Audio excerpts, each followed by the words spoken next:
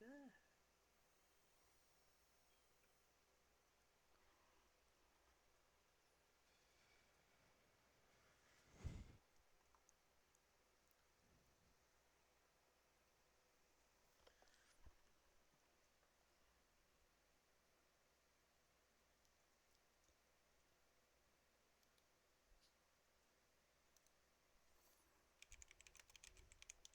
This gun is way too up.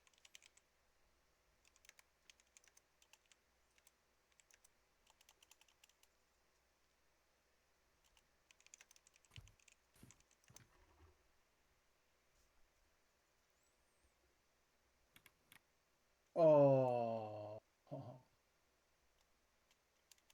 I'm an idiot.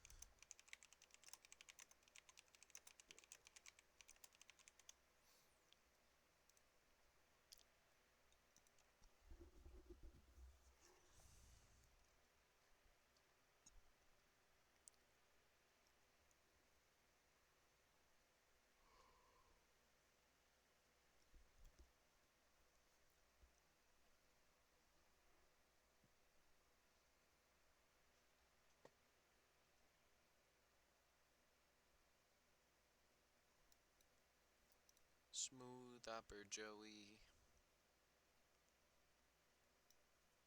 Ooh, Upper Joey. She's a smooth Joey Sheen.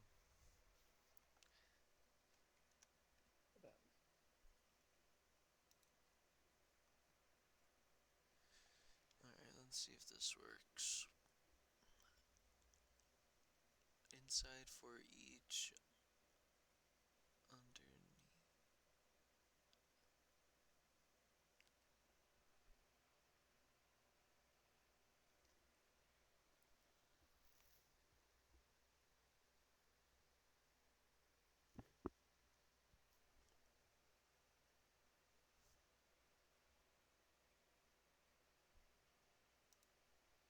Fucking shooting at me.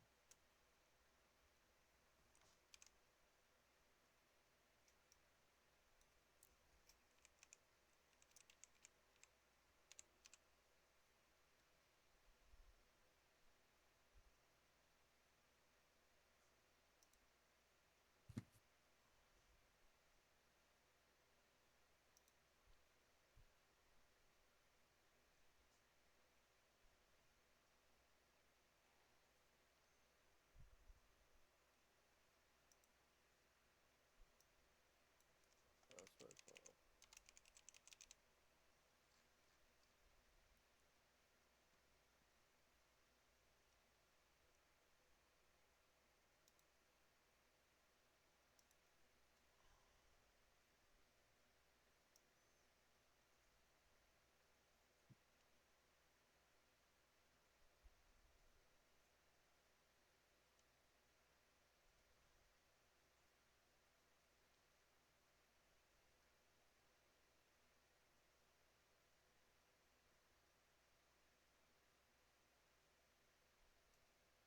Oh, I remember this shit.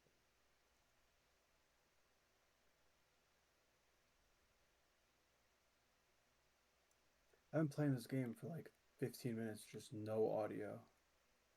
Thinking to Oh, bro, myself, you're fucking addicted, dude. You're Yeah, you're addicted, man. you have an it's a addiction. good game, bro. No volume, Yeah, no, I'm nothing. bugging. I'm bugging. I'm Pure bugging. game. Just pure game. You're addicted. I'm addicted to you. I heard you're doing okay. Whoa. What the I fuck just want happened you here? to know. We smoked them? Alright, let's see if this works. I don't know Damn, how I it's did not gonna remember work. this shit. I'm trying to figure out how to make. There's like there's like an array where it makes you so you can pick up or you can do an action at any spot. Like it's you don't have to do them in order, but that they like combine all together. So I don't know how to play a different sound from each item.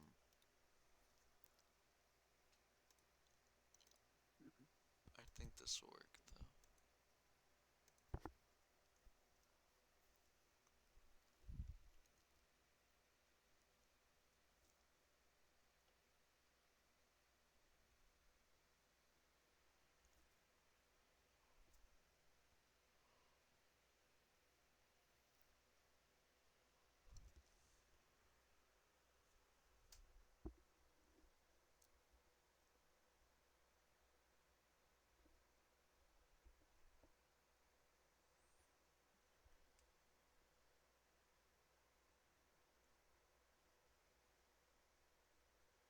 Real?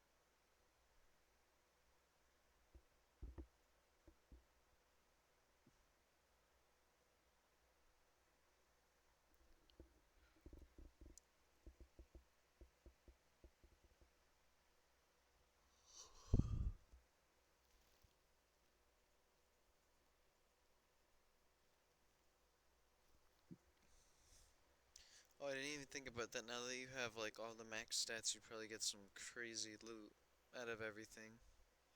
Yeah, maybe I shouldn't have done that. I was thinking, but fuck it. No, I was thinking it was fire. Now I Get was mad thinking bottle like this caps shit's and gonna shit. be too easy though. It might be. I don't know. True. Cause I'm killing everyone fucking crazy Instantly, easy, yeah. but I don't know if it's cause this shotgun's from the DLC. Oh, It's pretty crazy. I don't know. Yeah. Okay. that could It's be. just cracked. I think.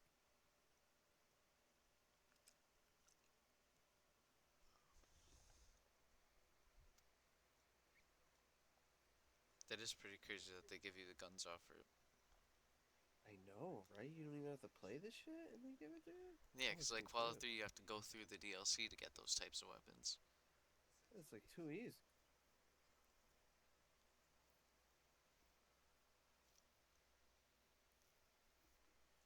Just hand it to you, man.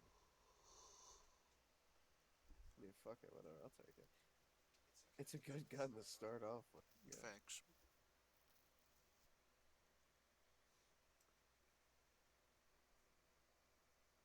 Like I kind of remember this area. You remember? Yeah, yeah, I do remember that This from is Jake like playing some it. main There's like shit. a casino and shit in here. Whoa! Why you? Oh, you're escape convict. Like, why the fuck is shooting at me Yeah, for, I was gonna say inside they're cool. bro? I'm smoked. Damn. Restart that. Yeah, the inside. I remember that shit. Why is there guys just fucking randomly random? I guess I can't shoot this in VATS because it's shoddy.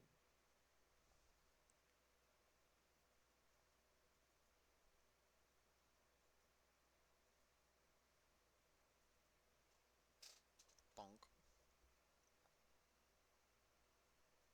That's what's pretty cool about New Vegas. How it like does the VATS animation even if you're not in VATS.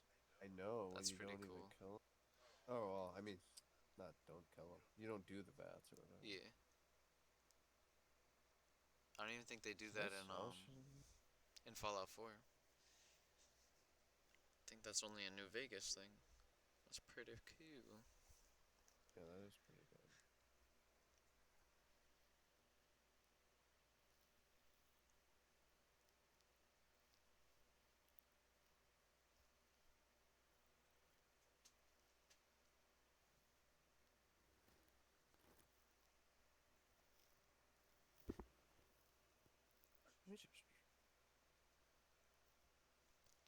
Maybe there'll be someone to sell it. Game just crashed on me, deadass? I think so. Whatever, I gotta fix something.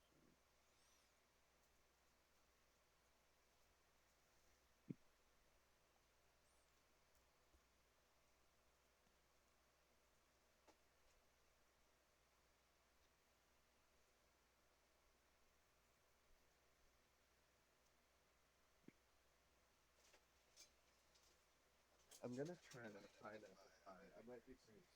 Ah, shit.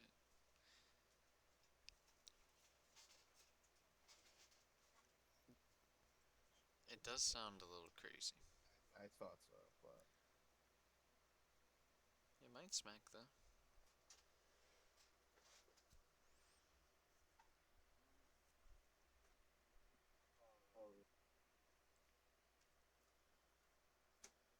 kind of weird with the pineapple chunk. I felt like it Because would be it's weird. like, it's not Any as. other fruit makes sense, but pineapple pie is strange.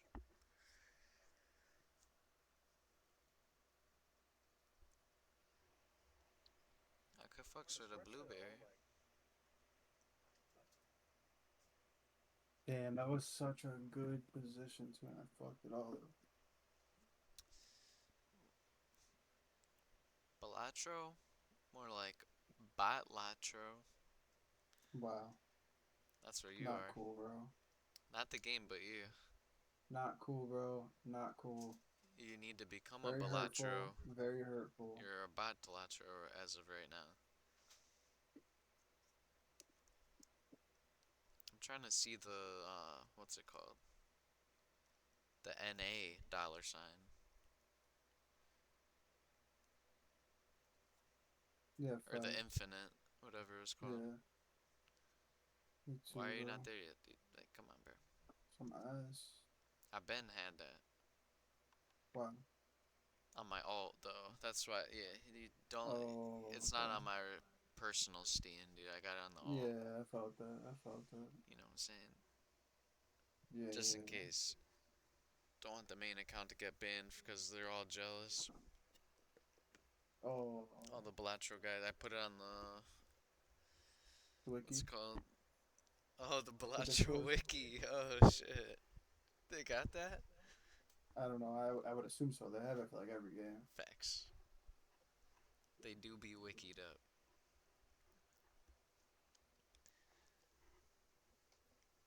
The Fallout wiki, that's a good one right there. I believe it. It's probably mad shit. They Because of got so many little everything on the pieces. Fallout wiki. Oh yeah, dude. It's like Tarkov. There's like thousands of little items. Yep. Everything And does a there's different only like, thing. that's the main thing. Like, there's only, you can only get certain items at certain times, and if you do certain actions. Yeah, that's crazy. Like, if you were a douche to some guy in the beginning, you might not be able to get the rarest gun at the end of the game. Damn. I cooked my shit with Butch. You cooked? Yeah, you cooked with Butch. He's a bitch, bro. What'd you say, Bruce? I said that's one of my favorite things. Yeah, that's my favorite shit about it. That's like every action can have a consequence. Or the opposite. What's the opposite of a consequence? I can't think of it off by now. Opposite of a consequence or reward? Yeah. Every action either has a consequence or Reward. oh, you said reward. I thought you said a word. I was Hmm. like, yeah, what's a word for the opposite of consequence? Not yet. Either yeah. It's pretty fire, dude. I just want my money from Pablo, that's all I know. Uh, He was testing my Fallout gangsterness. He ain't think I had the lore down like that, bro. Bro said he put money on that. Where my money at, though? Come on, man. I'm broke.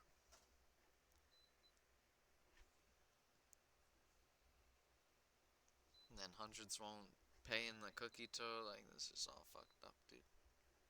I hate They're this pieces of Discord. shit. I'm moving out. I'm going to go rent a Discord. Cop a new plot of Wow. land. What? Play with new fags? Yep. Oh, I'm going to the P&E Discord. That's it. Okay. PNC Discord now? Yeah.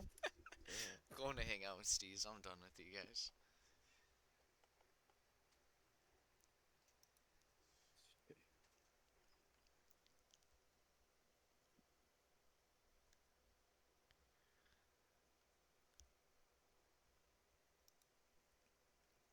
Bro, it took 17 minutes for this script to build, bro. What the fuck? God I damn. changed one line of code. First. And it's my test map, dude. Like, what the fuck? It's all the errors in my script, dude. I gotta fix them. They're like false errors. Like, they won't crash the Word. game, but it's still an error. And it takes forever for them to load, because it's like trying to load it up, or trying to make it not error. Makes sense.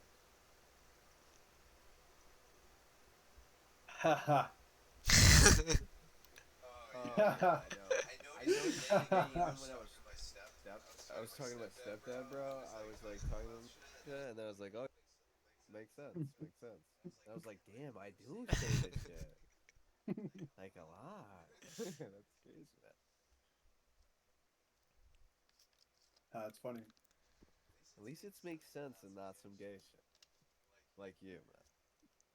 Wow. Wow, Nah, I'm just that joking. was crazy. That was in sync. There's just too many like phrases.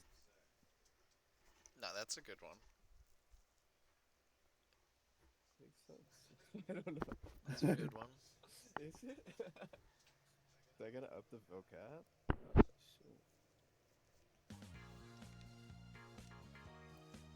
Let's see the moment of truth. Finally, after 17 minutes. This game is crazy. And it doesn't work. I hate this. Blatro? Yeah, I don't know what the fuck this guy was thinking. Yeah. I feel it. Why am I walking so fucking slow in this bitch? Can you not I like love it. fast walk in this bitch? You might have pressed a key, Loki. Yes, slow I'm walk. doing it right now.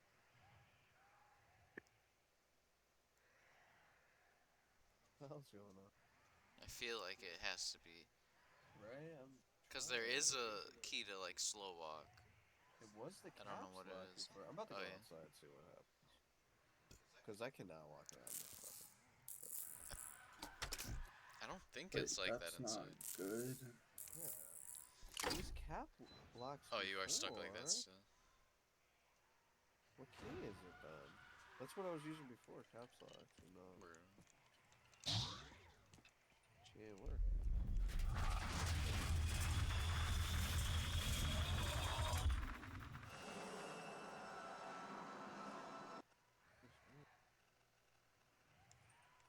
Why did it stop the sound? Uh-oh.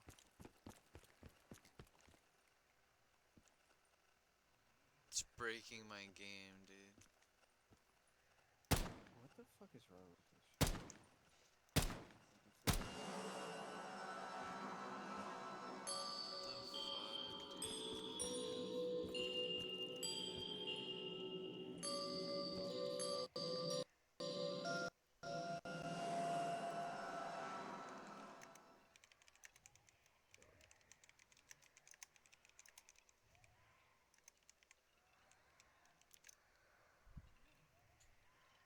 I'm high as hell, bro. I'm overcumbered. Oh, facts. Alright, but I'll go. Let me go Pop a sub or buff out. something. Oh, if I got one, yeah. Or Sure. drink some. I think like any liquor will get your strength up. But I know I got some whiskey now.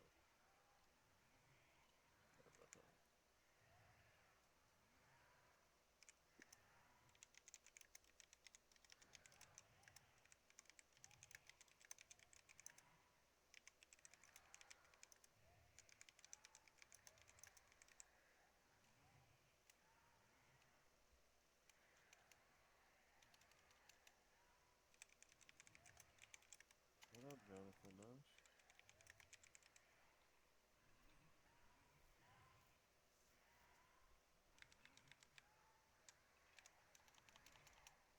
Especially in this. Oh shit.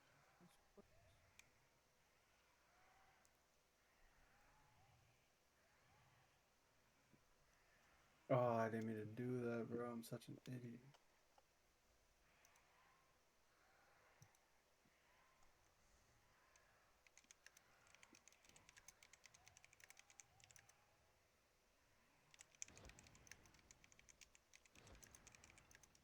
Why is there no one at the bank here? This place is dead as fuck.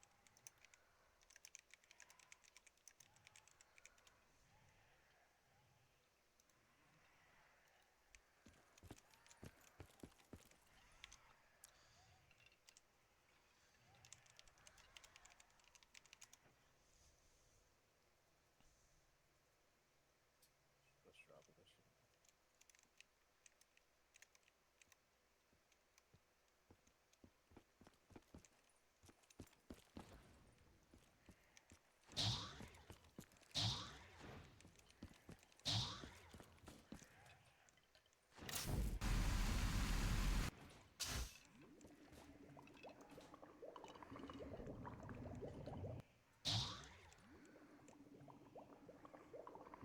Two X multi of hand played has scoring club card and scoring card of any other suit. Yo, that's a wicked fucking Joker card. What the fuck?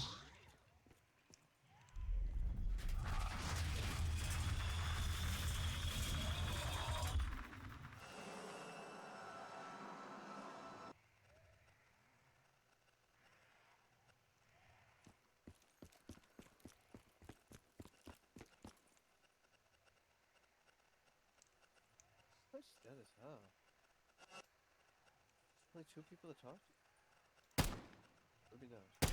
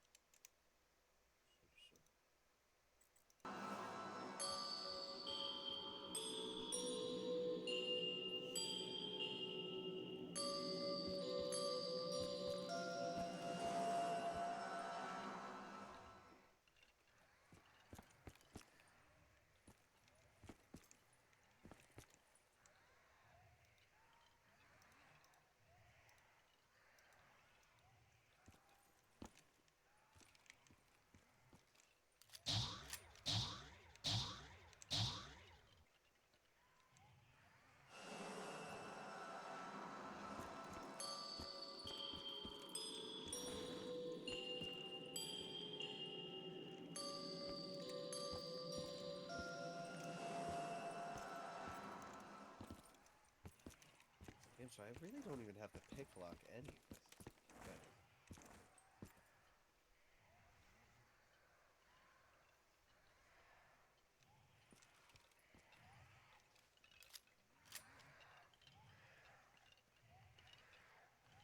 Oh.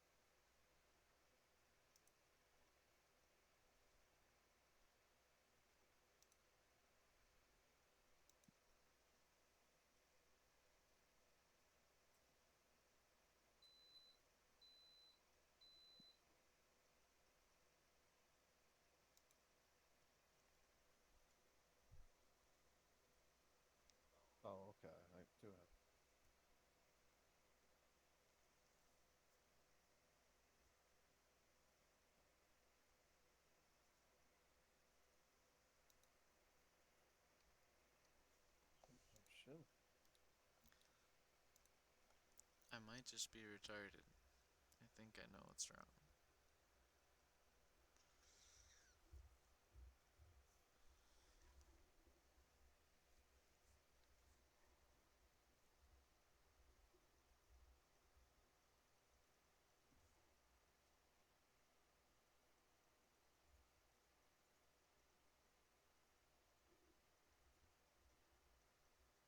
One, one, two, three, four, five. All right.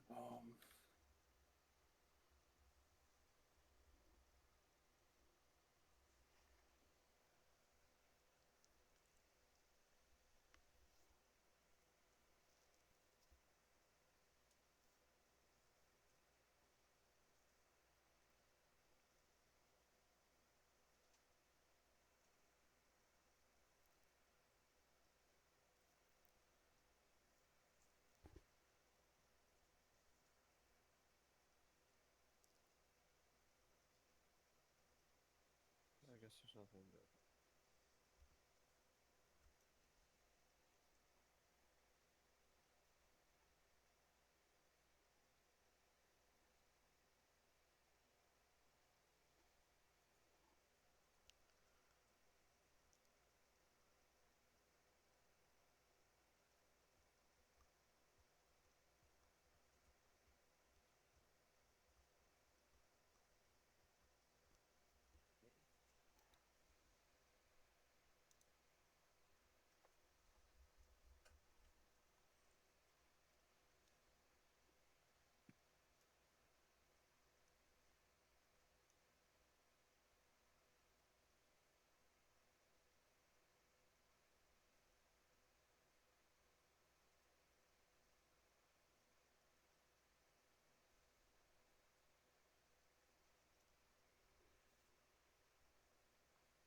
Oh, I just got fucking cooked. That was so upsetting. I wanna go to LA.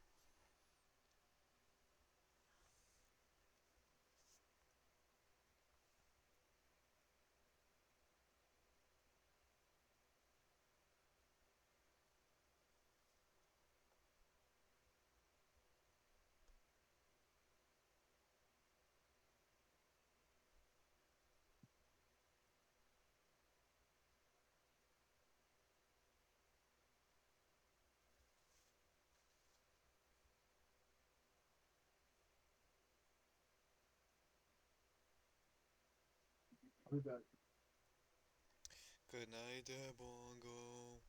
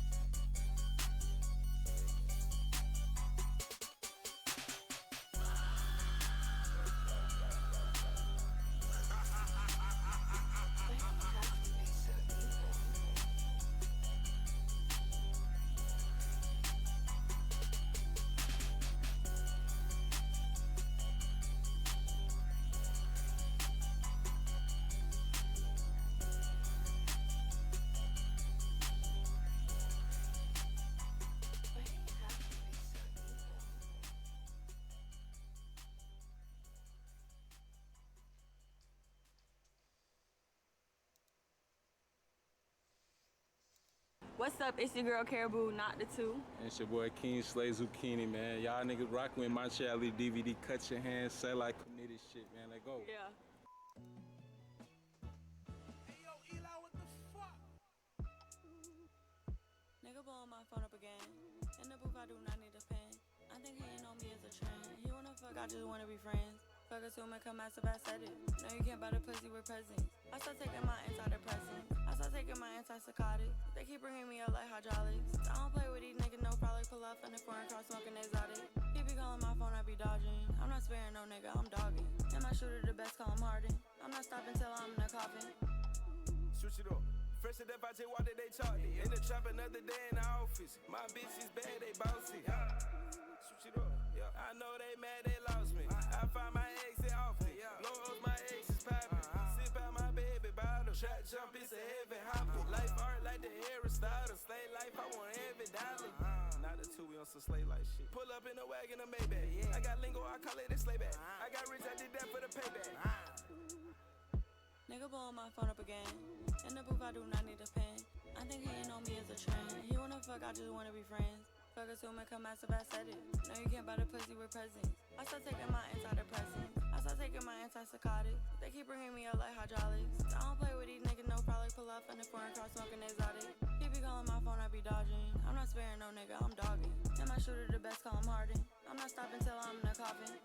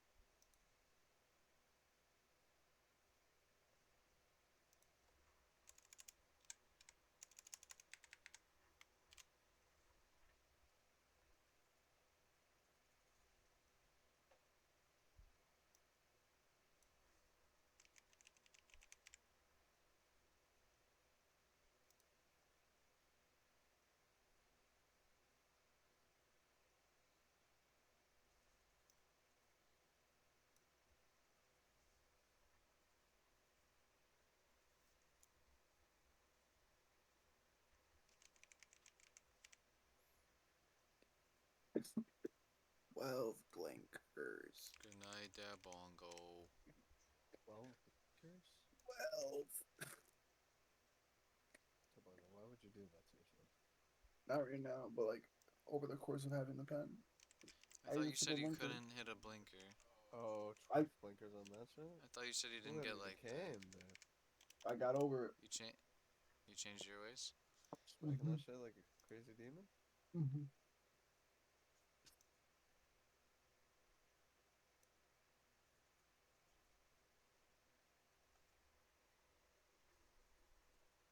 Is that shit good? The pen? Yeah. It's alright. It's pretty good.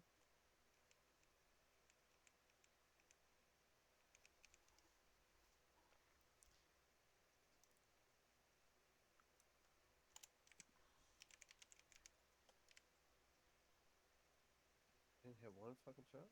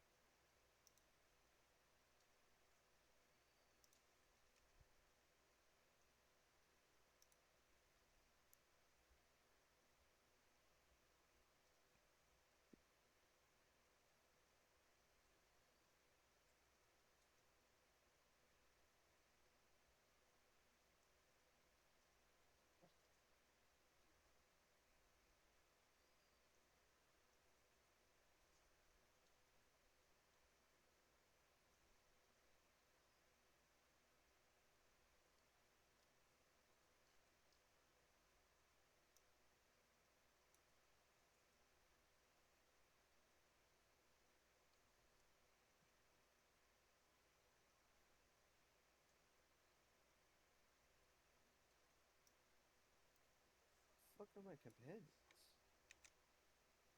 Where the fuck am I? I don't know, Debug. I'm lost. Where are you? I'm eating a pear. Oh, And um, it's fucking smacking, bro. This shit is so fire. okay. Dead ass, it's busting, A bro. pear, yeah, a pear.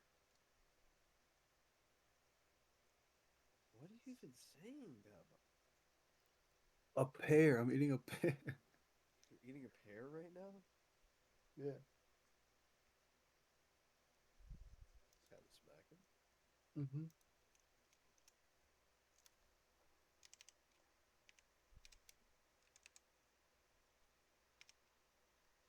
This place got layers.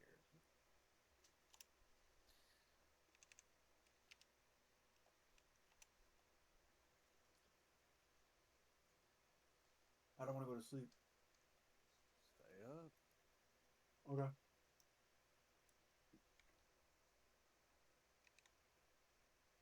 No, I'm just kidding. I had to. What time do you have to go to sleep? No. Oh my god. It's already 11:41. That's actually. Mm-hmm.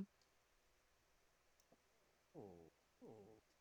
For the days be flying, bro. Loki thought it was later. I know, dude. Really?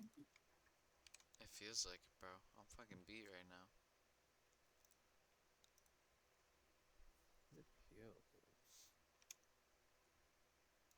Average, bougie. How does it go? What? No one knows how it goes. Average what? What are you even Uh, doing? classy, bougie, Oh, average. Something okay. like that, right? Classy. Classy, bougie, Nah, you ratchet. trying to catch me, Ratchet, bro. ratchet, ratchet, ratchet, Are you ratchet. being What the fuck dead you mean I'm serious? trying to catch you, bro? What?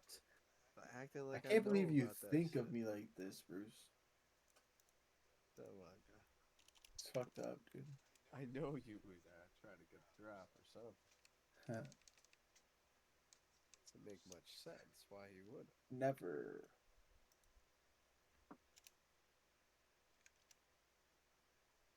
What's your jam, bro? Yeah, classy, bougie, ratchet. Classy, bougie, Russian. Who sings that? That I don't know. Cardi B? I think so, actually. Really? Meg the Stallion. I win $1 million. Oh fuck. I did Oh, not it is win fucking Meg the Stallion. $1 What the million. hell? I can't believe you made me even believe that. Bro, did this other guy fucking die already, dude?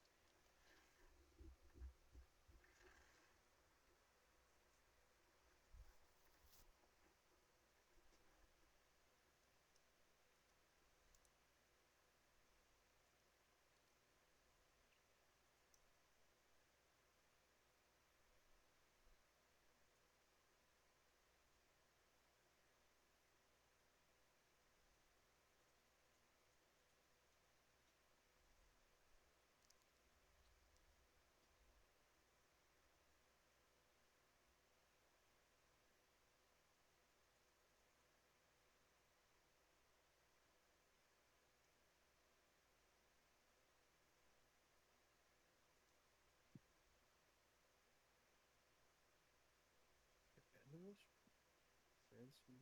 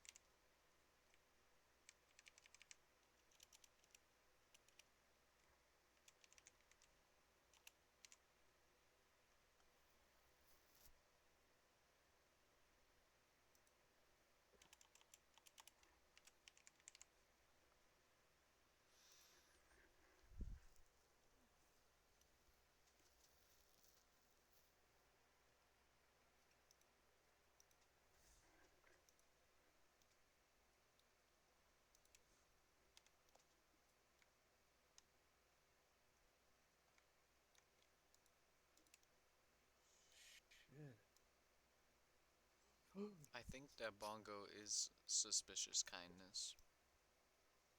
Bruh. What's that It's even all mean? adding up. That guy with the DoorDash, the double dash shit. Oh, That I think I that's didn't you know that's in what his name was. disguise. It's been Dude. that Bongo doing that shit It's though. been that That bongo actually, all along. fucking Loki makes sense, right? pulling the chicken out of his pants. Something that Bongo would definitely Yeah. do. Even looks like that Bongo's yard. Bruh. Shit. But he put a filter on it Shit. to make it look like it's not his. It doesn't just like. How you caught me. Dude, I am I'm the sure. worst Balatro player Yeah. ever known to man. Oh, we know. I mean, you have almost all the achievements. Can you really suck? Not yet, dude.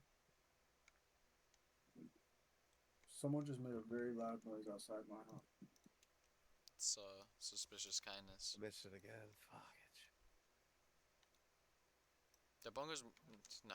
That bongo's more of like a smart schoolboy. Smart schoolboy 9, right? What the?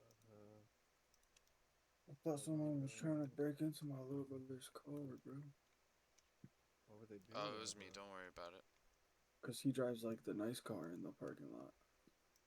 So they thought he had those goods in that bitch, you think? Maybe. I thought someone was trying to. I heard a really loud noise. I was Or are like, you just paranoid because you're on drive? yo, don't say that, bro. I'm gonna get paranoid. Nah, I'm just trying. Oh my god, I'm paranoid. I'm going to bed.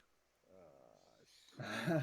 Dude, I need to go to bed, but I just want to play Balatro. Oh my. Just play Balatro till 12.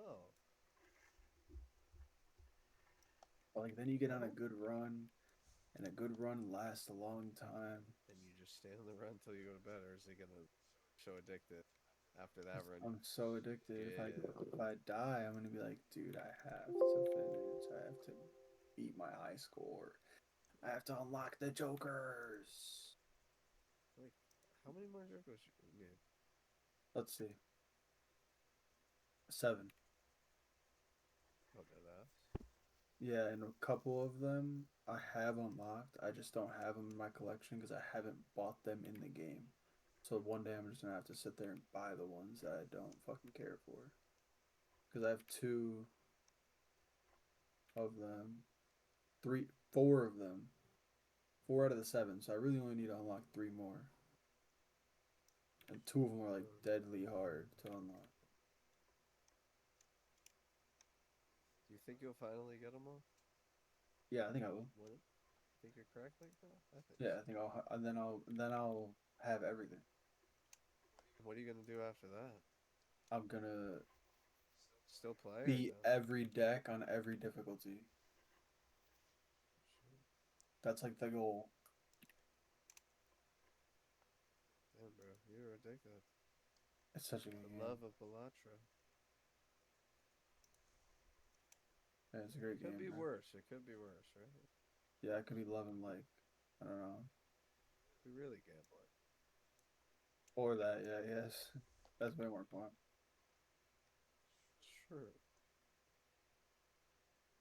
Way What better.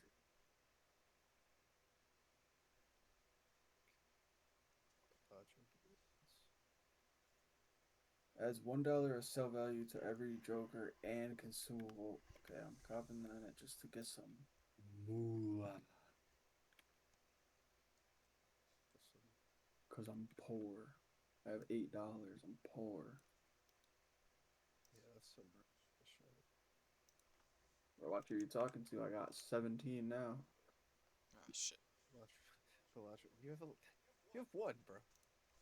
Well, I just spent all my money. Nah, I'm trolling. I watched it in real time. Fuck. Jack of Diamonds right here. What else was it?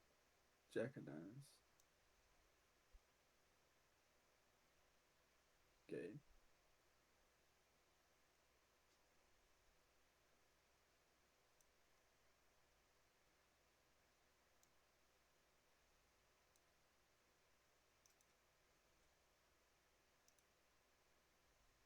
Yeah, dude, I just fucked up.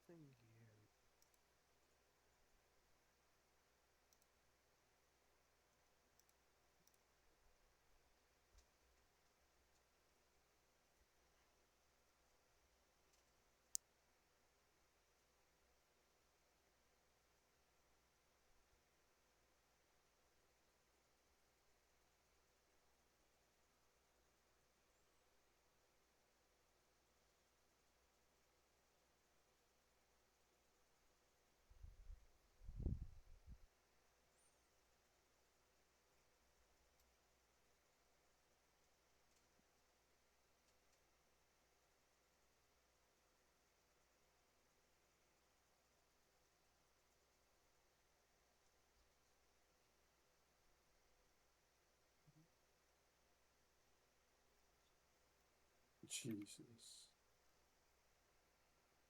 This guy deadass die, bro? Right at the front door?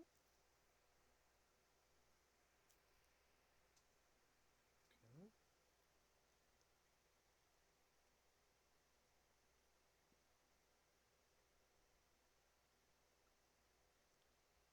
Wow.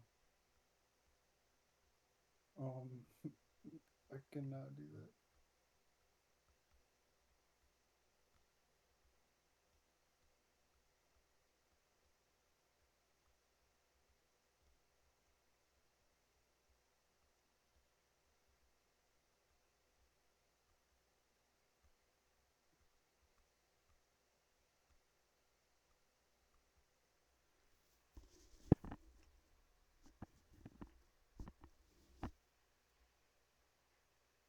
Wow.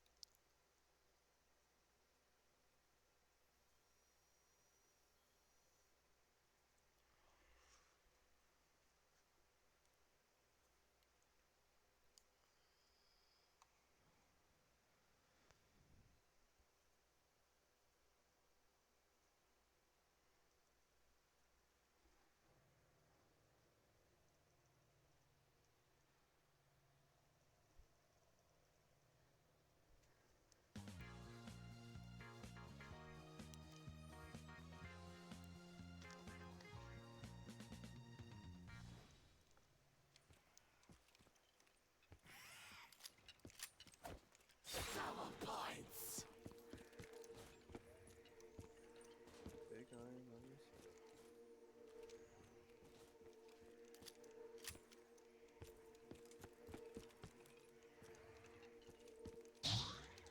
Ooh. Shit just got real, brother.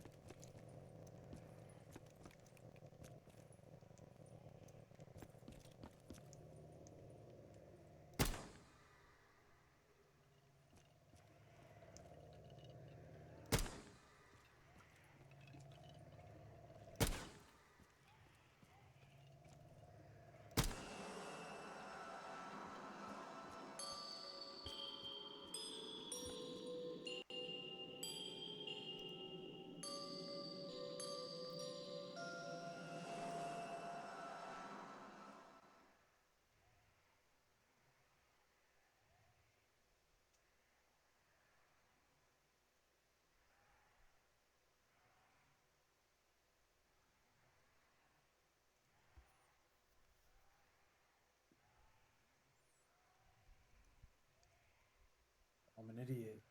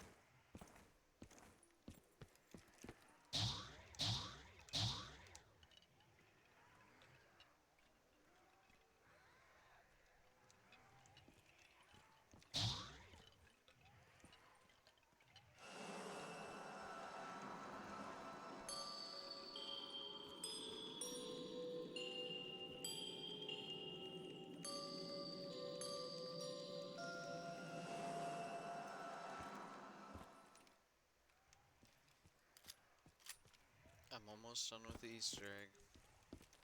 Let's go. Getting very close. I got the sound destruction step done. Now I need to do the reconstruction. And then it's the final step. Final countdown.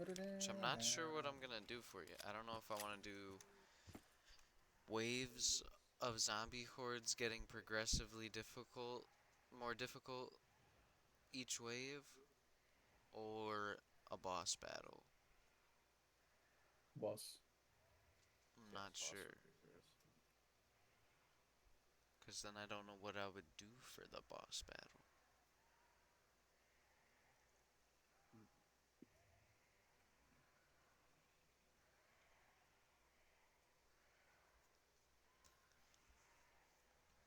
Or I could do a mixture of both. Like a 3-wave boss battle.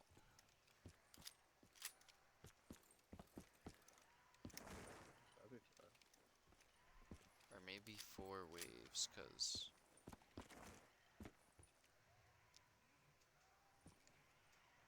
you're gonna destroy 4 sounds and then reconstruct 4 sounds and link those 4 together.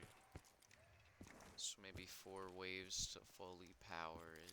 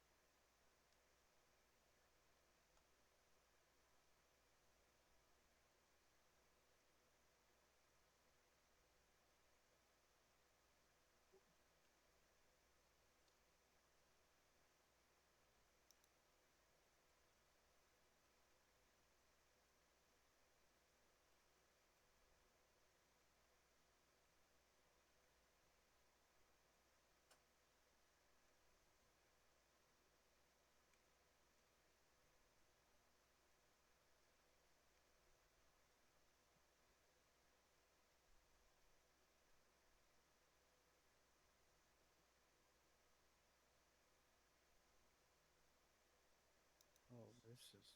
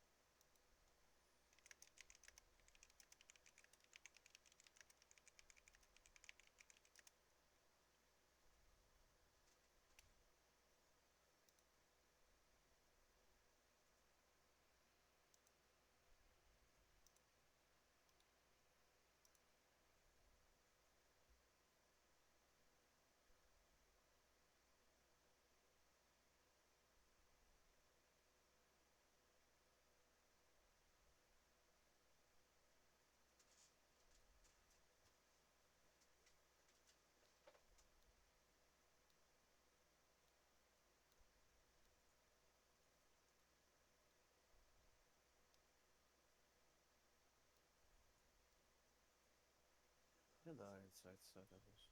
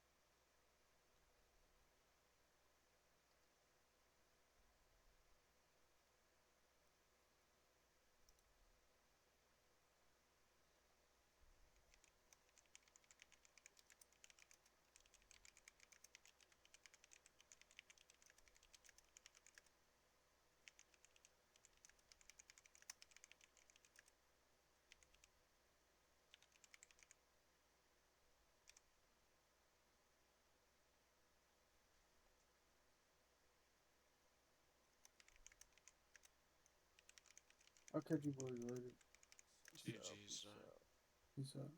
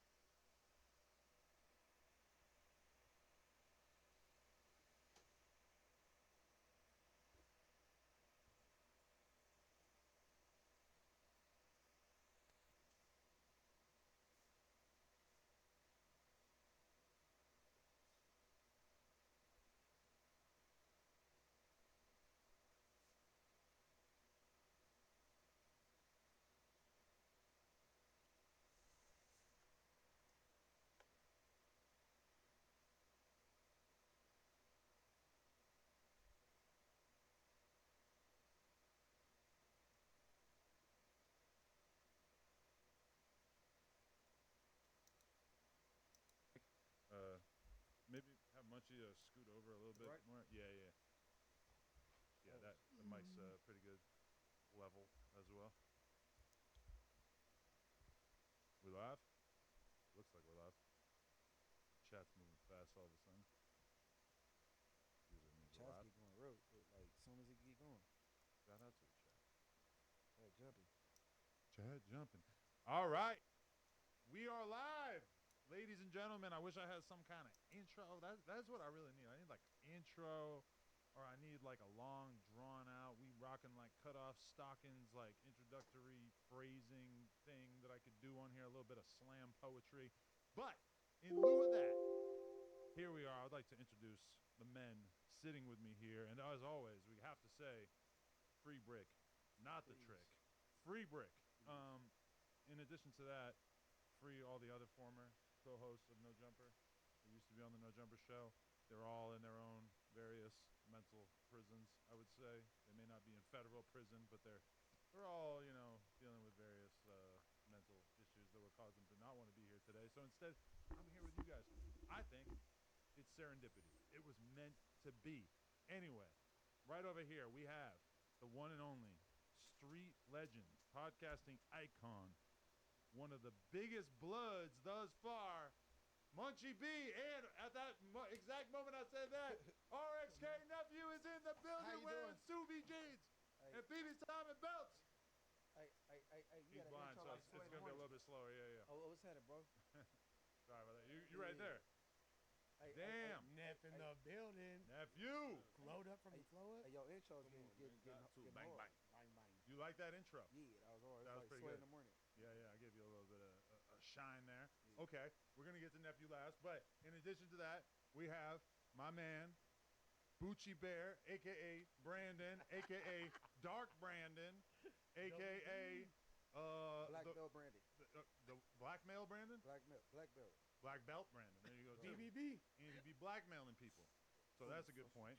And then, all right, we're going to switch the order up. Then we have one of my favorite rappers, the man himself, Pitchfork Darling. RXK nephew is in the building. If you don't know, you need to get familiar. Times Square and all that. Yeah. Washington Post, New York Times, doing my thing. Everybody recognizes him as being a GOAT. And then, in addition to them, we have a man fresh off of his most recent suspension. Someone who technically is not even supposed to be here because he did not serve the full 7 days of his suspension. But hey, who cares? Lush won. I snitched. Can so I get a ooh no? Ooh, no. Lush is in the building, and I think it is safe to assume that we're going to have you on the press list this week.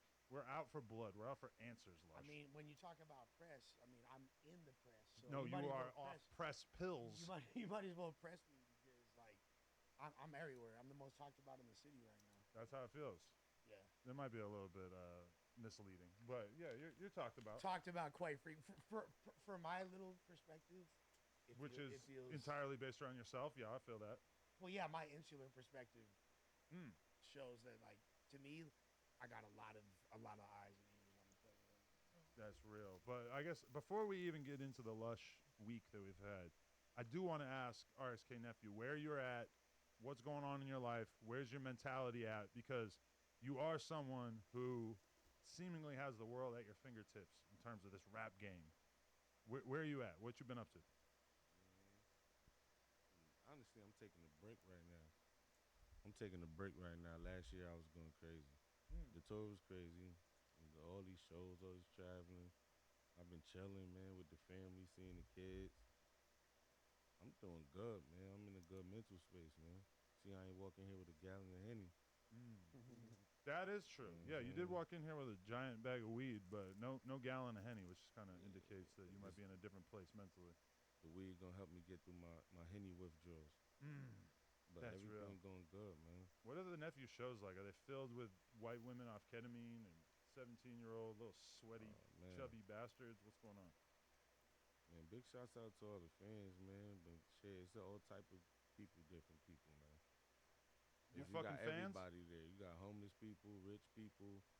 You got street niggas.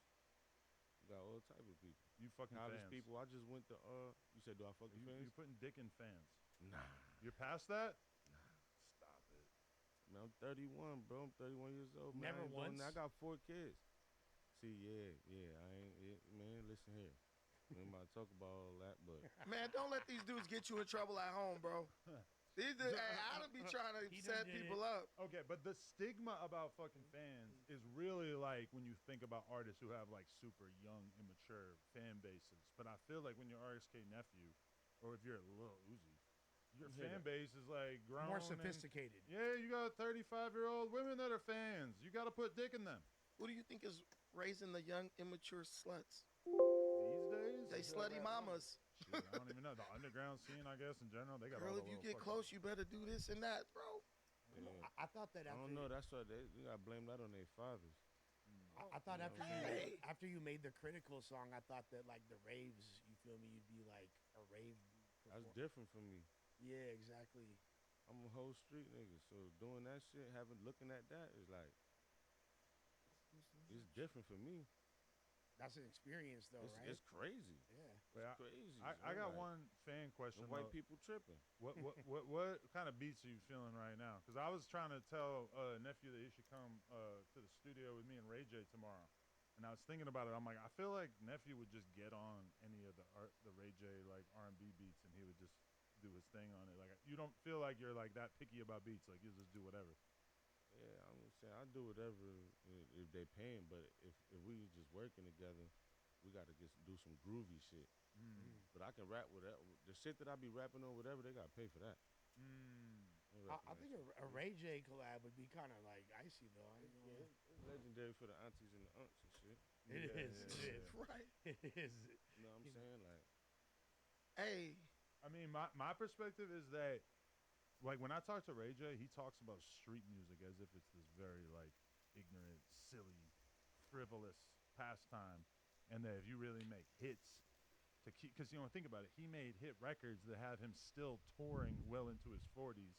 And he's still banging people's aunties on the road every weekend on that Millennium Tour. Lifestyles. So I guess I understand. He don't smoke. No. But Flesh got a lighter. I was going to say the same thing. Like, Ray J, one of those ones that come out with a banger. Like, his whole career is an anomaly. Like, you would never expect somebody who's in the shadow of someone so big to do so well, but he comes with quality. He's quality over quantity. he like the new Bobby Brown. Basically. Yeah, that's a good description. I feel like he loves drinking too, so it's like if RXK nephew's in that mode, I feel like y'all really, yeah, we get gonna go viral, man. He got to jump out the helicopter like Bobby Brown when he start acting crazy. He not yacked his out jaw enough to was be twitching. Bobby Brown, though. You didn't when he called Breakfast Club. Yeah, nah, he ain't smoking crack. But shit. Nah, when he called Breakfast Club, he went yeah. Yeah. Yeah, he be like, You know what I'm talking about, right? Yeah, of course. If you pulled up and Ray J was like, "Yo, Neff, nice to meet you. I want to smoke crack with you," what would you say? like, you lost your fucking mind. Where Ashton Kutcher at? Is this a joke? Like, you playing with me right now? Hey, Anyway, yo, black people will do get every you some crack. black people will do every drug, but crack is taboo as hell because we grew up around crackheads. It's different eras. It's different eras, right? It's different eras. When crack came out, they tried it, man. Crack ain't just come out. We seen what it did to our people, so ain't no black people smoking that shit. Nah, Not anymore. Man, listen. we saw Menace to Society. I'm on the other side of the country. I don't know. Well, there's like the last surviving crackheads that are still pushing from back then, but most people have transitioned to meth by now, to keep it a stack. The Walking Dead is Meth still took remaining. over the East Coast too, though. Yeah. When you say like you're a crackhead, people are pretty much saying you're the meth head, and you just sort of At this point. simplify. Now, when we say crack, like if you black and you say you're a crackhead, you still really mean a crackhead. Because I think meth is prettier than crack, right? Meth gonna make you stay up all night. Eventually, you might lose some teeth. Crack will have you like that dude on Menace to Society talking about I suck your dick to smoke some dope. That's a different level. That was heroin. Oh, he was on heroin? Yeah. Oh, well, there you go. He was an extreme that reaction. Learn something new every day. Nah, I think that was crack. I think it was crack too, but They try to make say, hey, come on, man, we're crackheads. You know, come on, that. Crackheads don't go through the same withdrawals heroin addicts go through. that dude I think This was is on true crack. as well. No, what you Man, said. that's the worst withdrawals you could ever go through. They're willing to do whatever. Crack specifically. Crack, they can still work, get No, to it, get a job. Heroin, like any opiates, is a far more like traumatic withdrawal than crack. No, I'll sleep it off. Yeah, you sleep it. You'll be straight. I'll sleep it off. I'm gonna say this in South Yeah, LA. not shooting up. In South LA, in the early '90s, it was crack because that was the affordable drug. Heroin is relatively expensive, and it takes a long process to use it. Crackheads want to get in a corner, hit that pookie. They ain't trying to freaking melt down heroin with a needle. That dude, I'm pretty sure, was a crackhead. Oh, he was. I feel like Menace Society, right? Yeah, yeah. I feel like meth is something that like a lot of more sophisticated people do my as well. crackers tell me some shit like that, man, I'm liable to shoot one of them niggas, man. Hey, you see what Nigga happened to ain't about bro? to offer me no fucking neck for no crack. You see what happened to him? Who? He got smoked in Menace. Bro in Oh Menace. yeah, nah, they did as they should. The director knew what he was doing. They got him up out of there, right? Yeah. Okay, so Neff, do you know anything about what's been going on here for the last week and the Lush One saga that has been unfolding? Lushgate.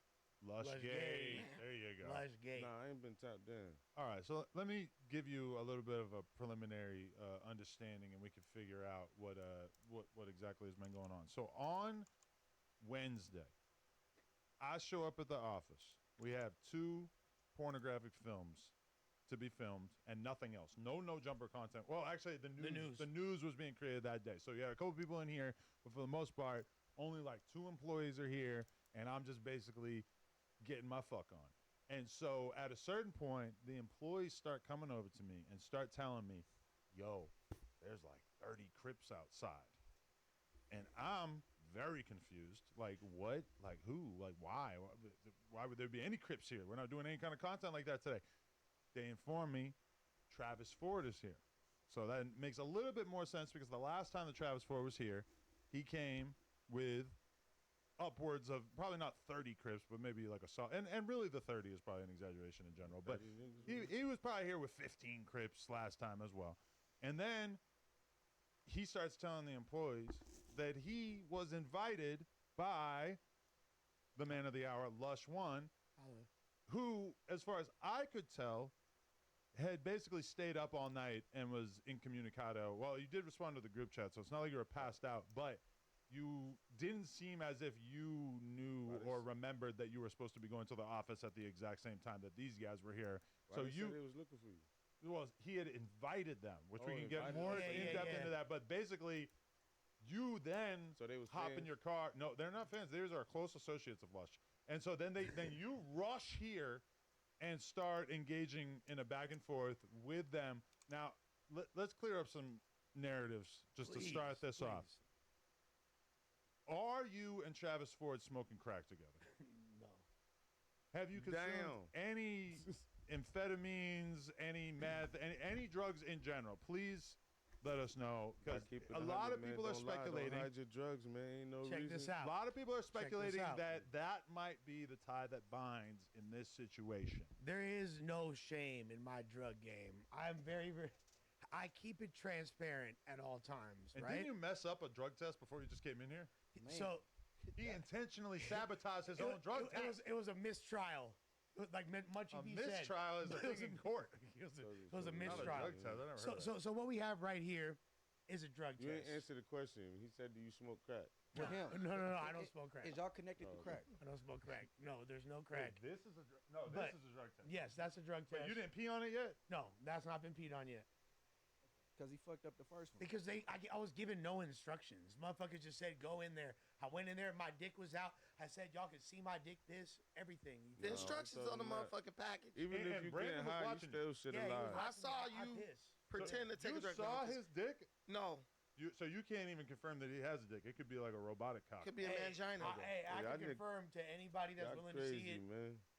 the existence of my penis. Okay. I don't doubt that you do have a penis. And it's formidable at that. I'm still on the Travis Ford thing. Okay. Because I think you're 100% wrong for rejecting those Crips who were knocking at your door. Because I didn't know the details. Counter narrative. No, this ain't no counter narrative. This is real. Yeah, listen, we're not about to politic over here and talk about No. man. About games? It's not even about like a specific No, gang this ain't or about anything games. like that. This ain't It's about not games. like this isn't really specific to any game. Well, there's. Okay, so what do you think I should have done? Okay, so you told me when we were talking behind the scenes, they showed up. They had like a vehicle that was wrapped with like no jumper signage, and they brought gifts to you, like a cake, to pay homage. A cake. Listen, man, have you ever seen the movie King of New York? No. Okay, that's your problem. If you go, you need to Frank immediately White. watch that movie so you can understand the very. Nah, that's fire though. No, real They talk. fuck with you though. One thing about Frank. King of New York's a movie about gangs back in the No, day, listen, right? no, Yes. It's not like y'all. It's in the 80s. That's Gangs of New York. See, you're wrong. King of New York It's is in the Frank 80s. White. It's in the 80s. Oh, King and Let me get this out so Sorry, I can sorry, yeah. educate. Frank White was a drug dealer in New York. His whole crew was black, real killers, right? me. Okay. He was a clean-cut dude. But one thing about Frank White, that's why Biggie Smalls always reference, he's like, I'm the black Frank White. You heard that His reference name was before? Frank White. Because Frank White was not afraid or nervous around his guys. As vicious as they was, as black as they were, as clean-cut as he was, he walked in and he act like when in Rome, do as the Romans They had do, synchronized and they had a dances. high level of respect for him. They had synchronized dances. But with black people, some people can mistake respect for aggression, right? Okay. And that's what you did. They did. Black people don't even do shit like that. Pull up with rap vehicles and cakes and stuff. The fact that they did that, that was the 60 Crips giving you a high amount of respect. And what you did was That wasn't no respect. no. Listen, okay, name one person. Listen, I'm gonna speak on it as a dude from Long Beach and L.A. County. Name one white person who you've ever heard of a gang coming up, bringing them a cake, wrapping a vehicle with that signage from your brand, right? That's a high show of to be fair, respect. it wasn't a wrap. They actually had like monitors on the All right, side brother. of the vehicle. Hey. Out of here. All right. I'll What happened? You just not into the gang talk? Oh, All right, Neff. Much respect, player. All right, shit. That was a powerful appearance. I'm gonna hit you after this. okay. Well, the thing is, just what you say, if it was the screens or whatever, honestly, in my life, I've never heard of any gang doing something like that. And if they bring that kind of like situation to your front door, clearly they respect you. Clearly they look at you as somebody who is important enough to do that for. So when you rejected them, it's kind of like not saying this is what you intended. It's kind of like a slap in the face. And what I would say is, if you're going to be this close to black gang culture, if you're going to talk about these people in the very real aspects of their life, you're going to have to get comfortable with things that are normal So in the black you're community. saying that you think that I should allow people to basically show up whenever they want and sort of force their way into my life, even if we don't have anything planned or anything scheduled. Fuck what I got going on in my life. If you show up and you're in a gang, which obviously is like, 50,000 dudes in LA, that I should just take them in, regardless of what I have going on. Come on in, and hey, if the J-Cat that sits next to me on this podcast is the one who invited them, fuck it. Come on in. What you got? I think you could probably see why this is not really like a sustainable Hey, mentality. Well, pop no. up like that, bro. What It's like it's a business, bro. It ain't just like, you know what I'm saying? Listen, what I'm saying is this. That's black culture. Black folks pop up at each other's house unannounced. I would say that was them kind of welcoming you in. All right. wanna sit there? I would say that that's them kind of like, to me, that was a massive sign of respect. And even though it was not timely, I think that personally you should have let them in, because they came up here for you to kind of celebrate you. And it's like I said, watch King of New York. When someone's celebrating you, a good king accepts it. Appreciate it big time. On that, like, pride, Yeah.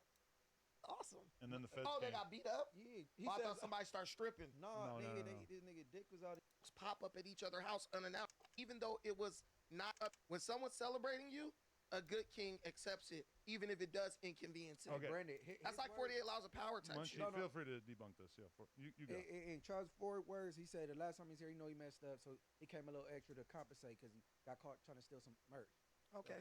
So and you can't pop up nowhere unannounced. You know what I'm saying? How come y'all was unannounced? Sure. And if that is I don't part, is that part of black culture? Because Something like that's my first time hearing that. Because this is my thing. That's part of like 1950s culture, pre-cell phone culture is like, yeah, I'm gonna pop up. Oh, I need a cup of sugar. I'm gonna go over to the neighbor's house and borrow something. This is 2025. Like, this is a podcast. We have a very strict schedule going on. We have security concerns. From my perspective, anybody popping up just really has me fucked up. Now, that being said, I feel like we got to default to Lush here to at least get a little bit more context about why you were smoking crack with Travis Ford and that led to all this happening. So Travis, I've known for a couple years. I had interviewed him. I kind of thought that he might have potential in this space, considering like other former / current gang members that have transitioned to podcasting very successfully. For example, 4Extra, Crit Mac, AD, T-Rail, Brick Baby, Munchie B, LA Icon, Lucky. I can name several, right? Yeah. I figured he would be good in that vein. Snoopy Badass is like his BFF, and they're like Tom and Jerry. You feel me? So I figured, okay, Travis. Snoopy and Munchie are like Tom and Jerry. He the rat. It's not even a mouse. It's a rat and or it's a cat and a mouse. He's a rat. Mouse rat. Okay. He's a rat though. All right. Continue, Lush. So Travis, obviously he got involved. He's at least peripherally involved in the Jay Reed scandal and all that because he's a part of Dosh Network. So I had brought him over to do an interview / the news. He wound up rolling a little bit deeper than expected, and a bunch of other random things happened during that interview. Moneybag Rose was hella faded, almost got into it with Snoopy Badass, who was simultaneously doing an interview on the other side of the office. From my perspective, absolutely nothing happened in that scenario. Almost. Snoopy talked about it as if something happened. I feel like Snoopy might have said like one word to Moneybag Rose. There was no actual confrontation. He said there he at caught all. him out for a fade. True or Yeah, not? I mean, I was there. I don't think anything like that happened. You were probably out there too, right? Oh, yeah, and hey, I just want to send a big shout out. I got my Fashion Nova jeans on, and I'm feeling great. Everybody, go to fashionnova.com and tap in so you can get like me. All right, continue. So then I was like, after that, like Travis is the type of dude that sends a million text messages a day. I'm sure anyone that's been in communication with him in any capacity can attest to that. I'm so glad he doesn't have my number. Shout out Travis, but I'm glad you don't have my number. Shouts to Travis, good dude, and he has good intentions. However, there's like a lot of communication. I had kind of wanted to bring him on back to the news because he said he wanted to come. So I had agreed to let it, because here's the thing. I completely violated protocol. I was supposed to holler at the proper channels if I want to bring somebody. I didn't do that. I kind of figured, you know what, it's a light day. I might be able to sneak bro on the news. He's going to have a couple of his people with him. That was my thoughts. Wrong thoughts to have. Completely dumb. Adam had no clue that was even a thing whatsoever. But that's like exactly what had happened. Did he pay you? No. There was been some suggestion, and even, okay, he had tons of dudes with him, right? And then I seen some of those dudes on a little interview clip or whatever where they were saying that they paid a booking fee. Well, if so they that paid to a me, booking fee, I was very confused because I'm thinking either Travis was taxing some of the dudes that he was with, or maybe they all collectively paid you. if they were gonna pay me and I was gonna run that play, which I never have, I would for sure make sure that it went through. I would for sure make sure that it went through. I could have easily set up that interview and made it happen if I had wanted to. It wasn't that deep.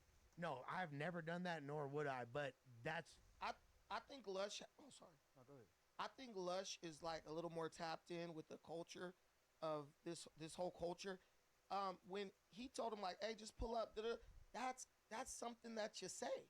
And what I think not in business, but that's not with like an actual business. Definitely not a podcast. Never heard of that in a podcast. But one of the sense. appeals of your business is that it seems very like relaxed. It seems like if everyone, anything, that's a problem that I think we need to be working against. No, yeah. I'm gonna be real with you. Everybody here thinks that everybody's friends, everybody's cool with each other and stuff like that.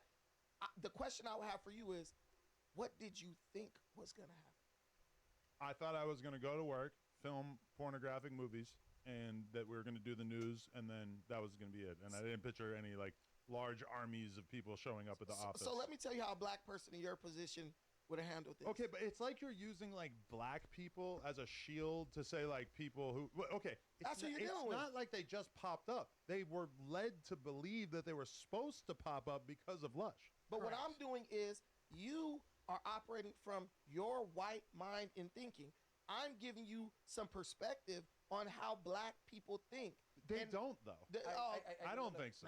There's no way. I work with Alex Alonso. He wouldn't have No. fucked with that. I don't think Alex Alonso has the mass appeal like you. You are tapped in and accepted in black culture. You can say things about black people, talk about black people business, and not get total like super backlash about that, and people still show up. When you've been given that type of access, you are a familiar person, so people act familiar with you. We could even just take me out of the equation, and we could take DJ Academics, a black man who interviews largely other black people.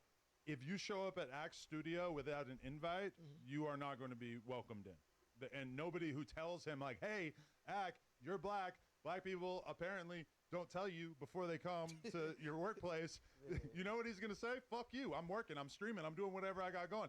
In all my years of watching Axe podcast and all my years of watching his streams, never have I ever seen people just pop up out of nowhere, and never has it ever been suggested that if they did, that like really, I think Ack would take it the same way that I take it, which is this is clearly a detriment to the business. This is really it's potentially putting people in danger, and even beyond that, it's like we have multiple girls who are shooting nude content, having sex on camera, and even like that's happening in the Plug Talk room away from everybody. But then we also have a photo shoot type thing going on. We're filming Instagram reels against the backdrop out there. And in order for us to make these girls feel comfortable, you know what we need? We do not need a 30-man army hanging out in the office. That's going to make them feel weird. Almost certainly some percentage of those dudes are not going to know how to act, and it's going to make the girls feel weird. So if there is anyone who is partaking in this bizarro assumption that you have that like black people can just pop up, like apparently black people just have like an additional level of invite to any podcast, they can just come through. That's not how this actually works. I'm showing up in JC's But office. this is the part you're omitting from your beautiful monologue. They were invited by this motherfucker. And that's the problem. And that's why I have not blamed Travis Ford throughout all this. So what I'm saying is, you're the boss. Your employee fucked up, but you hired him. You co-signed him. So when Travis Ford pull up like, yo, your employee told me it was cool for me to come. I'm just not going to let you put that on some shit like, oh, all these gangsters showed up and they was unannounced. They wasn't unannounced. They were invited. He didn't tell you. That's a you and him issue. That's why. But I think you could have been. agree with you. But I believe you could have been a little bit more gracious as a damn business owner and host. Yeah, there's naked girls. That's business. Unforeseen occurrences happen. Things happen. You could have been a little bit more diplomatic about it. And fuck them in that cake. I mean, I don't know. Like, I'm not saying fuck them, but I am you could have at saying least brought bro in by himself. Like, hey, look, we got a lot going on in here. Let's do this next Saturday. I could have gone outside and had, a 5-minute conversation with them, which may have helped to kind of smooth That would have been things professional. over. From my perspective, listen, I'm in here fucking. I got a nut 2 different times on camera. I'm not really trying to take my mental space and dedicate some percentage of it to warding off people who are trying to show up without an invite. To me, this is a big part of why Lush doing that was so problematic. So can you describe the mentality that you were in when this took place? Like, would you say that you were in full cat mode, for lack of a better term? I was trying to be. I think I was just trying to do the right thing. I was trying to be cool, and I realized it's fucking very ill-advised. I have enough self-awareness to realize that I don't like the fact that I put you in the position as to where you even have to hear shit like this. I don't like that because my objective, I know Jumper, is to add to the team and be good and be a good team player and all that. And I definitely took too much liberty and just fucked up by like even agreeing. Because the thing is, Travis didn't have bad intentions and I didn't have bad intentions, but it wasn't like I just didn't go through the proper channels and it could have easily been avoided. I'm not going to blame drug use for this. Like, I'll take a drug test to show that this ain't even got nothing to do with drugs. This is just like other deep-seated psychological issues I have trying to do too much. So you're saying that the way that you kind of just invited him was almost like the Glaze narrative, that you were like, you were incapable of like standing up for yourself to say no, or like, because that would kind of go against the whole glazing thing that many people have accused you of. It's a serial glazer. In in like its most base terms, yes, like 100%. But That's big it's- of you to admit that. Honestly. yes, it's literally what it is. But it's you could say glazing, you could say people pleasing. Like I'll just refer to what I learned about this phenomenon in recovery. So in recovery, and I don't want to go on too long of a tangent here, but the third step in recovery is made a conscious decision to turn our will and our lives over to the care of God. Well, then when you analyze that, Who what is that the carrot god? He said the care of God. Oh, my bad. You're funny. No, the broccolini horse and the carrot Your god. atheist buddy has abandoned you. No, I thought we were talking about the carrot god, like the bunny. That's fucking funny. The Easter bunny. Or, Yeah, I don't know. it's Carrot Top, the comedian. Oh, he could be for He sure is a for god. sure the carrot god. Yeah. Especially with all them roids. With that being said, I realize that when I do things for other people, it's not necessarily because I'm a good person and I'm genuinely altruistic, but I want people to have a perception of me as being a good dude. Oh, Lush did such a great thing. That was dope. That Lush brought Travis forward and brought the main streets over. Now, like, we fuck with him. Mafia That's cool. Lush. Mafia We're Lush. gonna get to that too. But it don't like regardless of what hood or who it is like it don't even gotta be anything to do with gangsters. It could be just, oh, now this old lady in my building fuck with me because I went and got her coffee, and now that makes me so. There's a deep seated psychological thing. If I'm being because I did take my time off to make amazing rap songs and to be self reflexive and analytical. And so these are some of the things. Hey, bro. Hey. So you don't like to disappoint people. You got your no button can't be broke, bro. Yeah. Because even after what you saying something about a peer space, you still trying to make something happen. He was still, because they're talking about they spent this money on the cake, which I understand at that point you want to like make it up to them. It's not like they just drove there and they're only out gas money. You know, they had a damn cake. He offered to pay for the cake, right? You said Yeah, I did, but I mean now that offer has been rescinded. There's no. Let's get offer is into off that the table at a certain point. But okay, so this is my thing though, is that Tuesday? Keep in mind the story with all the guys showing up was Wednesday. Tuesday, you were on the podcast. You were looking like your cheeks were a little sunken. You had the sunglasses on, which from my knowing you is sometimes indicative of you being on a Seek one. You know, you did have a black eye. You said that you had a fade at 7 o'clock in the morning. Yeah. I'm assuming that if you were out and about at 7 in the morning that you didn't sleep prior to that. Nah. And even beyond that, like when they called you out on the news, you start blaming it on Remo.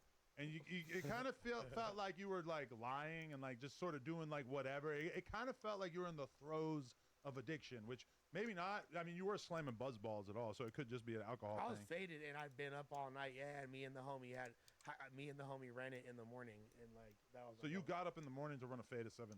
No, we had been up all night. Oh, that's what I thought. Oh, y'all was already together. Yeah. We was posted on the block, and one of the homies was being really loud, and there's a specific neighbor, and she be calling the police on the homies, and one of the homies did something fucked up to where she lived at. I ain't gonna get too specific. And while he was doing that, Took a shit, didn't light a match. type shit, I ain't gonna say too much. No, it wasn't nothing like that, but he was destroying shit. This man said posted on the block like he's a 1980s drug dealer or something. Me and the homie. Well, Hey, shout out Paul Wall, posted up like a mailbox. hey. I mean, we was just in the cut, bro. It was nothing major. But you have a need for acceptance, and in reality, I don't have, and I realize this too, Brendan. I don't have a need for acceptance. I have a need for fulfillment. fulfillment. I don't right. care about acceptance. Validation. Also- That's No, not validation. As No, long as- fulfillment internally. I feel like you're looking at two different kind of white guys too, because like kind of the point that you're trying to make is that I seemingly have like very little need for acceptance. No. I'm eager to upset a bunch of people, whereas with him, he's actually lying in order to be more accepted, which is kind of different. I feel like you need to take a little bit from me, and I need to take a little bit from you. I should care more about what people think about me. I think you are Interesting theory. I think you're misreading what I'm saying. Like mischaracterizing it. I think that we all have a need for acceptance and validation. That's why we do Correct. this. That's why this is done. We want people to like us. You just have a more comprehensive understanding of how to get that acceptance and turn it into a profit vehicle for yourself. Lush doesn't have that. If he did, he would be like a Grammy Award winning rapper by now. So what he does I think is, there's other things that are keeping that from happening. yeah, but what he does is he compensates for that by being kind of like a man of the people. I walk in the room, everybody knows me. Hey, bro, pull up. It's all good. I'm just sitting there. I feel like you could have been like, hey, y'all pull all this shit in the parking lot. I'll be out when I'm done. I mean, they would have been cool with that. Black people love a backyard boogie. There was a I'm just going to stand on this. There was a more diplomatic way to handle that. That is true. I mean, so what I told the thing is at that moment, and now I'm hearing that I want to talk to more of these gentlemen that are saying that they paid because I don't know. And these I've talked to several of the dudes that pulled up that day. I have not heard that at all. But I heard that broke Travis Ford off a little bit. So they were saying we paid a booking fee. That just sounds like they probably gave the money to Travis. Because they came with the little mic thing. So they were gonna do a hanging mic or something. Yeah, they came with more studio equipment than we have at No Jumper. They came with like 12 cameras, brother. The whole like project. But here's the thing, like so. What about the girls? There was some girls outside, wasn't it? I mean, there's some aunties in the cut for sure. Aunties. I thought they had some. Okay, some videos. There's girls inside and outside. Look, so I'll just break down. So here's what happened. Me and my homie had got down. I came home. My bitch yelling at me. It's like 8:30 in the morning. Where the fuck you been? Blah da da da da. I said, baby, I gotta lay down for a little while. You feel me? Like, and by the way, just let me say, I've been like hit in the face several times. I done had black eyes. This is the most that a black eye had ever hurted by a significant margin. Like, I don't know. I feel like he damn near shattered the capillaries. You getting old, motherfucker. It hurts more when you get old. Because I was going to say you kind of looking like a raccoon, but is that just because you got the black eye sort of left over?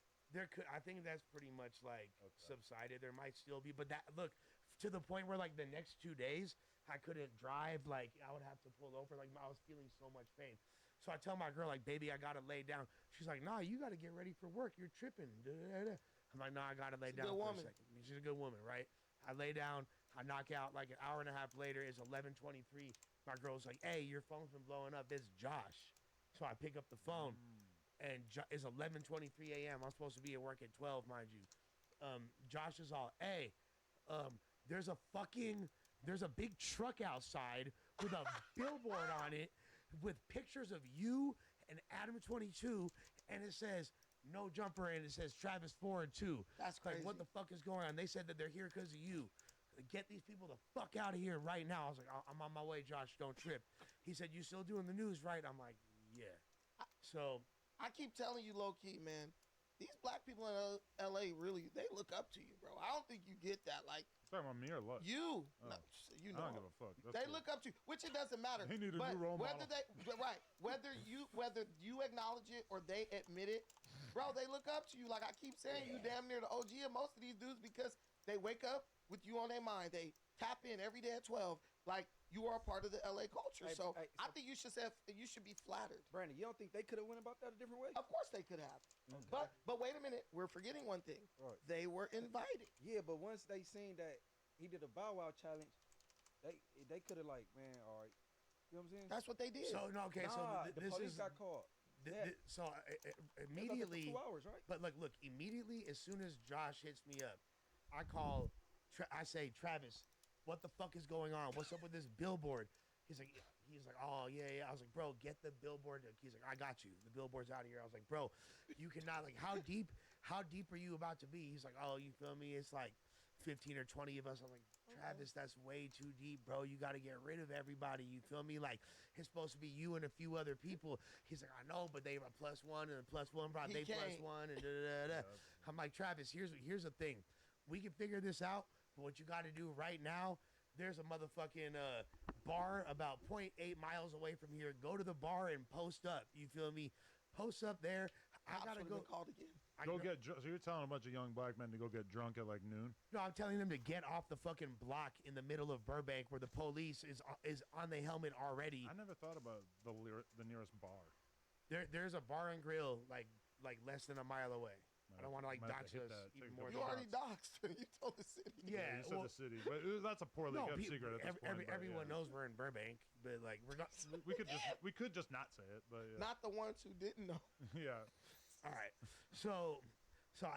But they were like, here's the problem. Travis not only brought these guys, which is one thing, but he brought a bunch of guys that don't really know him like that. Like those dudes don't fuck with him like that. He had no ability to control them. They didn't respect his word when he said leave for them to leave. He couldn't get them to leave. Now, Travis knows I never would have fucking aired that information out because we had this very tender conversation that night where I was like, you know what? My bad for misleading you. Tender's crazy. Very tender. That's cool. Yeah. Very fucking tender conversation where I'm like, Chicken you know what? tenders. You know what? I put you in a bad situation. Like, I did not have permission to bring you there. I should, like, that was fucked up that I did. And he's like, yeah, and I brought way too many people. And I was like, bro, like, why didn't y'all bounce? He's like, I tried. They wouldn't listen to me. Mafia. But they you know wouldn't everybody listen to has. me. You know everybody has to save phase. He has to save it because both of y'all No, hugged they- in the they street, literally- and both of y'all turned around and immediately was like, "Fuck that fool." I mean, I could show you a phone full of text I don't want to messages see that shit. from his people. Plus, you say- just was thinking Adam shit was your shit. Like you could do what- whatever you wanted to do. What that got to do with Okay, that, but though? hypothetically, like, I gotta shoot him some bill because imagine if Lush thought that it was really just gonna be like 2 people. 2 people pulling up Manageable. is not that crazy, you know. Like, if Suspect shows up tomorrow and he's got 2 homies with him and they're just chilling, whatever, it's like not that big a deal. Like, that's cool. So in that way, I guess I could understand. But when we actually saw the text messages that came out at one point, it was like barbecue, hanging mic, bitches dancing, the whole hood. Right. It was like a lot of stuff that sort of like made you think like, oh, this is gonna be like a whole affair. This is not gonna be like Almighty Zay sitting on the couch smoking a backwood. I knew it would be more than Almighty Zay. Huh? Can we read that text verbatim? I don't know where it is Here. exactly, but Here. I did see that earlier. Because you did kind of tell him to bring the hood out. The hood, bring the hood, bring Yeah, the whole what hood. We the know text exactly what he what the said. text said, it said drinks. It said drinks, the hood, something else. You feel me? Oh I yeah. forget. Well, he came. when he how said the supposed hood, to name. Hey, he- and just so that people but- know in the chat that if you put the whole address, you're gonna be banned for life from the channel. So just so you know, like, this we fool, banning people left and right. this fool brought. I knew he was coming with Blue Cinco and Pancho. Where they are from, I figured when he said the hood, he's talking about neighborhood. You feel me? Why Lush, it matter where you from? Where they from anyway though? Because that's what I thought he was referring to when he said the hood. You feel me? I didn't. So I was like, oh, the hood. Like, okay, I misread his text. man, you guys got like a little gang banger fetish, and you was on a bender. You got excited. He started talking. You start agreeing, and then it was what it was. I'm gonna need a little bit more accountability coming No, out of okay, this guy. but you want to know I what? mean- You're righter than you know. More No, I'm right than you right as I know. because he actually this whole thing happened. I was just informed via text because Yuri said on stream that nobody would back you up from South Central, so you said, "Fuck it, I'm gonna get 40 Exactly. South Central representatives to pull up to the building with a hanging mic, a bunch of tortas, and a fucking cake." Hey, It was right. I did. Dead invite- homies. I Okay. did invite him right after Yuri said we that. know what you did. But listen, before the week before this, didn't he come 15 deep? Y'all asked him not to. He came. That wasn't the week before, but yeah, It was the- maybe 2-3 weeks before, and notably, Travis Ford did try to steal some T-shirts in there. Moneybag Rose was like Batman. He came in, saved the T-shirts. in his haze of intoxication, which makes it extra impressive because he was stupid faded and he still had the frame of mind to do that. Why are you But, stealing? Like free merch? Listen. Travis Ford stealing free merch, bricks. brother. free merch. Like, listen, I'm just saying you gotta own because you're owning it, but you're kind of trying to wiggle from out under it. That's why I just keep dropping. What do you the mean? rock back. Look, Because you were like, oh, I told him this, and then he said plus one, plus I one. did not look. Bro. On some real shit, I did not think he was gonna be. You well, didn't think, but you to that- agreed to all that shit. For sure, it's my fault. I'm not like motherfucker got suspended. You feel me? Like, but and it was my fault. But I did not think that this fool was so retarded that he was gonna like block his own blessing to roll that You deep. gotta think. He didn't even know a lot of them people. He didn't even know that. understand They was saying, "Where's Travis Porter? He's Travis Ford." Yo, I know I that's when I understand. knew that shit was Wow. burnt out. Because the employees were telling me Wow. they're out there looking for Travis Porter. I'm like, Travis Porter, the group from Atlanta Yeah. from like 20 years ago? Come And on, I'm man. like, obviously they probably mean Travis Ford. It's like kind of easy to piece that together. But also, what like you rolled up with someone, you don't even know his last name? That's weird. Right. You need like a public relations person. I got a question. I do, but they largely aren't here. If you, I got a question. They're usually just booking interviews, not like Adam, warding why- off gangs here. Why didn't you fire me? Because I like Lush at the end of the day, and I feel like even if you are in the middle of a crash and burn scenario, We need to be here to document that. But also, I like having you on the podcast. I consider you a friend. I think that you're a very talented guy. I hate the fact that you just manipulated me into complimenting you a bunch of times, but I do enjoy your presence on this platform, regardless of the fact that you may have took an L right there. Yeah, okay, here's the screenshot. Show the screen. 11:30. Show the screen. Cake, food, drink, the hood. And then, this is how I know that it's you. You're in the gray because you said, yes, sirski. You're the only person on earth left still saying yes, sirski, which was very much like a 2017-ish, 18. Yeah, I remember Desto Dub saying it a lot, Lil Pump, etc. Just sticking Sirski at the end of everything. That was a thing for a while there. I never saw this text, and I knew that that's exactly the energy Lush gave to those people. You hear it verbatim. I know it's so that's not giving just a +1. You know what I'm saying? Bring everybody. The hood. That's the best. I didn't think that I know Munchie, but I didn't think he was gonna bring that many people. Awesome. Like it was and this is what I told Travis. I was like, bro, like I'm trying to get some shine for you. You don't have to get shine for everybody else. Just can I just say something real quick? And also we have to drop the Travis Ford interview because now everybody needs to be able to be like, okay, who the fuck is this guy? What is the root of all this? It's mission accomplished for him. Look, it's an amazing interview for several reasons. One, fucking one of the guys he had with him is managed by Christopher Lovejoy, and there's a bunch of grievances with that scenario. What's his name? I forget bro's name. He cool as fuck. Bands, I think. Oh, YCA 80 bands. Bands. 80 bands. Lush, what if? Let me say this. So he was bitching about Lovejoy? Yes, he's not psyched about Lovejoy is the reason why he was ever on the podcast in the first place. So, but there's controversy there, and he talked about it. Okay. Moneybag Rose was so drunk he started trying to take over the interview and interview people mid-interview. Travis Ford talked about pissing in the SA soup, and fucking and him and Stupid Badass falling out over fucking the White Ranger from Power Ranger's daughter. You feel me? Like everybody hit her, bro. That's crazy. That's awesome. And that's why I said the Green Ranger's daughter sent me green on this green dot. In my diss track that called Travis Ford's Cake, aka Mafia Lush, which set the city on fire. And here's the biggest problem with Travis Ford. Travis Ford lied to Whack 100. First he lied on Whack 100, said Whack 100 called the police on camera, and then when Whack got, Travis Ford said that. And then when Whack got mad about it, he said, no, that's not what I meant. I meant Lush said that Lane of the Plug called the police. You feel me? Oh, so that's not true. That's not fucking true, and I really don't. I did kind of find that to be hard to believe. Exactly. Why would I? In what reality? How does that benefit the situation in any capacity? Why would I say? What I told these guys was, hey, because they were like, yo, bring Adam outside right now. Tell Adam to come outside. I said, Adam couldn't come outside if he wanted to right now. He's literally filming. He's doing a shoot as we speak. You feel me? A little bit of this. Brother is in them gutters. I was grunting. I mean, go in the parking lot, pull the bullshit out there. I'll be out to make an appearance. Y'all can get y'all little eat a piece of cake. Eat a piece of cake. There's a way you guys could have did that. Maybe you guys should have had me here. But the thing I'm saying, what if this was like a weird power play on the part of Lush? Maybe he was just trying. What if he was just trying to show you the power he has, like a extortion, or like a I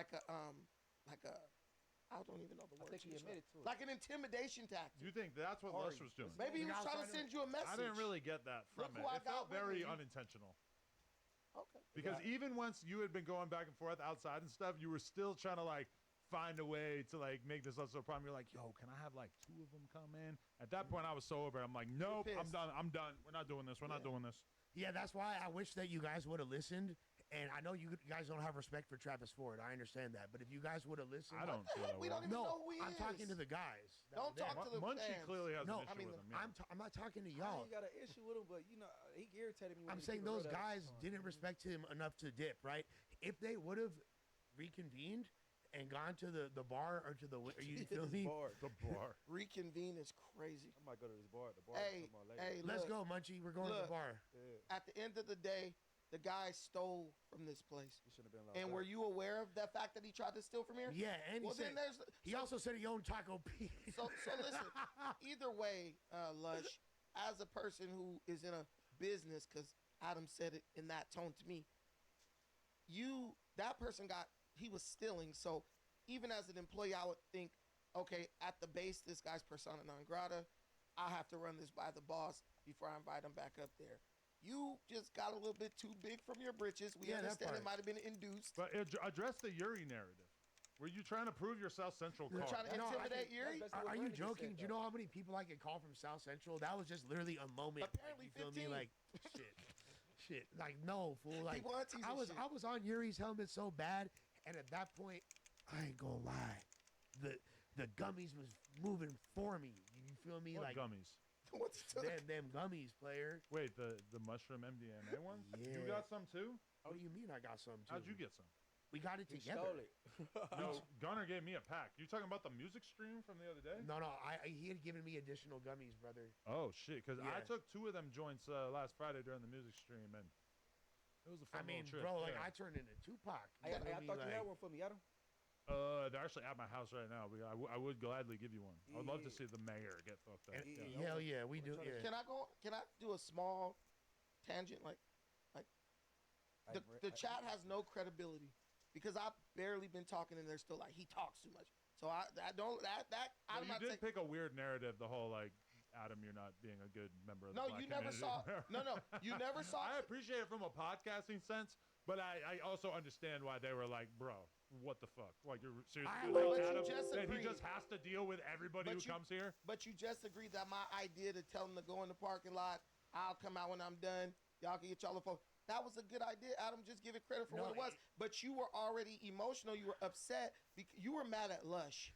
And you basically took it out on them. But the thing is this. I was mad at the situation in its entirety. Here's the thing, like he's But like, you don't no room for growth. No, We're not growing here. look, We're If growing. I had to do it again, I still would not be like, okay, let's just hang out in the parking lot for a while I'm like Hey, Brad, half you gotta naked with a boner. Last time people was deep in that parking lot, somebody got spanked ass naked. You know what I'm saying? yeah. That's awesome. And then the feds Oh, they came. got beat up. Yeah. I thought somebody started stripping. No, No, nigga, no. this nigga dick was out and he's getting beat up. Hey, Smacked with a But chopper. here's the thing, though, Brandon. You know, because you've dealt with him. Adam's a pretty affable dude, I right? don't know this dude. Describe affable. What is How that? do I know him? I've met him four times in my life for an hour. What affable means is if somebody meets you, you're gonna have you're gonna be generally pleasant to them. You feel me? You're gonna be chill. If a random person walks up and you're not doing something like with your family or something, like it's like, yo, I'm a big fan. Let me take a pic. You'll take a pic. You feel me? Like, But when people come into my space, As the when rep, I'm not in a public space, when I'm at the mall and somebody That- wants to take a picture, yeah, for sure. No, this is my point. This is my point. Is because, like, that's why I felt bad more than anything. Is because I put you in the position to have to be a jerk. You feel me? Like, or to put your foot down or be an asshole, whatever word you want to use. And I know that that's not like what you're saying. As far as like the expectations people have, yeah, that's how I would handle it. But that's not right. So you're saying that so I can show up to fucking Tyler Perry's office as a because I want black to see man, the only thing I cannot allow is for these people to take any blame in that situation because they were invited. But even though Lush might admit, because he was trying to weasel out of it, but he did admit he took accountability. Who's gonna end up with the brunt of the blame and the brunt of the negativity? It's gonna be the Main Street Crips. But I don't think anybody really blamed them. Not the least of which was me. Bro, I definitely didn't. People are already in the chat. Oh, you think he should let them in and stuff? Adam, you have more notoriety, fame than that guy Travis Ford. So all I'm doing is advocating on behalf of them. Let's just hold our horses. Understand they were invited. They did show an incredible amount of respect. The past is the past. I'm sure most of them don't even know about that crap. Somebody did This tag is the all. front of the I want all this to fall solely on Lush, because that is the person who was But guilty. that already happened though. Like me Yeah. and Travis Ford talked about it the same night. He apologized. We were cool, and I made it clear I am mad at Lush, not him. Mission accomplished. Well, yeah, that was already Hey, but you accomplished. don't but pull up and then just invite other people when you was invited. Like, Thank you, you Munchie. can't bring Gosh. man march, the Martin Luther King parade. But then talking about community leaders. What make them community leaders? If you read that text, if you saw it, no offense or anything. If you saw that text, he literally said, "I'm bringing the whole hood." No. He literally said, "I'm bringing the hood." No, and he this didn't fool say- said, "Yes, is- Sirski." What that got to Right, do with right. Come fucking on, community? bruh. What that got to do with what We community not admitting leaders? no information. What the fuck it is that? said No, the that hood. text said What that got to word. do with community leaders? It that- said the hood. That meant at that point he could have brought 100 That just people means up he's here. from the hood. But No, what he is- said beer, drinks, whatever, the hood. At that point, if you brought 1,000 people up here, How are you going Lush to agreed to that. How are you going to completely deflect on Munchie's point though? That's I'm not. No, because that was a two part statement. I said but that debunked the first half because you did say bring the hood. But the second part, what make them community Boom. leaders? That's the question right there. Who And the I'm, hell is community leaders? No, Where see in this Bro. video, he said I brung. You know what I'm saying? I brung this. I brung a cake. I brung the truck. I brung East the side, west side, East no side, I jumper. brought some community leaders to show something. They well, were we there don't know with if he did positive or not because intentions. we didn't get to meet the people. But what I'm saying is, We know you some of the gave names this in that guy crowd. the green light to bring as many people as he wanted to up here. Well, I don't know about that. I mean, The that, hood. How many people are encompassed the in the hood hood? could be many thousands of people. also, really. Exactly. to be Yeah, fair- we're not set up to handle that. Brandon, to be fair, I don't blame those gentlemen at all. But now I, they're gentlemen. No, but I do blame Travis because I specifically told you him. can't blame I Travis. specifically told him do not roll as deep as you did last time. We Don't roll read like the that. text. It doesn't Well, matter. that's just one part of the text. We had conversations off cam. Like, he knows that's true. Travis Ford, I don't know you, and you are a little thief, but I got your back on this one. Like, I don't usually defend criminals, but, bro, I feel, bro. And I also feel, bro, in the aspect of, low-key, I'm glad y'all talked afterward, because what you did was low-key, diplomatically speaking, it was disrespectful. And I'm only saying that in the context of he was invited but did not know that you had not agreed to that. So okay, so let's say let's say I don't, but hey, let's say I'm Mike. Isn't that I don't defend them. is Mike That's Pence? being a friend. Is Mike Pence still the vice president? No. Who's the vice president right now? Freaking JD Vance. JD Vance. Yeah, JD Vance. All right, let's say I'm. What the hell does that have to do with this? Let me cook. Let's say I'm You're JD. doing the weave. Let's say I'm JD Vance's secretary. You feel Uh-huh. me? And I be at the White House every single day, and they love me at the White House. I'm a big important guy there, but I'm JD Vance's secretary, right? One day I invite 40 people from Anacostia, from the trenches of Maryland, D.C. You feel me? I say, pull up, y'all the homies. You feel me? Yeah. Trump said it's good. You feel me? Trump don't know That about shit it. Trump be doing. Go ahead. Trump gonna pop out and be like, hey guys, it's all good. No.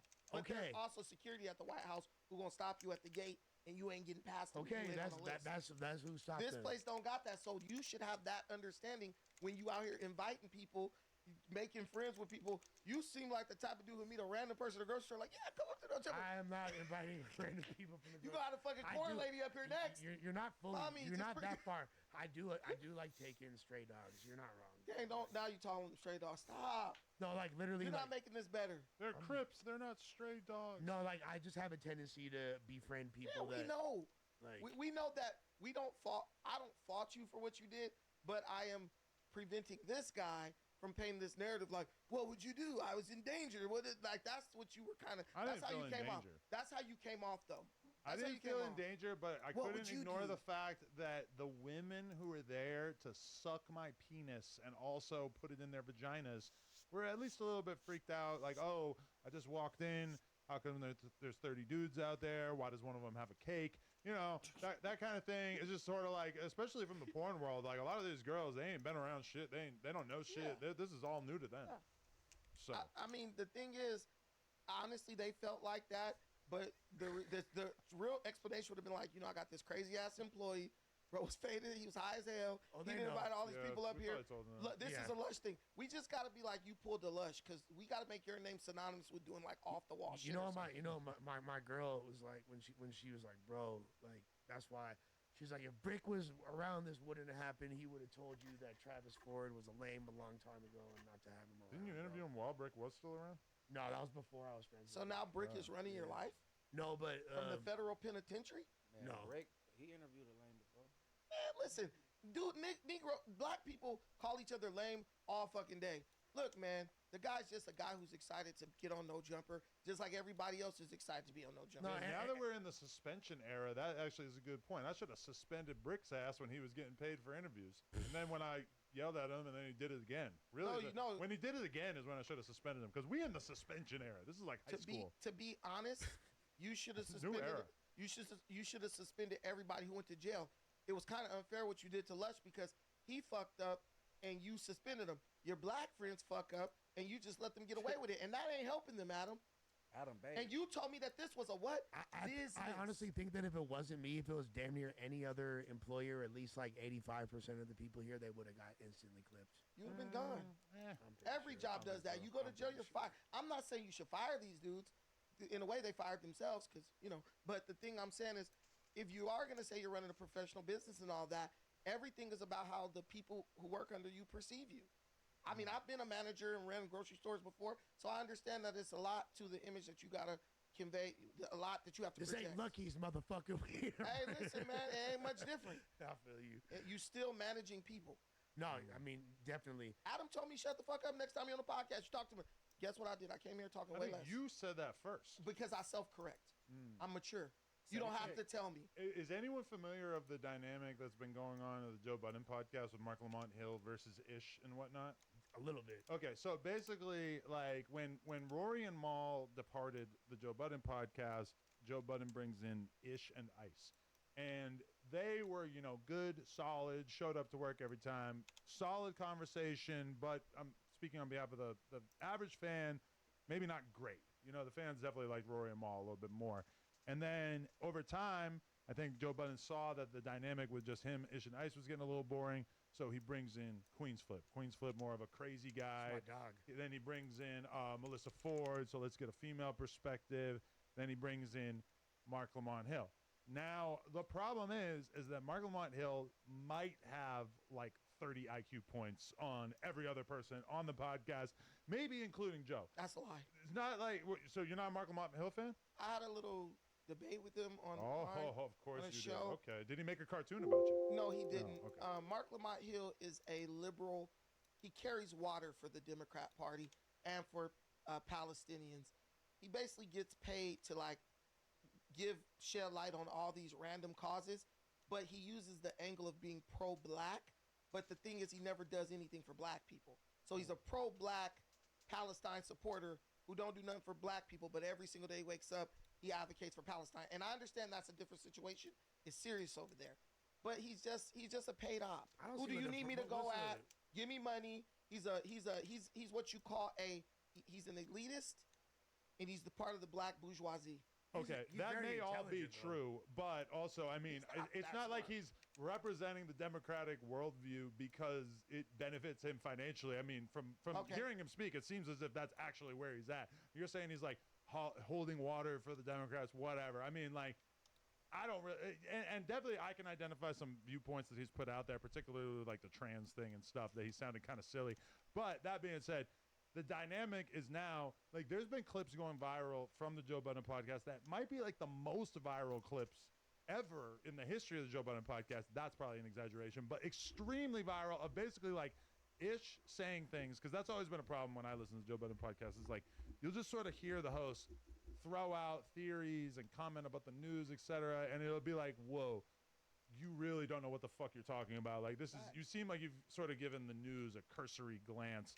And so even stuff like, the moon landing, or like faking or the flat earth thing, etc. There's just been like a bunch of stuff that has been going super viral where Mark Lamont Hill seems to be the voice of reason when people like Ish are sort of putting viewpoints out there that do not seem terribly well examined. So this stuff is blowing the fuck up, and it's really creating this like boilerplate scenario where it just kind of seems as it boilerplate is definitely not what I meant to say, but it feels like this is a scenario that could quickly boil over, because Ish was sort of previously viewed as a pretty intelligent member of the podcast, and now you've got Mark Lamont Hill just absolutely just shitting on him.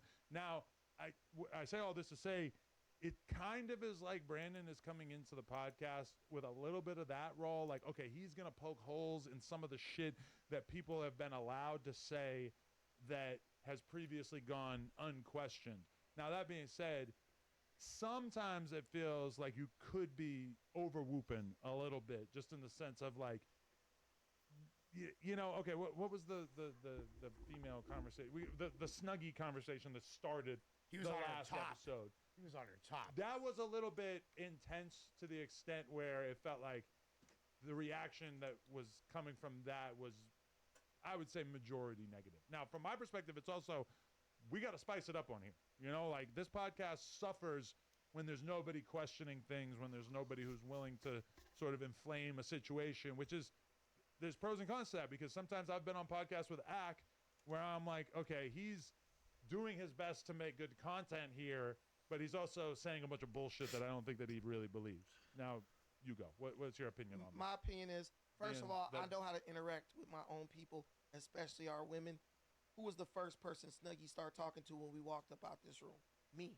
We made a video. We Snuggie played a hates game. you, bro. That's fine. She hates him. You I don't think? think she likes. Hey, the first person she Man, talked likes to. him at all. Snuggie Ops is Listen, crazy. the first person she talked to when we walked out of here was me.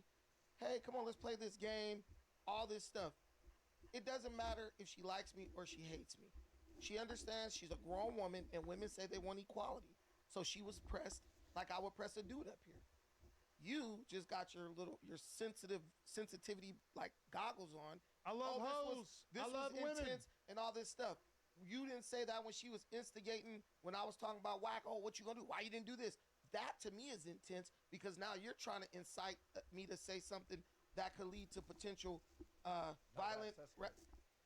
Oh, yeah. We can talk about that too. That whack almost whooped your ass. But Yeah, Whack that's can't whoop my ass, but that's okay. But what I'm saying is this: if you just looking at me like he's being mean to her, but I really wasn't being mean. What I was doing was holding her accountable. You know, many women have a problem with accountability, and she displayed that right there in real time. And I like that because I felt like, honestly, from a podcast perspective, we needed someone in that moment, who was willing to kind of hold her to the fire and be like, listen, what you're saying, based on everything I know about women, sounds like bullshit. Let's get a little bit deeper into this. Because when a girl says, like, yeah, I got no roster, I'm not fucking any dudes, it's kind of like, okay, so you're telling me that you presumably have like hundreds or thousands of men in your DMs at any given time who want to have sex with you, spend time with you, take you out to dinner, etc. You're telling me that you're not interacting with any of them in any way? That seems weird. yeah. I thought so too. Yeah, I So thought somebody has to be able to say that, you know? Hey, look at Am I wrong, Brandon? I wasn't. I'm married. Okay, But okay. I He got wasn't- his girl with him right now. Yeah. She's and no disrespect, she's a looker. She look good. My wife is hot as fuck. Yeah, yeah. I don't Sexy. normally I don't want to like comment on what people's Listen, girls she look bad. like. or Snatch anything, waist, big ass booty, all natural. I'll take it. But anyway, what I'm saying, Adam, W. Brendan. this chick was just lying. I'm looking at the YouTube channel. I'm looking at the views. It ain't really cracking like that. Somebody sending them cash apps. Somebody sending them PayPals. I just want to hold everybody accountable. I feel like if I did come on here, that would just be my job, and I would expect all of you to hold me accountable too. Like I want to prove that I am who I say I am. I want to be like the people's champ. Shit, if I see something in the comments that I feel is a legitimate concern, damn a super chat, I might just bring it up. Cause shit, why not? So you know, Why not? That shit, that's funny. That's right. Dead homies. Yeah. I go live every day and let people come up to criticize me. That's my thing. Yeah. Damn. Pop it. I can't believe RSK left like that. That was. I mean, He I. was trying to talk the Crip thing. You know what I'm saying? I think that he probably was expecting something closer to an interview. And obviously, like, if you're going to be on this show, it's basically like we're talking about what we're talking about, and you got to try to fit in. So, yeah, that was a little awkward. He probably just didn't really. And he is without Henny. I didn't really give him any kind of guidance in the lead up to it. I basically was just like, you want to pull up? And he was like, sure. He lasted probably 6 minutes. Yeah, that was a, Hey, you wanna a know swift something? I know what that's departure. like. I'm getting tired of it too, though, right? Ever since this, Vic, you enterprise shit. Munchie, be careful. And I ain't from 60s, nigga, and I ain't doing nothing, right? So I Right. think when he heard Crip in 60s, all that Crip talk, you feel me? Yeah, people. It just shows like how, and this isn't even directed at him, but like I get the same thing from people hollering at me. It's like people are y'all really that square? You think that we're in that dangerous of a situation? It's Right. not like that. And that's the funny thing, too, is that you have people who are, like, not in any way street-oriented or gang-oriented, not talking about nephew, but just in general. And then they are like, oh, yeah, no jumper's looking kind of fed right now. And it's like, bruh, do you really think that the feds have any interest in you regardless of what you have going on? Be fucking serious. But I do feel like that stank is kind of slowly wearing off. That being said, you know, when you think about RXK, it's like he's from upstate New York, not a Crip, not a Blood. He comes in here, he don't know what the fuck we're talking about.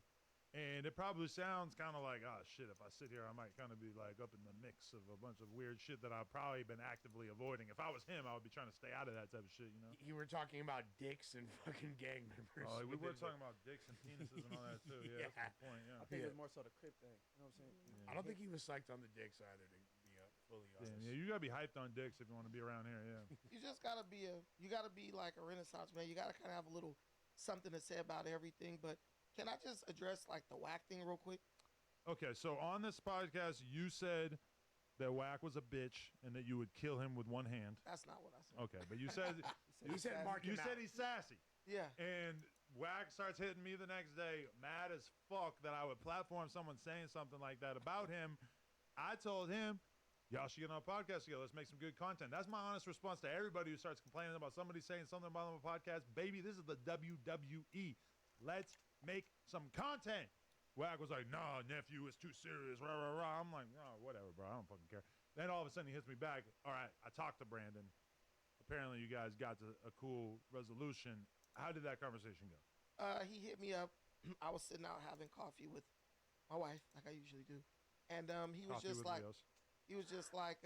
yeah, you was calling me sassy. You know, I take that like some feminist stuff, and I honestly was like, bro, you said I got marked out. That's disrespectful. You know what I'm saying? No, I didn't get marked out by anybody. Got marked out, the whole- nephew. But like, I take that as disrespect. So I was like, here's the thing. Like, I match energy. You say something about me, either we're both able to say things about each other in the name of like content or in the name of just being honest and transparent, or you don't say anything about me and I don't say anything about you. But it wasn't an adversarial conversation. It was more like he could have took it there, but he was like, you mess with the viral way. I fuck with them dudes down in Long Beach. And I was like, yeah, I meant no disrespect by it. I didn't imply like that. And I was like, honestly, you know what? I could have said that in a better way. I could have used a better word. And I think he respected me for that. And then You said he reminded you of your mother and your auntie. well, that's what I said. But But- Goes soon. me, I feel like, Brandon, you could have said that in a more eloquent way. No, You you know? called him sassy because you wanted to get a response. Nobody calls a grown-ass gang member anything like sassy without knowing exactly what You they're know trying That's to get. that's not why. That's because that's what it reminded me of. I even gave the context in which I called him sassy and where my life experience drew that from. A reference Right? to your Where mother. I referenced my life. I didn't say it to offend him. I didn't even think he would react because I wouldn't react to that. I mean, I go by what I would react to. But long story short, Wack was cool. He was respectful. I was cool. I was respectful. I'm always going to be respectful. And I look forward to being able to maybe work with the dude on something. But yeah, as long as the respect amongst men is always kept intact and always remains at the center of every engagement, I'm okay with that. And as far as Wack, I'm still going to call him out for some stuff he does that I think is whack. No pun intended. But as far as like him being sassy and stuff, like I told him, you know what? I could have used a better word for that. And he was just like, yeah, he didn't mean. And he also cleared up the thing about him saying I got marked out. He was just like, yeah, he basically admitted that he was late in the timeline when he was looking at the situation. And he said, and based on what happened after we left this room, he was like, yeah, you didn't get marked out because if bro had an issue with you as soon as y'all walked out the door, he should have got at you. And he didn't. So the whole thing is like, I think we both handled this in a very diplomatic way, the way you should have handled that thing with Travis 4. But hey, we all can't. We nobody's perfect. You know what I'm saying? Learn from me and Whack Adam. Nah, facts. Hey, I just need to take a moment to give a big shout out to our sponsor, PrizePicks. PrizePicks is the best place to turn your sports knowledge into cash. With millions of members, PrizePicks has made daily fantasy sports accessible to all. You just pick more or less on at least 2 players for a shot to win up to 2,000 times your cash. Run your game all season long on Evergreen. Cash in on the basketball playoffs with PrizePicks. Don't miss your last chance to add your favorite players from the court to your PrizePicks lineup. Whether it's points, rebounds, assists, take your money or more or less for your shot to win up to 2,000 times your cash today. Sign up today and get $50 instantly when you play $5. You don't even need to win to receive the $50 bonus. It is guaranteed. Don't miss your chance to add your favorite players from the ice in your PrizePicks lineup, whether it's goals, points, or hits. Take your pick. Rah, rah, rah. Feel like I already read that, and they put it twice. Think Connor McDavid will get more than 1 goal next week? Will Austin Matthews hit for more than 5 shots? Cook up hot takes with your friends and win real money this hockey season when you and your crew run your game on PrizePicks. This week on PrizePicks, I'm looking at the basketball board and I'm selecting Nikola Jokic for more than was that good? Jokic. Jokic. Okay. No, Jokic. Jokic. Yeah, Jokic. For more than 25 points and Jaylen Brown for more than 4 assists. Download the app today and use code NOJUMPER, one word, to get $50 instantly after you play your first $5 lineup. That's code NOJUMPER to get $50 instantly after you play your first $5 lineup. Prize Picks, run your game. And also, shout out to all our members out there. The members. Them real members. All right. So, okay, I feel like we covered Lush's transgressions. There's one more. Oh, okay. What else you been doing? Right there. Lush says the N-word. Ah, yes. Should we play the clip? Yeah. I want y'all to listen to it. Oh, I would love to hear this.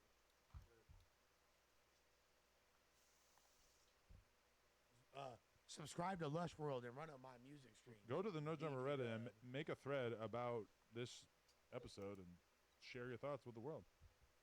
Oh, here, right there, brother.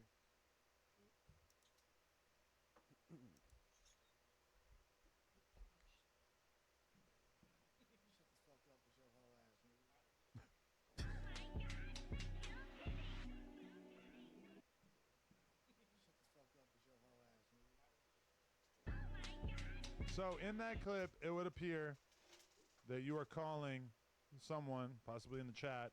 No, I'm talking to the homies. Oh, you're talking to Kenny or something? Okay. Ho-ass N-word. Seems to be what left your mouth. Where was you at right here? At my crib. What you with some white boys? No. It was Mexican, 2 Mexicans and 2 blacks. Well, you was calling a nigga, the black? No, I Shut called up, the nigga. I said it to the Mexican. And the black niggas didn't say nothing? No. It's all my partners. Black niggas ain't your DP.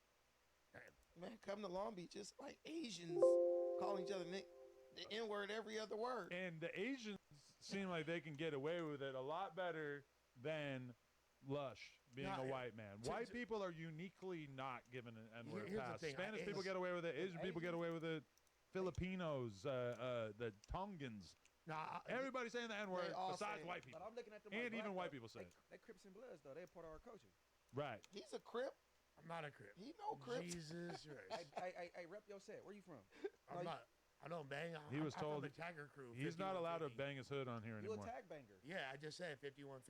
Oh, that's the name of it? Yeah. So we're gonna be totally arbitrary. Asians and Samoans and Tongans could say the N-word with impunity. This guy says it with not with the hard ER, with the GA at the end, and we're gonna come down on him like, pick a struggle, bro. Like nobody's supposed to be saying it. Period. No, we shouldn't even be saying it. Black if people you ain't want to be supposed real. to be saying the word. That I don't even know how it's in my vocabulary heavy, but I don't think white boys should be saying it based on history. So here's the thing. It's something that I hate that I say. And it's man, shut your ass up. Let me let him get land. Let me get this off.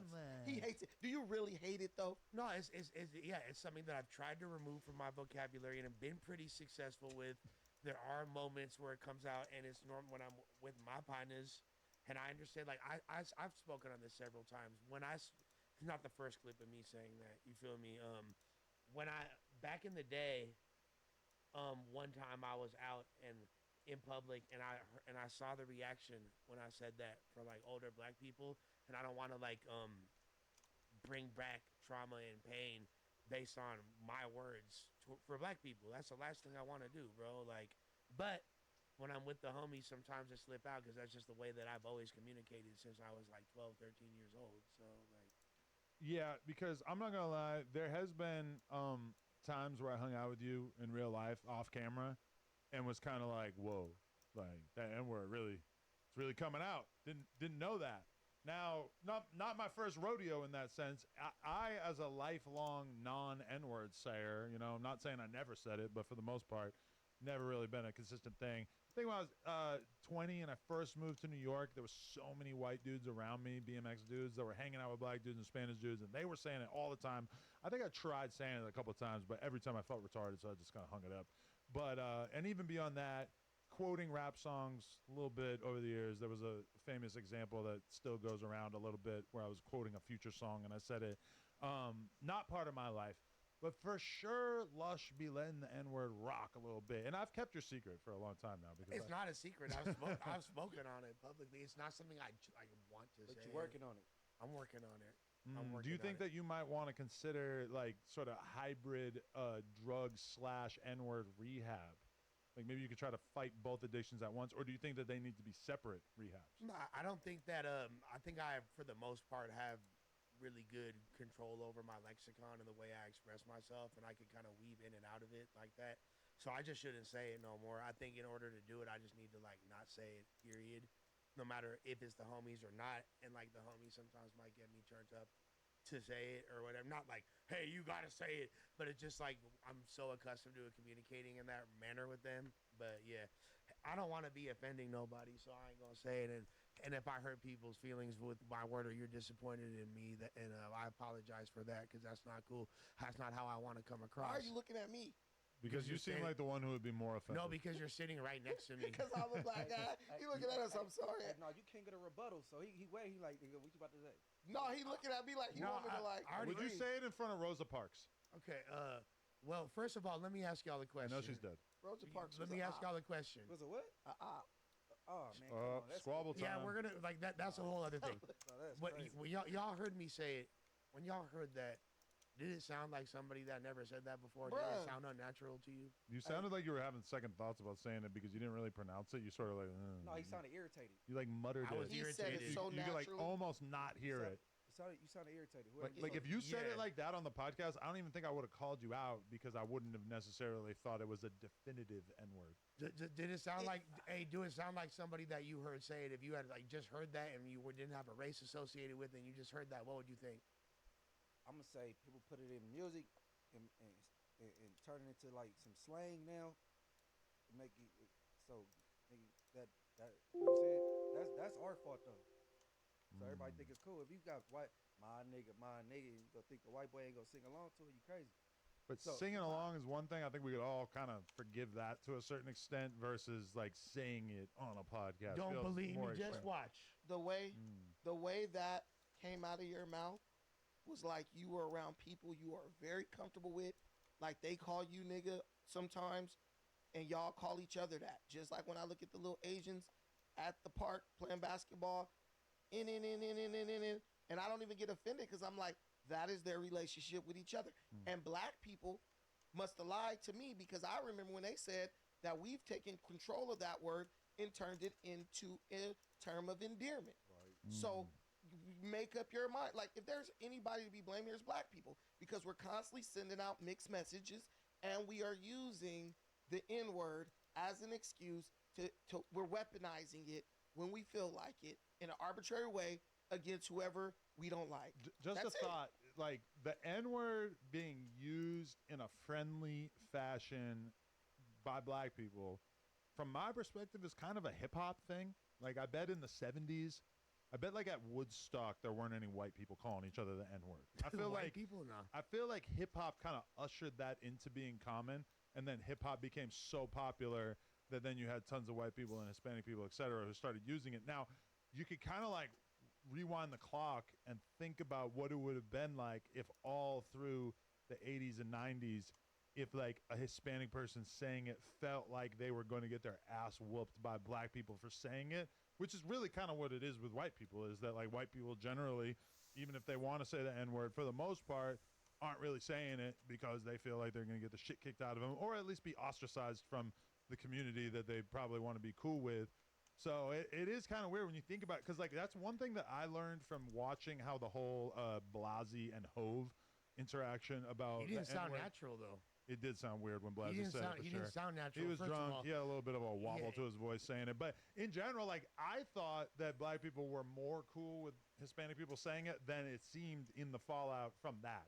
When I saw all that go down, I kind of realized like, oh, a lot of black people don't appreciate Hispanic people I think saying it. Blasey was just kind of faded and doing the most, and Hove just got annoyed at him.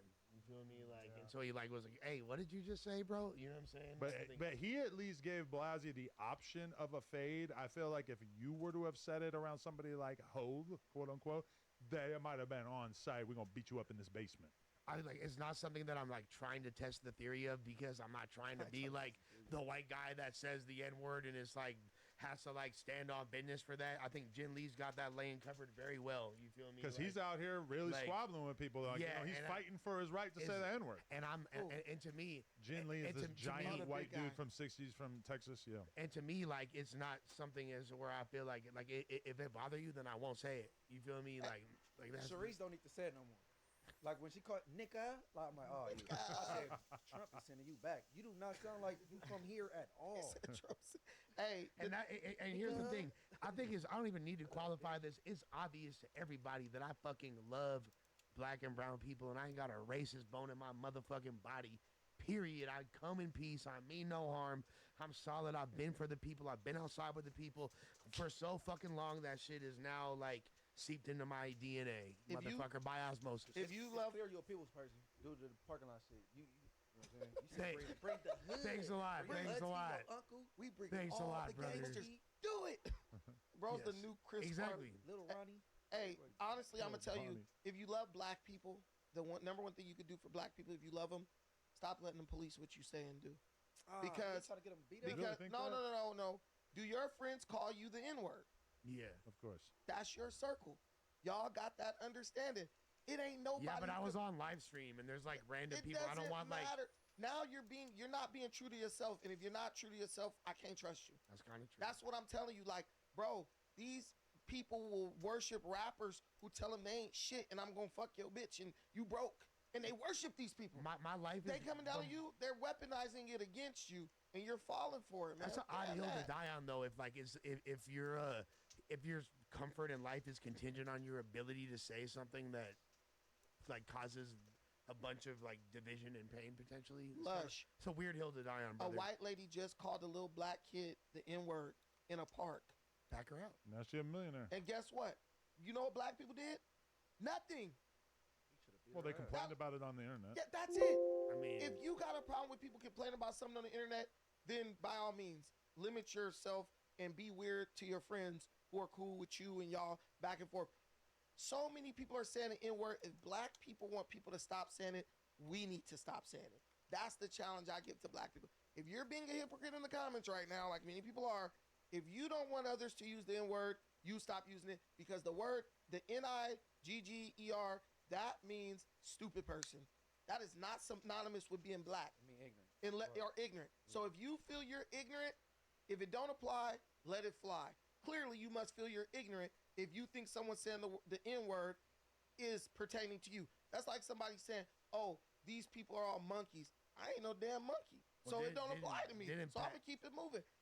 We all got to grow up at some point now. But didn't Pac say that the N-word is with the A, not the hard R, is an acronym? I don't give a damn what Pac said. Never ignorant, getting goals accomplished. Well, there you go. That's like Young Thug meaning truly humble under God. You feel me? There you go. I also don't really go for that one. Question the validity. The acronym was established post calling himself that. Hey, I know this much. I'm not watching my mouth because something did somebody good, though. If it's in a dictionary, I ain't about to censor myself on that shit. I'm too old for that. Must be nice. No, for real. We're not allowed to say it. What? You can say whatever you want as long as you ain't trying to be disrespectful. You know what I'm saying? I just don't even Every want. word in the dictionary disses somebody good. Like this whole shit with the Brick Baby DW thing, that went way far. And that was an accident. You know what I'm saying? Yeah, but I'd like to take a long rest personally. From saying N-word? Not a short rest. No. Yeah. The N word, you gonna say, I'm gonna take a sleep. Yeah. Nah, nigga, I'm gonna say what I want to say. Or, you know what I mean? No, it'd be like, give me a sleep. This fool Let me Brick, get that sleep. hey, this fool Brick calls me one time, and I'm like knocked out. He's like, "Oh, you taking a neighborhood right now?" That's funny. See, that's what we should say. Yeah. See, now that That's could be funny. taken as offensive. No, but I remember one time me and Brick were driving somewhere one time, and I was telling a story, and it basically involved somebody saying the N-word, and I kept saying N-word in it, and he just looks at me, he's like, "Bro, you could just say it. It's just us." Yeah, it's annoying. And I'm like, "I know this trick. I'm not going for it. You're not gonna get me, because that's all coming out one day. You're gonna turn on your back on me. You're gonna pull a T-rail, and then you're gonna tell me, and then you're gonna tell the world, oh, you're saying the N-word around me. You're not gonna get me, Brick baby." You're gonna pull a T-rail. It's crazy. Yo, but actually, I was thinking about it. I ain't heard from Brick or his girl since I sent him that bread. Not a call, not a text, nothing. Oh, you sent From me some who? more bread? Well, that one time when You haven't heard from who? when I got back from vacation, Brick I made the video, and then like 2 days later, I got on the phone with him, and I sent him some money. Ain't heard from him since. I'm not saying I need to be their priority when they're, obviously dealing with him being in prison and everything, and the fact that he's probably not going to be able to even go to trial till October. That's fucked up. That being said, ain't heard from him since. I gotta call you out. Sure. When y'all got on that little table and y'all was sitting up there discussing that man's personal finances, that's not okay. What table? When y'all was at the table and y'all was talking about Brick and his money and, oh, he called me for a loan and he already owed me this much money. Whoa. That was kind of like, dude. But to be fair, defending himself though. I get it. No. To be fair, like if that was any of us and there's something like that going on, it's gonna get discussed. Brick is not exempt. Every time. But Brick is not Same exempt. way we discussing Brick fucking with trannies in there. But what exactly. I feel like Which we don't believe, but it's possible. I feel my perspective is valid because it represents the sentiment of a certain demographic within your audience. There's just certain rules that I feel men should stick to. Like, we over here talking about a man, and if he's rich, like, bro, balling, okay, but bro is in a rough situation. You know, you in prison. Your family is, struggling. Let's say, is he really a friend? Cause y'all friends, I think. We are. Is he a friend to you if you get up there and like add insult to injury? Not injury you caused. I felt insulted at that point because I felt like I had my friendship tested by him basically putting a narrative out there about me that, oh, you ain't got nothing for the homie or whatever, which from my perspective was kind of messed up given that I have let you borrow a lot of money over the years.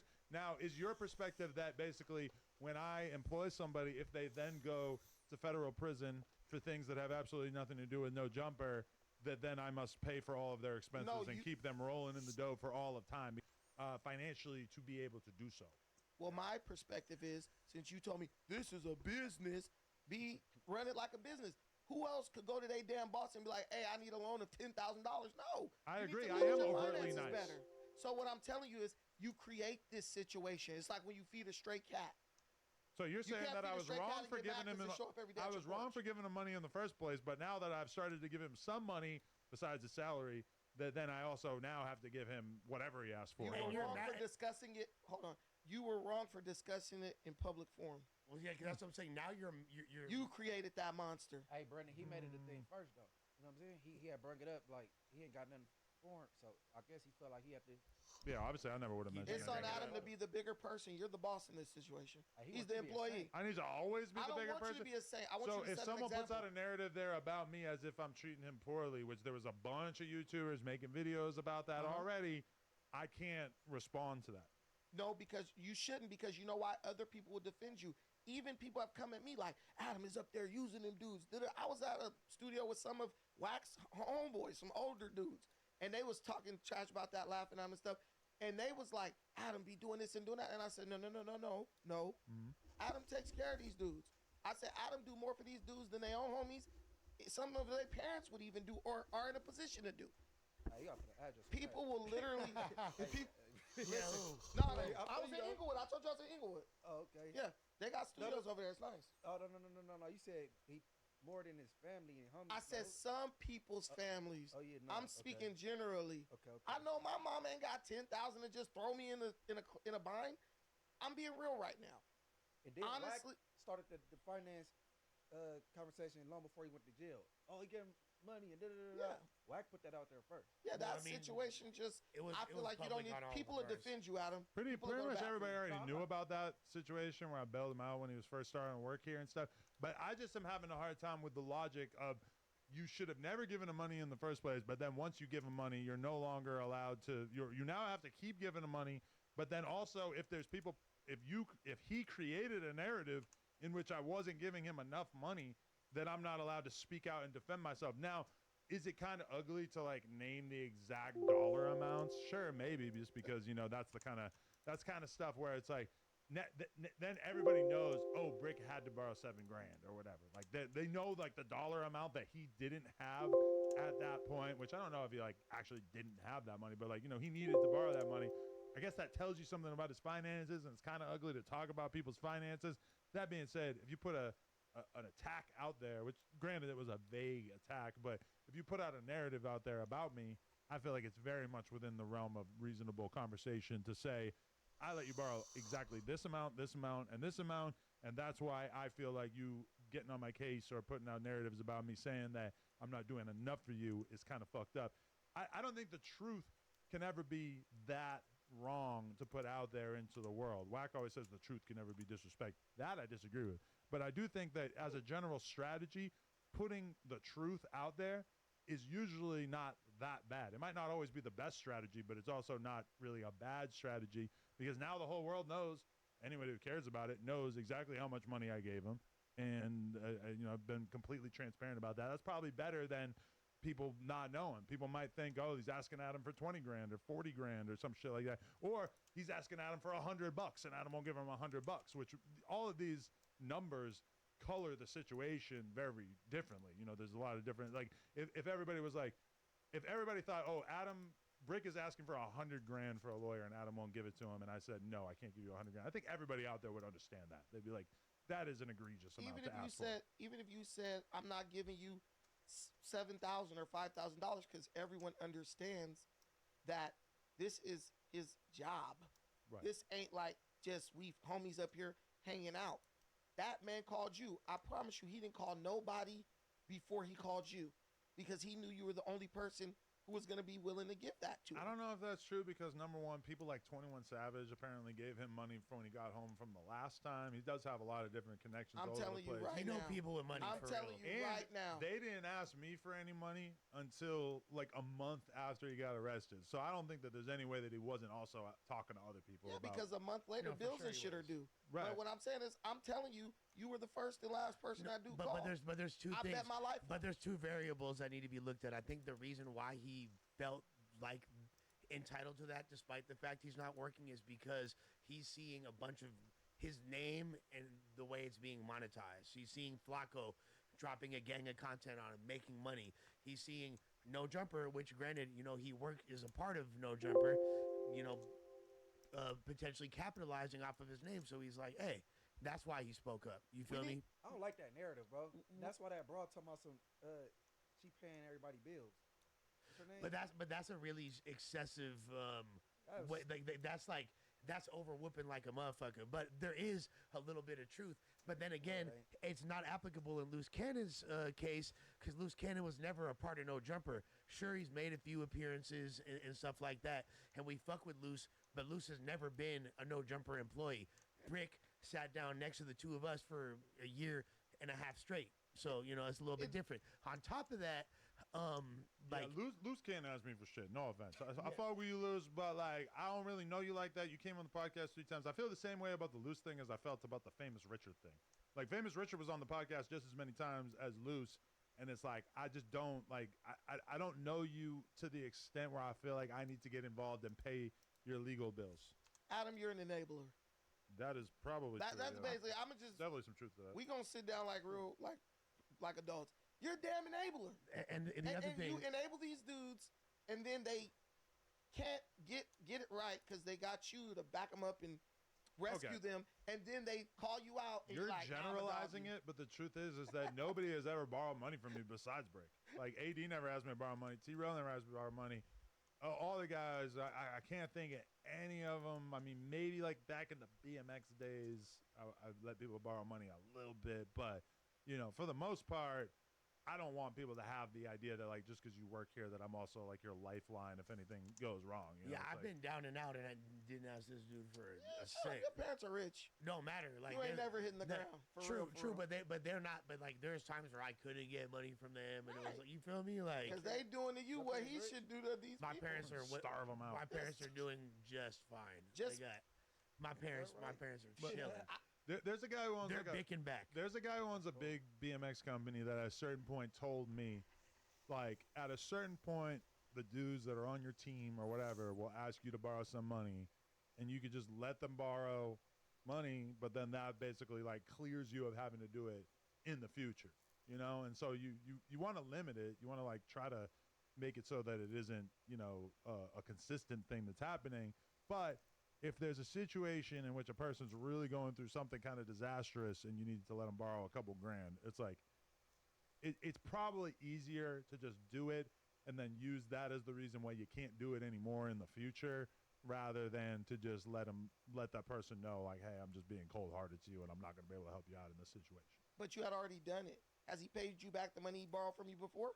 No. And Okay, I mean, at this point, once you catch a Fed case, I really feel like, okay. Yeah, you're good. and to keep and just like because for full transparency, I spoke to Brick a few days ago. Man, that's a huge financial obligation that his lawyer wants from him, and it's a very, very, very expensive thing he's going through. Why are you saying that like I'm supposed to care about that? Like you play stupid games, you win stupid prizes. That's not the point. I have no issue with Brick Baby. What I'm saying is, damn, bro, you get the guy. You're loaning him money. I just gave the perfect analogy. It's like feeding a stray cat and then complaining because it's showing up on your doorstep.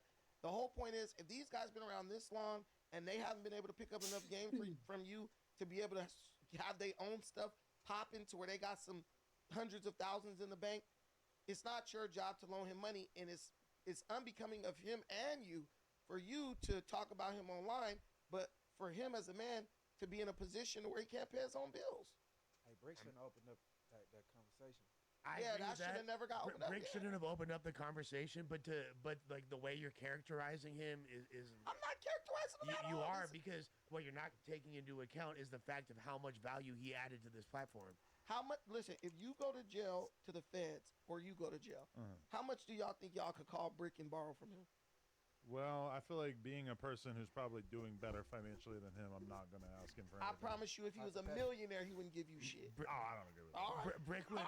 No, Brick for sure got something on my books. Oh, maybe he would. I think if Brick had $1 million, that he would for sure. If I break, I'm down bad. Like my family needs $5,000 to be able to make it through the week, and especially given that I've extended that to him. And as much as I don't believe in karma or whatever, I do believe, like, you know, if you do right by your people, that it'll come back to help you in the long run. There's always and he's offered to help me. He's offered to help me before, but so I the can thing say is, that. if you believe that, then why talk about it on the and it was kind of had a negative tone. Because it was the truth, and the truth is always good to get out there. Okay, one thing that I did think was kind of odd about it, though, was the fact that fuck, what was I gonna say? God damn it, it slipped out of my brain. Yeah. Okay, whatever. Maybe that's Brick Bill. God coming down telling me we don't have to keep talking about this. Anyway, I wanted to talk about the fact that apparently, word on the streets, and we don't have all the information yet, but if you go to Wack's Instagram, you can pick up on some of this. Wack is claiming that he has open and shut evidence that Loose Cannon is a snitch that is going to be revealed, I guess, Thursday on the Adam and Wack show. And listen, I've heard Wack say that he had paperwork on people before where it sounded like the paperwork wasn't exactly like a clincher. He feels extremely strongly that Loose Cannon is going to be exposed as a tattletale. I think it's exposing himself based on how he lined it up with the court date. You know Wack? Huh? Wack? No. Oh, you think Loose? The Loose Cannon thing, they pushed the court date to May next year, and all 7 people that's directly on that indictment, not bringing it, but them 7, he not on there. He not going to court with the people he's supposed to go to court with. Like a bail hearing or something, you'll go by yourself, something like that. If you trying to do your lawyer put something in or something. I forget what that shit called. You probably go by yourself. But the court dates, it's supposed to be all 7 of y'all. Them 2 girls, Sylvester or whatever the fuck, Derek, it's supposed to be all 7 of them. He the only one without a court date. Damn. I didn't even think about that. So does that mean nobody else is cooperating? No, that ain't what that mean. That ain't what that mean, but... Then why would they all be together and he the only one separated? And isn't Loose not really involved with the main Big U charges? No. See, they go indictment and all these different, up under the... I'm getting a fucking brain fart. But whatever. Brick Baby not involved with this shit. Brick Baby is on his own little shit with the... It's got Brick shit nothing to do with it. Yeah, but... He's not a part of that Loose didn't have indictment. nothing to do with the body or anything. But no. But he's still part of the He a RICO. part of the girl, the Trap Money, the Tiffany Hines girl, the Bear Claw dude, Sylvester. All 7 of them is on the same thing. They supposed to go to court together. Loose fell off the radar. He's not going. Like, he don't even have a court date. Something's up with this dude. He's never going to be next to Big U because he's going to be a keep away. They not about to put him there. Like, I told you, 4 weeks ago, he go tell. I even put it on my hood and my daughter. Remember? You did say that. Even just looking at the way Luce interacts on this platform, you can tell he has loose lips. He's one of those guys who volunteers a lot of information willingly. So imagine if he's pressed. Imagine if they like, we could work something out for you. Like, bro, already kind of old, so he ain't trying to do no numbers. And if he feels like those dudes are washed up, like they're goners anyway, he probably like, look, the information I'm giving you, or not, the information I'm giving them, or I'm slowing down my speech. He got to The do 4 years information I'm anyway. giving them or not giving them probably isn't going to make or break this case. So I'm gonna just go ahead and tell. And honestly, let's be real. If they were just being real about the situation, if you know you did it, if you know it's not a good chance that you're going to beat it, I don't see why they would even have any animosity towards Luce. Like, Huh? That ain't giving you the go green light to snitch on me. No, They got me. not snitch, but like No, not the green light. But at it's, this but point, what would be the he- point of what- keeping him down? What Brandon's saying you. is in his head. That's what would justify him. Like, doing what's the point? What's the point of not telling? What's the point of even having animosity towards him for telling if he is telling? Y'all know what y'all did. There's a bunch of other shit that ain't got nothing to do with But Luce. if you're a gang member, it is a default rule. You're not allowed to tell. You're not allowed to tell on your worst enemy. You're not allowed to tell on the guy that shot you, etc.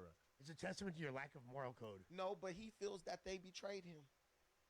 Luce got up here talking about how they would do this and do that, and you would have us doing this, and he ultimately feels like fuck them. And to be So- fair, to me that does sound kind of insane when you put it like that. Because me personally, if somebody like mega betrayed me, I don't think I would have too much of a moral qualm too, with talking to the fuck yeah. cops about That's it. the You wouldn't know. Tekashi. That But is I'm the- not a gang member. Right. Like when you become a gang member, you're basically swearing to take this code in which you're not going to tell on anyone, no matter what. That is the Tekashi 6ix9ine defense. Man, Period. Once Tekashi- again. Said since he fucked my baby, my mom. I think Hey, RX yeah, They was Nephew's extorting that talking dude. about Oh shit! They I'll be back. listen. Donnie, can we hit the later? Hey, Tekashi was like, bro, they was, you know, they already extorting him, and then on top of that, they disrespect him by fucking his baby mama. At that point, fuck them. Like, I think that was one cap, of the by the way. things, one of the things I hate within my own community is like, you're supposed to let me fuck you over and still, you know, ascribe to this street code. No, if it's fuck me, it's fuck you, and I kill really him. think that's what Luce is saying. If Nah, it's do fuck something you, to it's him. fuck. If it's fuck me, it's fuck you. But you're not allowed to use the law as a vehicle by which to cause damage. He's to a grown man. He can do whatever he wants to. I bet you Big U will tell on his ass if he thought that'd get him out of jail. Bro, I know OGs who will tell you, yeah, I told on them niggas what they gonna do about it. I ain't doing all this time. make it The right. dudes who were the head of the mafia, they snitched on their soldiers, on their hitmen and all that stuff. Bro, there's no honor amongst thieves. There's no honor amongst criminals. But there If is you some believe honor that you're amongst silly, some thieves. who name them? Well, I don't Like really know, but there's definitely Well, I people know- sitting I in know, but jail who are don't doing be- I know- 50 I know. years because they wouldn't tell, right? I'm not telling on nobody, bro. Yeah. I mean, and I That's, believe that's you. unspoken. Yeah. Like, you know what I'm saying? And guess what? I respect that. But when people are looking at freaking 50, 60, 70 years, don't nobody know what they might do. Nah, I think somebody like Butchie would way rather sit in jail for the rest of his life than actually be. I just wouldn't go. I'm not doing nothing if I can't handle the consequence. I know how to say no, nigga, or I'm about to go to the house. But you'd rather sit in jail for 50 years than tell and spend 50 years I on the played a outside part- because you would be rejected by your community. You would have to probably move to goddamn Vegas or Nebraska or Vegas some ain't shit, far right? enough. Huh? Yeah, it's Vegas not ain't far far enough. enough. Vegas ain't far enough. That's basically Inglewood California. travels, yeah. But I mean, we know a lot of people like that who basically told and then they moved to some random place and Right. they still are living their life. And I'm sure that they're probably content being, sitting on a porch somewhere enjoying life, drinking a Mike's Hard Lemonade. But, a lot of people would probably, if you really believe in that gangster shit. If you play the part, and then when it go bad, then you go tell. That's weak. You know what I'm saying? This is the difference between Brick and Luce. Brick has strong ties to his community. He'd been there his entire life. He definitely not going. There's no circumstance where Brick will cooperate or tell. I would be very surprised if he did, based on that, because his whole life hinges upon his gangsterism. Bro, it That's a huge snitches part in of it. man, I fuck just all don't- that. Yeah, It's snitches everywhere, snitches in every hood that's walking around that's not my untouched. point. Wait, I'm making a point to counter your point. It's snitches walking around in every hood untouched with immunity because of who their family is and who they fuck with or what they willing to do. This is the bigger question. When do the OG actually start meaning OG where you say, you know what, youngster, I fucked up. I let us down this path. I'm going to just take responsibility for everything, and y'all just go ahead and live your life You and mean take the care main of kids. guy that's on the People- indictment? That's what I'm saying. And this is what I'm telling you. You a big dog. You the OG. You the all this. Bro, why you didn't have a contingency plan for this? The thing that pissed me off the most about Big U, and I don't care if y'all whatever, bro, you touched M's and they didn't get you initially. You should have been in Mexico somewhere. You should have been in freaking Costa Rica somewhere. You telling me you the big dog and you can't get out the country? Yeah, but all his power comes from being in his community and being able to exert his will on people in the community. He moves to Mexico, starts trying to extort people. Guess what? Somebody's gonna Bro, blame he's you. and supposed they'll to, fucking do bro, something he's the little dog in Mexico. he's supposed to have that bread already put away for that situation, like Wesley Snipes or like Dave Chappelle or something. Like, bro, you gotta have a contingency plan. You always gotta have a way out. Didn't Batman teach you guys anything? You like, you know, you doing stuff that could put you in jail for the rest of your life. The least you can, and I'm trying to be better with my speed, but you know you're doing things that could put you in jail for the rest of your life. Bro, you gotta have a bag of cash, a down ass bitch, something to where you like, they own me. I gotta get out the country now. Bro, you can go to LA, downtown LA, and get fake passports, all types of shit that could get you across the border. Allegedly. To see this man turn, allegedly, to see this man go and Alvarado. submit to capture like that, it made me feel disgusted.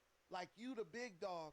Can't have a big dog getting caught up in, oh, I'm gonna go down here to the master and turn myself in. Bro, you should have been able to just get ghosts. And this is me warning you and also giving y'all some game. If you're gonna play these games, at least give yourself a chance by having a contingency. My viewpoint, Big U, legend in his section, legend in gang history, rap history, etc.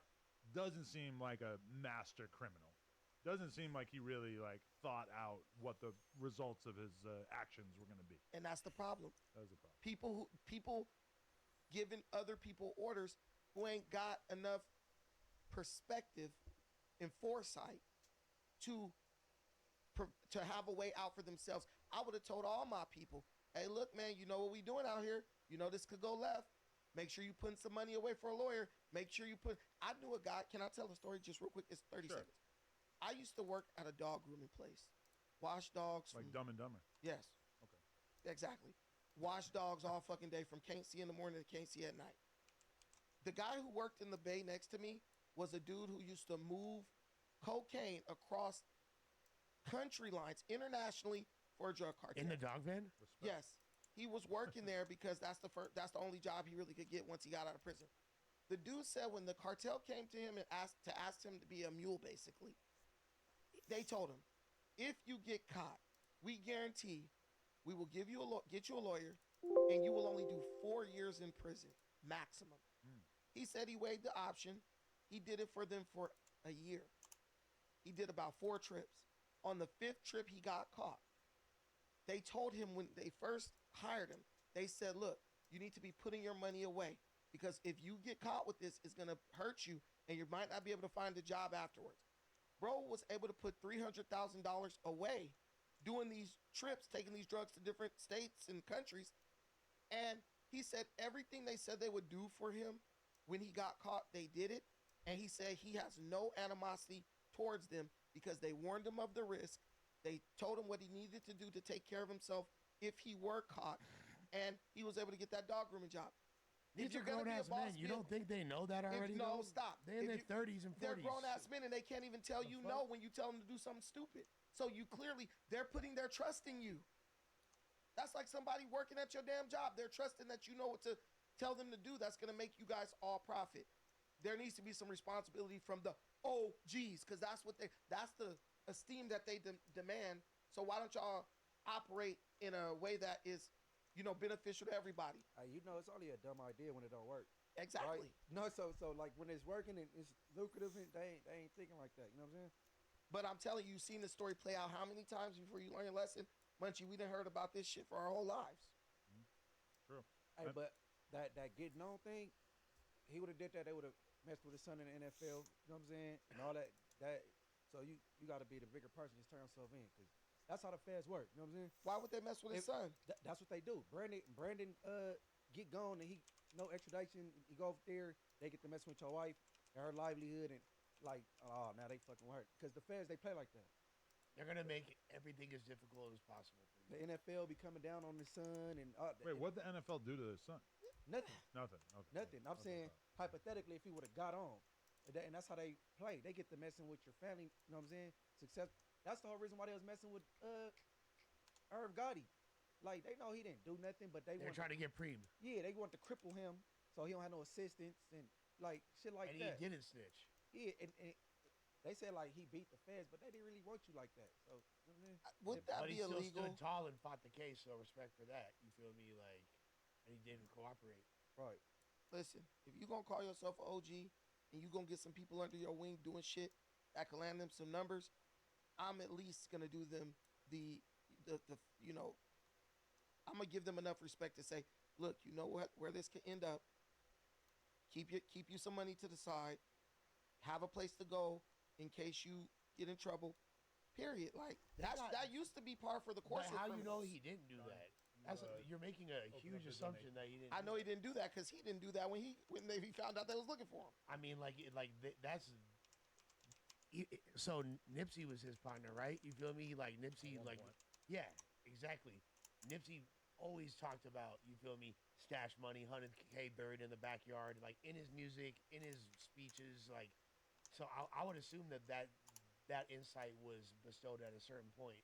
Hey, you want to know something? You know, people that ain't from here work harder than us. You know what I'm saying? And Nipsey, they family, they from where they from.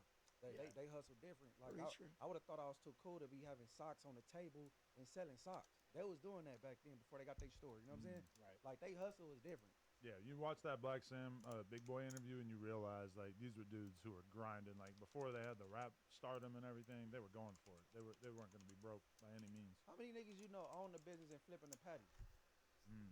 That's different. You know what I'm saying? But like, I'm gonna be real. Oh no, go ahead. No, go ahead, because the fans will say I talk too much. Go ahead. Finish your point. I'm sorry. Nah, man, you told him. I'm a populist. I'm a populist. I want to do what the people. No, pop your shit. You told me to beat your. No, okay, let's. We got a few more topics I really want to hit today, but I'm gonna read these donations. And at this moment, can we turn the chat over to members only, guys? We massively appreciate our members out there. It's only $5 a month, and it really helps keep the channel rocking. That being said, I'm gonna read through these donations. C Coster sent $5 and said, "Free brick, take Lush's teeth." There. Go ahead, take them. Hey, come and get them. Hey, wait. He didn't remember when you said, "Bitch, were my teeth." Bitch, were my teeth. And then, wait, go back up again. And then shout out to BMX 1803. Our member for 1 month. He said, "You know Adam the feds because he only made Lush do 85% of his suspension." Bars. That's pretty funny. Bars. That was witty. That was funny. Bars. He be talking shit though. Okay, Berto sent $5. Said, "Lush, why you let that man poke you in the chest with his finger like that?" Ooh.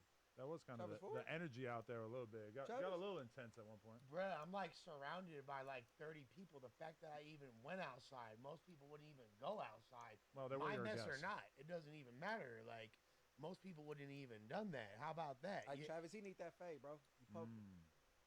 Right? King Joffer sent $5. Said, "Adam, the fans are not about to let you make Brandon a thing. Absolutely not. UFC Dark Rainbow has not one redeeming quality as a podcaster." UFC Dark Rainbow is fire. But I disagree. Yeah. I think Brandon got something for him. He might overwhoop a little bit, but I do feel like there's something about Brandon. I think honestly we should do a poll in the chat though. Hire Brandon or fire Brandon? Fire me. Because we do see. I'm not saying I'm going to act upon their opinion. I just think it would be interesting to get a little bit of a verdict. If you want to throw that in the chat, Donnie. I think we should go against the grain, but that's his that's him. We need a little bit of we need someone. You know, okay, even my boy Danny from the Stop, which I hate referencing Joe Budden's stuff all the time, but he said something that kind of stuck with me when I was watching a video. He said, Joe Budden's MO, you get on a podcast with him, is he makes you uncomfortable. And that's where the content comes from. And that just kind of stuck with me. He makes you uncomfortable. Because when I went on the Joe Budden podcast, for sure, they tried to make me uncomfortable. They tried to label me a fed or somebody who was doing too much on episodes and getting gang members caught up or whatever, even though that hadn't actually happened in any significant way. What, you guys swapping bongs? So, I mean, I do think that there's something to be said for that, is that you kind of need a little bit of antagonism on a podcast in order to kind of keep shit interesting. If everybody agrees with each other, if it's all kumbaya, you basically barely even have a podcast. And that was always the number one complaint about the Adam Brick and Lush era, was that there wasn't really somebody poking holes or trying to, take the other side and things. So that being said, I don't think Brandon has like a that's inherently a bad thing. All right. Shadow C sent $5. Said this MFer is annoying AF. Where is Susgerb? Okay. The Omen's Den said, "Hey Brandon, you don't speak for us, bruh. Stop bringing race into this when the junkie on the couch overstepped the boundary. He don't have power like that." Your narration is funny. Interesting. 2:19 a.m. said, "Lush, I assume you love the culture and respect it, but please, I ask you, for the sanctity of rap, please stop releasing songs. Rapping isn't for you." Hell no, I'm hard as fuck, stupid. What the hell? You got to tell us like I'm what hard. song to play of You can yours by play the end of this. too. Any of my new shit go crazy, but yeah. Play the Travis Ford dish. Yeah, we should. I think we should run. Oh, we should do that because we have to Travis get into what went wrong with you and Travis Ford by the end of this. We could do that right after we get done this, but also, I know it hurt you in your soul that me, Suspect, Ralphie, and Desto made a song together on live the other day, because I know you doing a song with Ralphie probably stands out to you as like a bucket list type moment. Yeah, of course, I was robbed of that moment. You feel me? And that was like the most devastating part of the punishment, to be honest, especially with my producer in the we content. took your producer, we took your idea, my whole content idea. But here's the thing. I hate my verse. But here's the thing. It would have been better if I was there. You feel me? And it will be better next time when I am there. Well, on Friday, we are streaming you guys' music. So if you want to get your music played, nojumper.com, you can cop the play in advance, or just make sure that you're here at like 2 o'clock on Friday, because there will be another music stream, even though I myself am not able to make it on Friday. I wanted, though, my boy Kenny to shine, and I'm glad that he did. So that's the thing that made me happy, that people got to see. I mean, personally, I just Kenny love is the hard. dynamic of passing the mic around and being able to make a song on stream without having to like get up or anything. That was like very fun. And that's what we do it all the time. And like, look, my little channel's starting to grow, the numbers going up and shit. People fucking with it. That feels great. So yeah, running. Munchie, if we just had the mic and we just passed it around, would you be able to just like, you know, sort of come up with a verse off the top of your head, or are you more of like a writer where you could just do it? Right in. Okay. Brandon, are you rap ready? Man, I'm the best rapper ever. So you would spit? Of course. Damn. See, I was thinking like we should do one of these episodes, and then we should do a stream like right after, or even just make it part of an extended No Jumper show where we just do a song with us for. That'd whatever. be fire. That would be fun. Fire. See what gets brought to the table. Fire. All right. So, okay. Just Call Me Daddy said, "Okay, Brandon, we get it. You're black. LOL." Look, you know what? Can I respond to that? Can I say something? Yeah. Like, a Mexican could wear a brown pride shirt, you know what I'm saying? Talk about La Raza, all that. Why does me loving the fact that I'm black and highlighting that make you upset? Like, I don't go around to Mexican people saying, "Why are you flying a Mexican flag around Long Beach when you live in America?" Like, all that type of stuff. Like, don't be offended that a black man ain't up here acting like a damn fool for your entertainment. That's what you really mad at.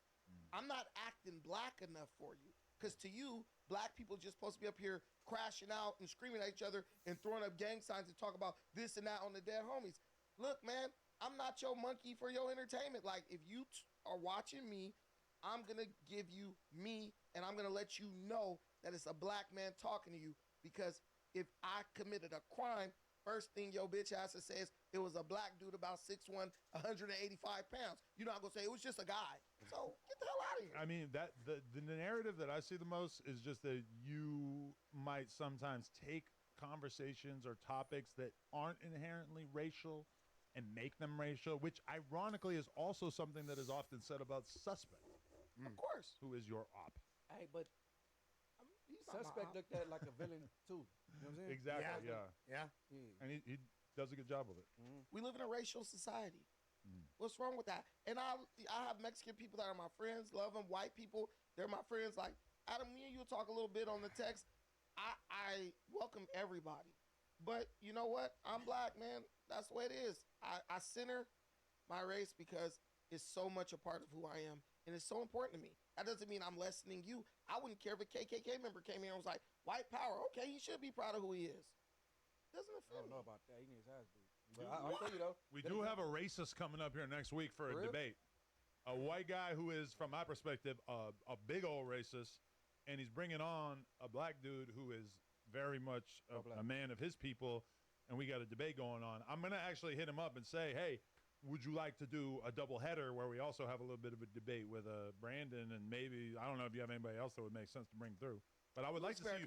I would like to see you do battle against somebody who's a hardcore racist. Hey, it's funny though, right? Didn't you get some blowback for this last time? But you didn't have nobody to speak for the black people. Well, ironically, what happened last time is that we had Richard Spencer on here, who was like probably like the most famous white nationalist in our modern era, but he's apparently had a bit of a character switch up where he doesn't really believe his previous racial beliefs, or at least he doesn't think that they're effective anymore. But yeah, he was debating a white guy named Destiny. Now, granted, Destiny is a fierce debater, and really like his points and his arguments are largely the opinions that I would expect most black people would have wanted represented, but there wasn't really any actual tangible racism. This guy that we got coming in, he's a real racist. He really is like standing on business for white people, so I think that's going to be really interesting. But luckily, who's the black dude coming? I forget his name's Lyndon. He's a Twitter user. I Hypocrite is his Twitter name. He better be standing on business, bro. Take a scroll through his Twitter timeline. You're gonna find a bunch of shit that you would clearly label as racist. Who, the black dude? No, the white guy. I'm not even 100% sure where the black dude's coming from. Man, the black dude better stand on business, or you should probably just add Brandon to that.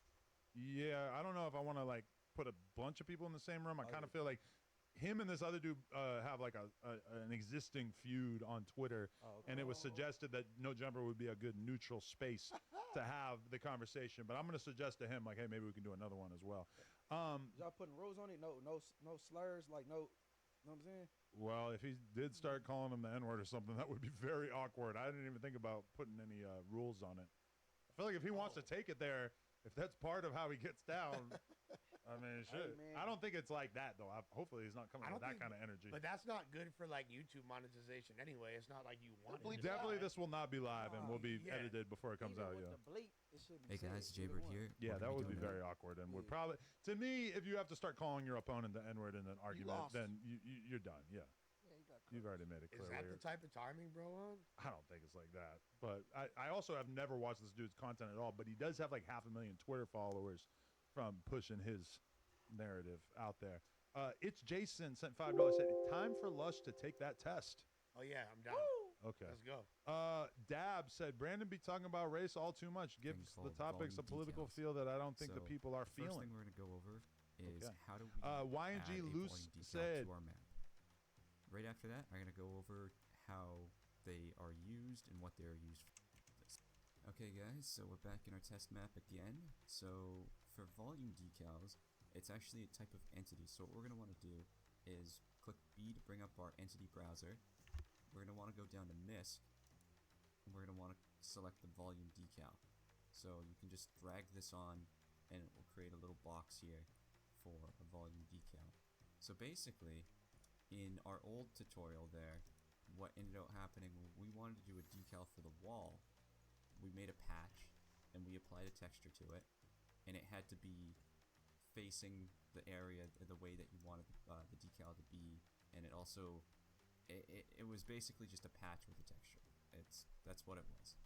So now that we have this volume decal, this box here, if I can find it because it's invisible, so basically this box is going to apply this decal to whatever it's covering, which is quite interesting because you could do a lot of really cool and quick things with this, and it can base it off whatever shape you're doing, and it can also act on models as well. So you'll notice, right now I don't have a texture on this thing, so it's just doing this own texture, but if you look at it, it's actually warping around the model. So this doesn't act like a brush. So if I have this selected and I try to move it, or if I try to extend the box, it's not going to extend, it's going to drag. So the way we extend this is, you'll notice on our little arrows here, we have the boxes on the end. So if you click and drag on one of the boxes, it will actually extend in that direction. So you can kind of just stretch it along, make it a bit bigger and whatnot. So it's kind of cool. So say we wanted to do a blood decal, and we wanted it to be a bit more detailed than the way that we did the one on our wall here. So we wanted it to wrap onto a surface, warping down like that, and we'll put our blood on, and we'll fit it. And there we go.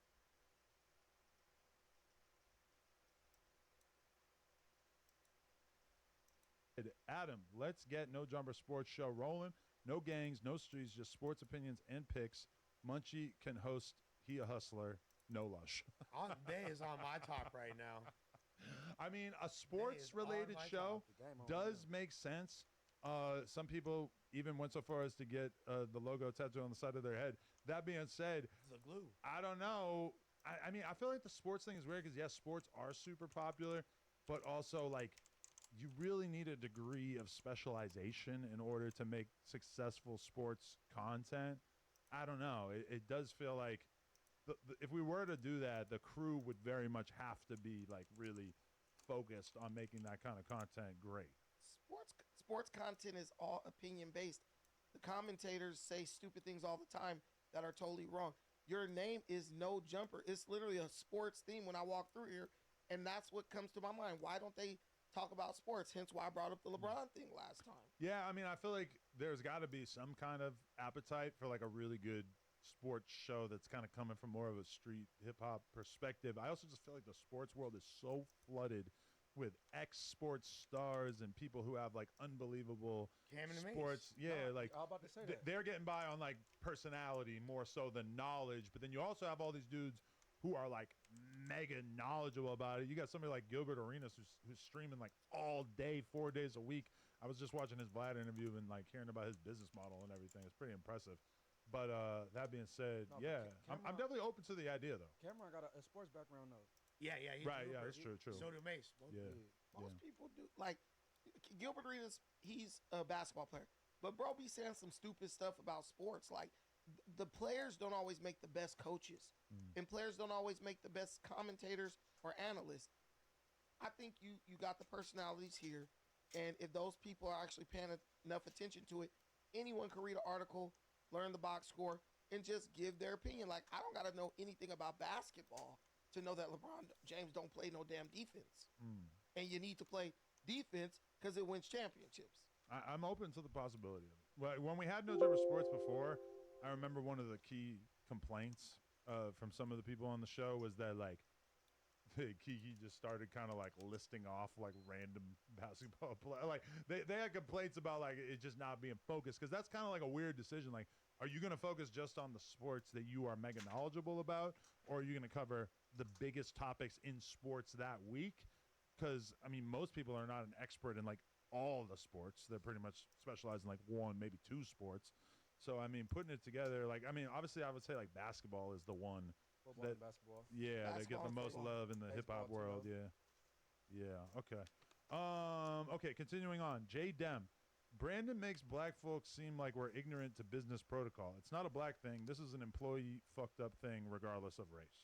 Man, black people in McDonald's beating up the workers for not missing fries out of their bag. Like, I ain't saying black people are ignorant, but I'm just saying, like, why do we act like two things can't be true at the same time?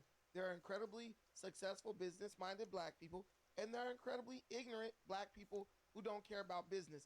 I didn't say anything about the business aspect.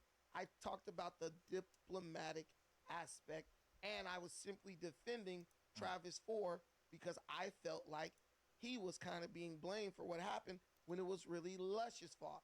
I understand business. I run many businesses.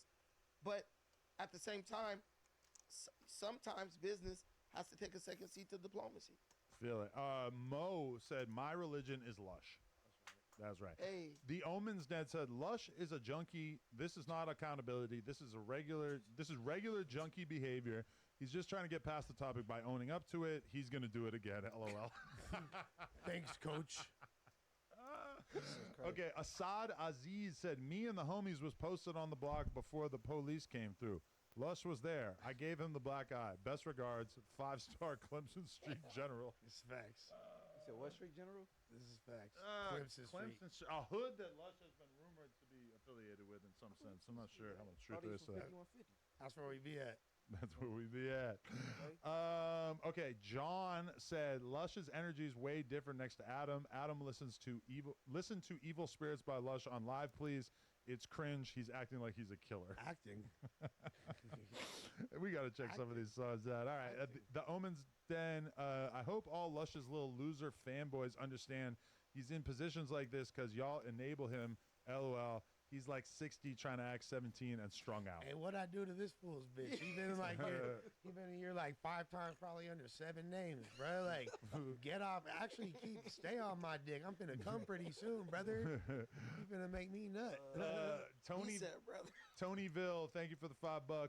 Sticks and Stones LA said Adam could have had his cake and ate it too. Damn. LOL. Pause. Shout out the bro Brandon. Okay, thank you. Zeus sent $10. Said Brandon, you come off as a hater. You just looking for something to say every time Lush talk. Man, dragging the subject. Go do some sit-ups or something. Man, hey, gotta do some sit-ups. Yeserski, that's a good name. He said, let's get off this topic, Teddy Bear Brandon. Okay. Gerald Braflosky said, Brandon, annoying the hell out of the chat and all co-hosts, not working. Please keep annoying Adam, though, so maybe you can stay yo ass in Long Beach. All right. Okay, get a hold of yourself. Said, hey, yo, Munch, you a real soldier. Link up, 100. That part. Tap in with the mayor.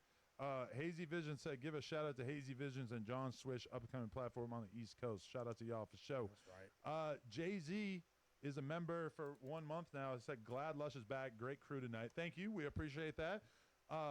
Plata O Plomo sent $10 and said, I used to think Brandon was a good addition to the pod, but he won't shut up. Let others talk. The more you realize he's deaf, racist, and annoying, leave him home, Adam. Munchie the realist. Adam, start firing people. I feel like I barely talked on this one. Nah, you be talking. That's light for me, though. Okay, Rico A said, Blackie Chan, which, by the way, that's what they call you. I don't know if you realize. That's fire. That's fire. Blackie Chan calling someone sassy is wild. He sounds like a PHAG. W No Jumper, W Lush and Munchie, W No Flacco. We need Jaleese back. Shout out to Jaleese, and shout out to you. David Russell has been a member for 1 month officially. He said, never bring him back. He got crazy main character syndrome. He gonna leave with a smear campaign and how he called Wax sassy when he's zesty AF. I promise I will not have a smear campaign. I won't even mention. You ain't Jumper. coming off as zesty. That's crazy. I'm not. If I'm not at No Jumper ever again, why would I say anything negative? You didn't do nothing to me. It's all these black people who supposed to be loving other black people calling for me to be let go, which I'm not even hired, and calling for Flacco to be fired. They pro-black Adam in the comments, these black folks, but the main people they want to get rid of are black people. See the hypocrisy? Damn. See the hypocrisy. Damn. Shout out to stay woke. Shout out to Infamous T and Nemo Hose for becoming members. We appreciate it big time. Live from the deck said Brandon has a lot of assumptions, like a new viewer. Super vocal without all the facts. Hey, you know, you can't let the facts get in the way of having a good argument on a podcast. I will say that. Carmine Carter, member for 1 month, they said, I really vibe with this podcast crew. I love when Brandon plays devil's advocate. Keep it real and the convo fresh. Different views make it hit harder. Shout out to you. We appreciate that. Devil's advocate. What do you say? Oh, yeah. Oh, shit. We scroll back down the bottom. I scroll back over. Yeah, okay. Los Matanas ENT said, I sent $150 for promo. Zelle was held by the bank. It's been 4 days. No update. I'll handle biz solo. My daughter had prom. Jimmy Codeine. It's the principal.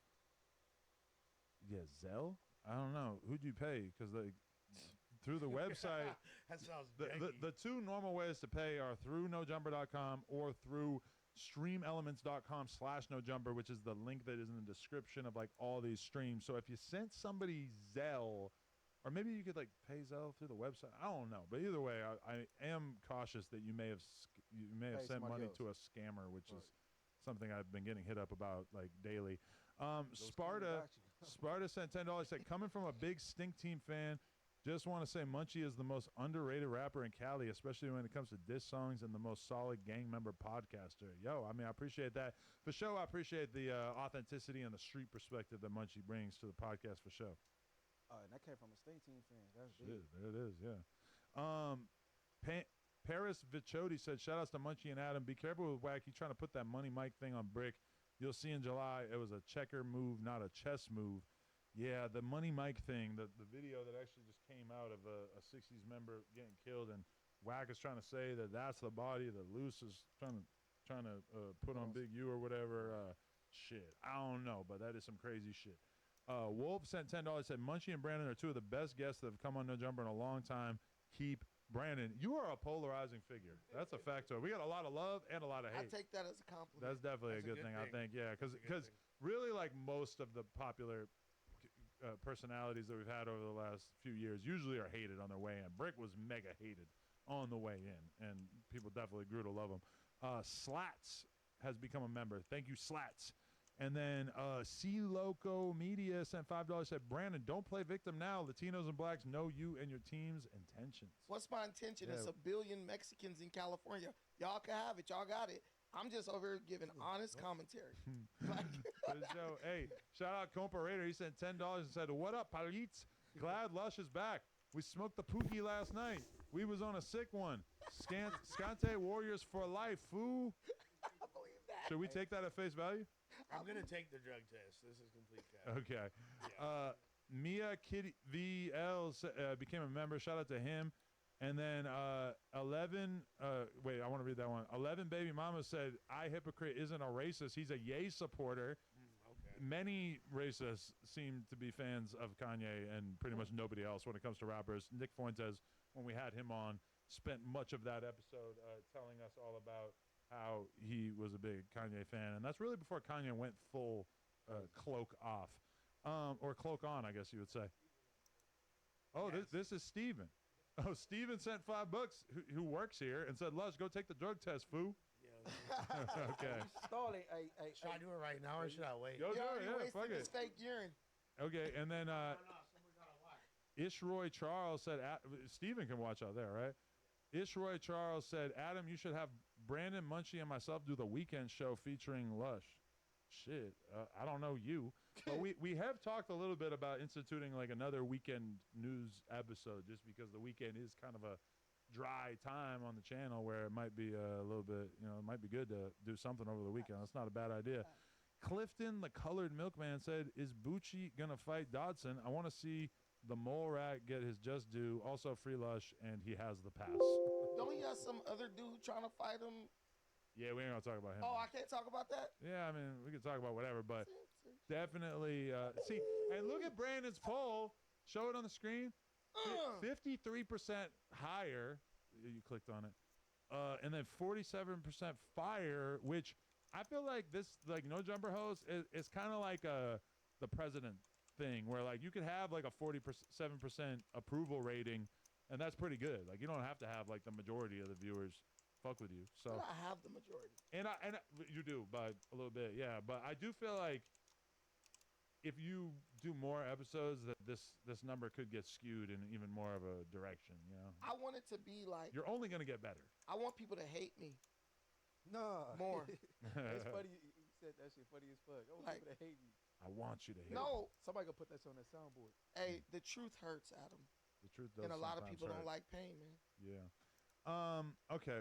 Since Lush is gone, peeing in a cup or on a test. Hey, end the poll. End it while I'm And the winning. poll is hot.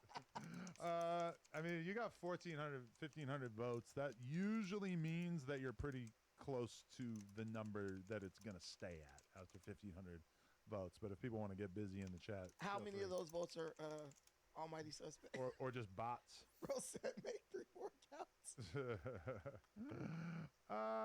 Okay. And shout out Kenny Malice. That was the producer of the song we made the other day. He wrote "My Ob's Getting Gayer and Gayer," which was one of my statements in my verse. My ob's getting gayer and gayer. Hey, that's I had to think of something that T-Rex. rhymed with like player or some shit because that's what Dove said. Okay, so I wanted to talk about this. The game has apparently lost his house as a result of his sexual assault case. I'm going to actually read through some of the details of this, but for those who don't know, I mean, I guess I'll just read through it.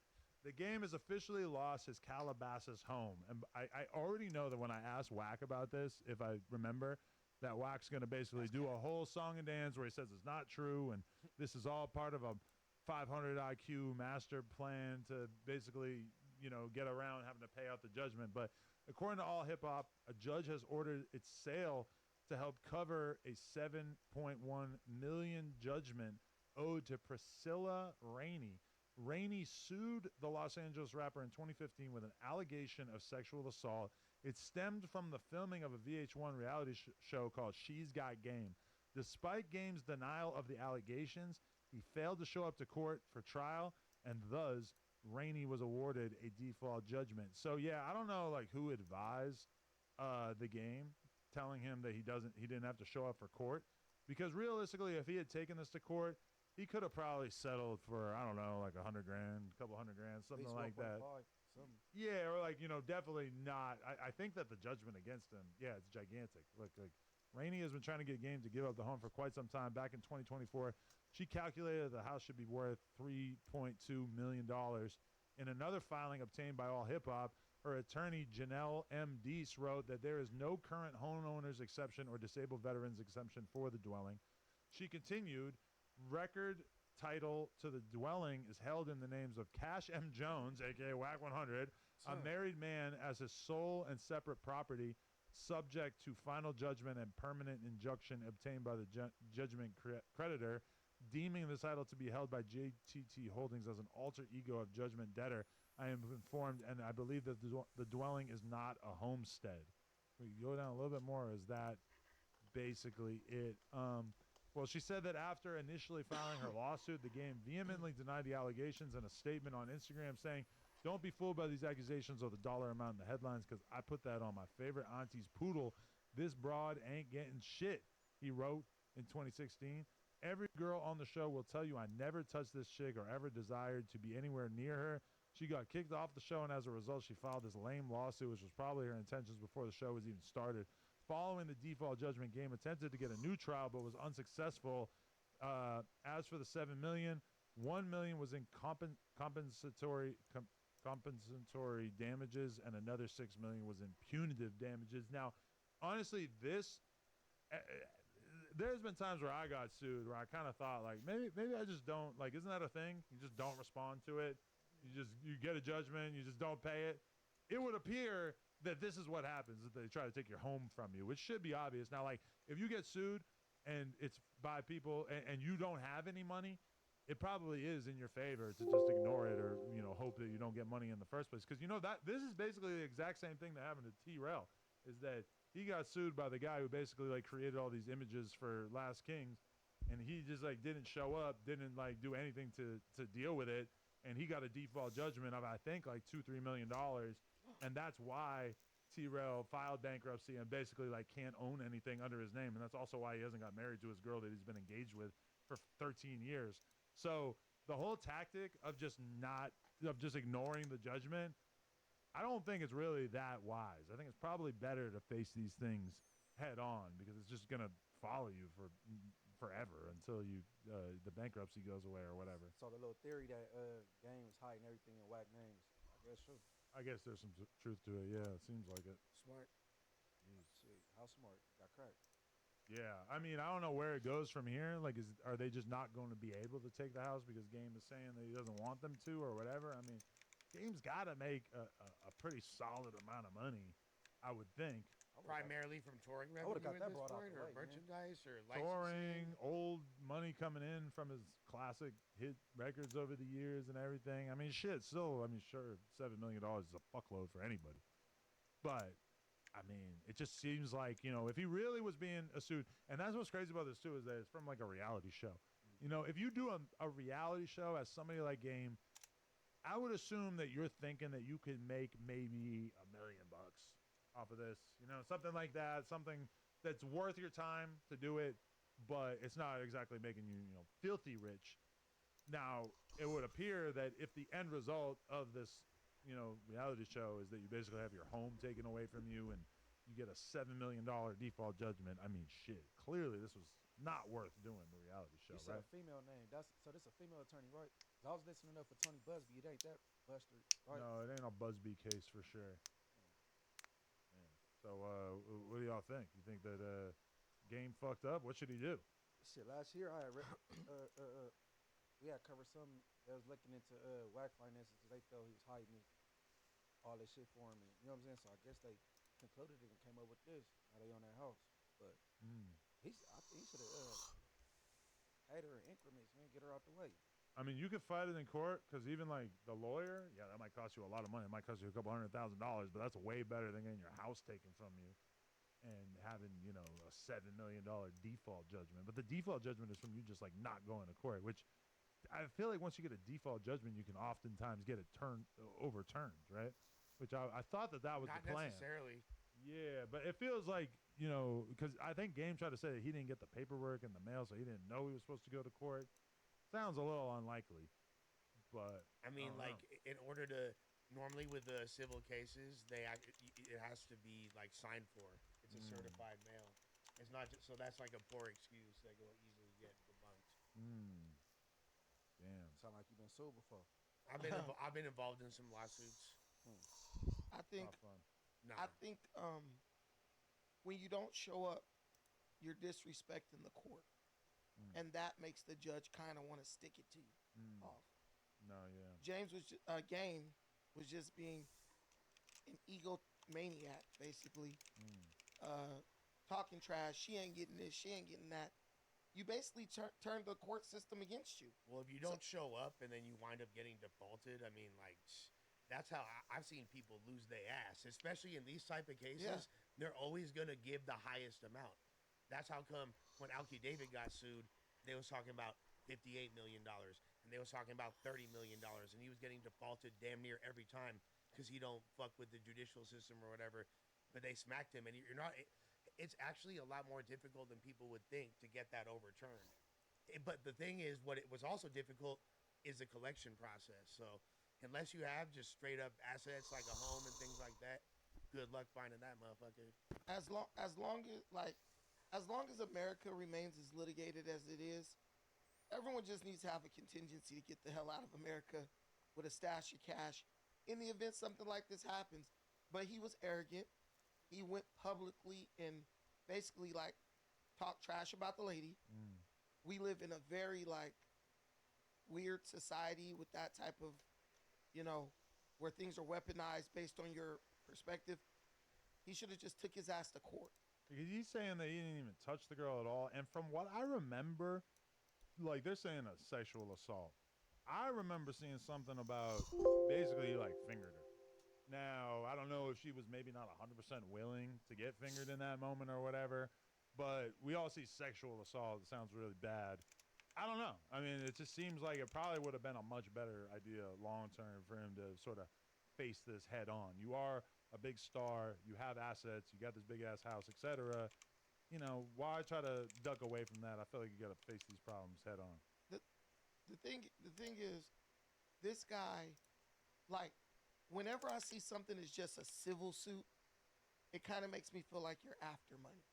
Because if you essayed me, always. Literally what it means. Yeah, if you essayed me, I want your ass to give me money and go to jail. It's kind of like the Goldmans in the OJ situation. But you don't necessarily even need to have criminal charges in order to substantiate a civil suit. So you ain't even got to do that. But how are you winning? Like in this instance, for example, he's not like he didn't get criminally charged. But how are you winning? That would make the game a sex offender, which he's not, right? How are you winning civil suits with no proof of criminality? That's what I'm saying. Like, this shit gotta change, dog. It can cost a lot of money to fight it in court, but for sure, like a lot of the allegations that have been put on me by people like Yuri and Riley, I mean, yeah, there's absolutely no. There's quotes of things I allegedly say with absolutely no proof that happened, no witness, no nothing. It's like one thing from the whole situation with the immigration stuff. What we're learning is that you literally have judges that are activists. They're not really calling it down the middle based on the legality of the situation. For sure. They're literally like, I feel sorry for this girl because my daughter might have had some situation like this in the past. You're guilty. There has to be some type of. They have to write up like an explanation. Well, judges of what like they're to doing. set legal precedent. They want to be the one to do that. He needs to appeal this situation. It's bad that it happened in California. It happened in California, I'm sure. Yeah. He needs to appeal this situation if he can.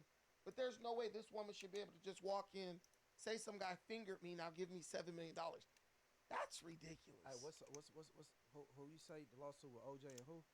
The Goldmans. Okay, see OJ. I'm trying to figure out he sold his house and bought a new one in Miami, and for some reason they couldn't take the house in Miami.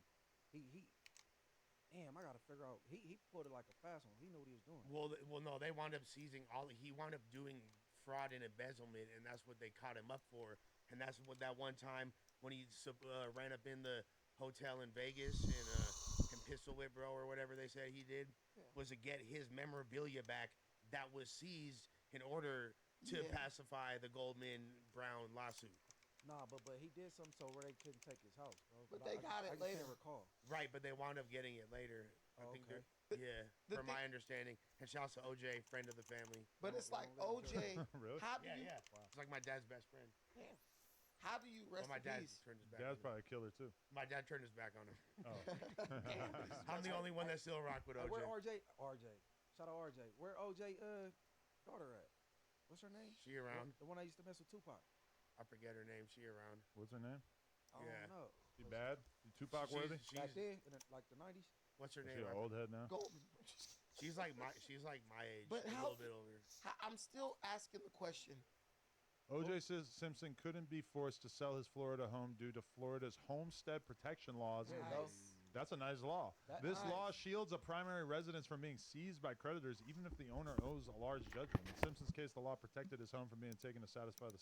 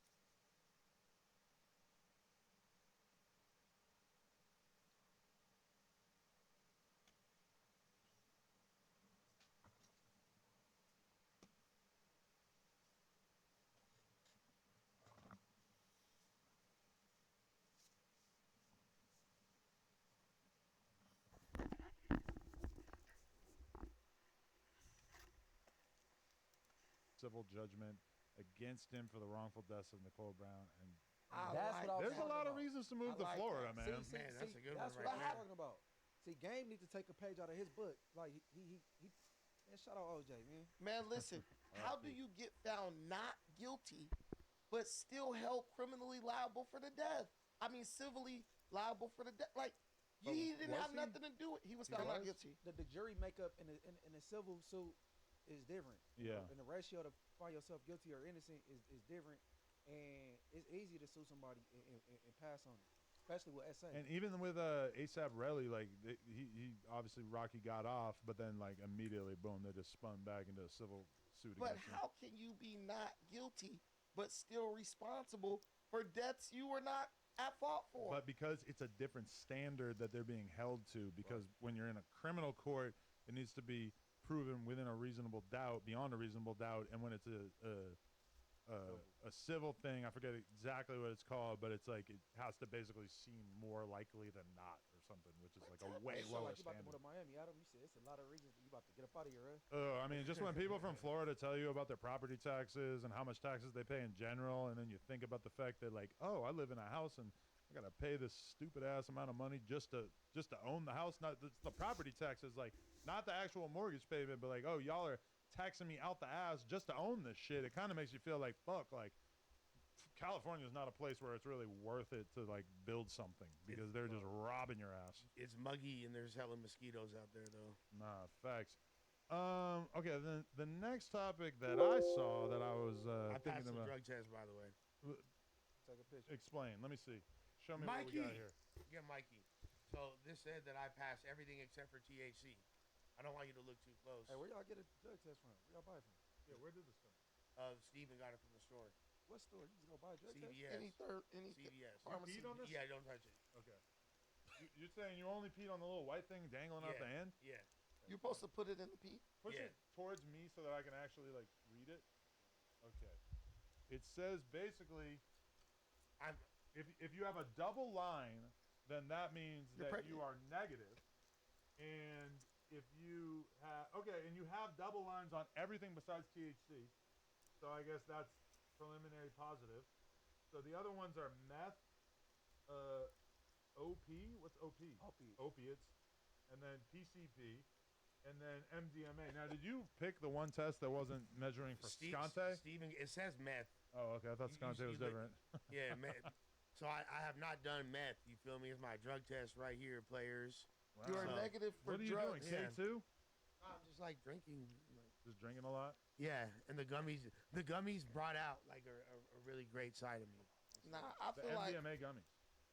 Yeah, but they ain't even there's such a little amount of MDMA that it didn't even pop for it. I was scared that because one of the primary ingredients in MDMA is meth, that that would have made me test positive. Oh, this is for a meth, lie. so. Meth, also called crystal meth or methamphetamine, is a highly addictive stimulant and an illegal drug. There are no health benefits to using meth. Get the fuck out of here. Cap, There's got to that- be some benefits. Yeah, that's cap. You can stay up longer. You can clean get up the more whole work done. house. That's cap. Support your family. Smoke some ice. How long do it stay in your system? Look it up. You're They don't negative- want to tell us. Look how they don't even give us a good answer. I wonder if I asked ChatGPT. Hey, bro, you know they got some shit like I think a little bit of meth is in Adderall, bro. It is. Oh, of course, yeah, They're that's the both same thing, yeah. amphetamines, correct? How long does meth stay in your? I feel like ChatGPT Like doesn't 3 like to days? give like medical advice, so they might not tell us either. Yeah, post the video on the Reddit. Post Okay, it urine everywhere. test 3 to 7 days after the last use. 3 days. All So- gang drugs is like 3 days.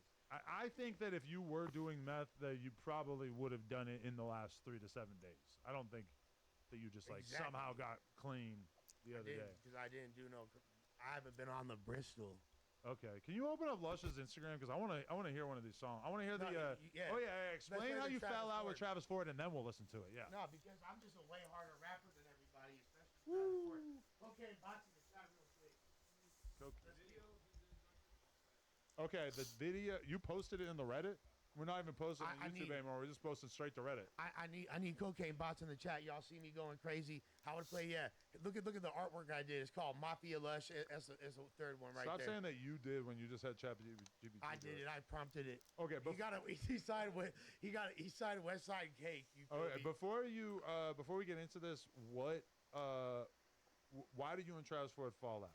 We didn't. This is funny as hell. And I didn't like what he had said about what I said about Land of the Plug, and I didn't like what he had said about a lot of the gay ass shit that he said. So he got roasted really hard, as well as Sharp, Yuri, Rich Trapper. I'm busting in all directions. You feel me? It's people love it, and I got offered a deal and management since then. So By who? QC? You feel me? So yeah. What? Watch this. All right, play this. Click the audio thing first. Yeah. Hey, peep the bar work. We recorded. We made the beat. We spun the wheel. It chose Detroit, so we did a Detroit type beat that Kenny cooked up, and I rapped on the motherfucking stream. And we just gifted 50 memberships to y'all in the chat. So if you just got a membership, you are a GOAT. You got extremely lucky because realistically, there's like 5,000-6,000 people in the chat right now. So if you're one of the 50, that basically means you just hit you had like 1% of a chance of getting that membership. So you got a membership, and we're happy for you. Cocaine bots in the chat. Please consider resubscribing your membership once this one runs out in approximately 1 month. Let me know your favorite bars, because I went stupid crazy right here without trying. Yeah. Let's check this out. Hey, Travis Ford. Hey, why you trying to steal free merch from the No Jumper office, and then you blamed it on your supposed homeboy Moneybag Rose? Hey, yo, Travis Ford, why you pissing the SA soup in YA? Huh, why did you? Damn, I mean, and you ain't even want to let, like, the guards drink it, but you wanted the SAs drink it? You weird, bruh. Hey, I can hold about 3 sticks up in these Rick jeans. She stuck to my nuts because I'm the glue like Big Ski. Catfish my ex and told her I was 6'3", but I ain't short as Travis Ford, my guy a fucking pipsqueak. I show up with 100 Crips like I was Travis Ford, and all my Damus flame on like the Fantastic Four. Sharp eating canned soup with a plastic fork. Why my brother Flacco got the stature of a massive dwarf? That bitch showed up with the cake, she thinks she Travis Ford. She a rebound like Zubac when he crashed the board. Sports reference. Dodge Travis bullshit like a matador. Rich Trapper, why you acting like a faggot for? Oh yeah, I remember. He's like actually gay in real life. Never mind, my bad. Stack my increments about the crib that whack afford. No massage, but my Asian finna whack afford. It's like GTA, my youngins finna jack afford. The crash course, I'm crashing out. I crashed the course. Travis begging, he want $50 for the cake. Sharp got his first face tat when he was 48. He has sex with his own mother like he's Norman Bates? What? That explains why he hates women. Furthermore, personifying why that customer ain't winning. It's like in any aspect of life, he's a fucking loser, obviously. Travis got his first face tat when he was 47.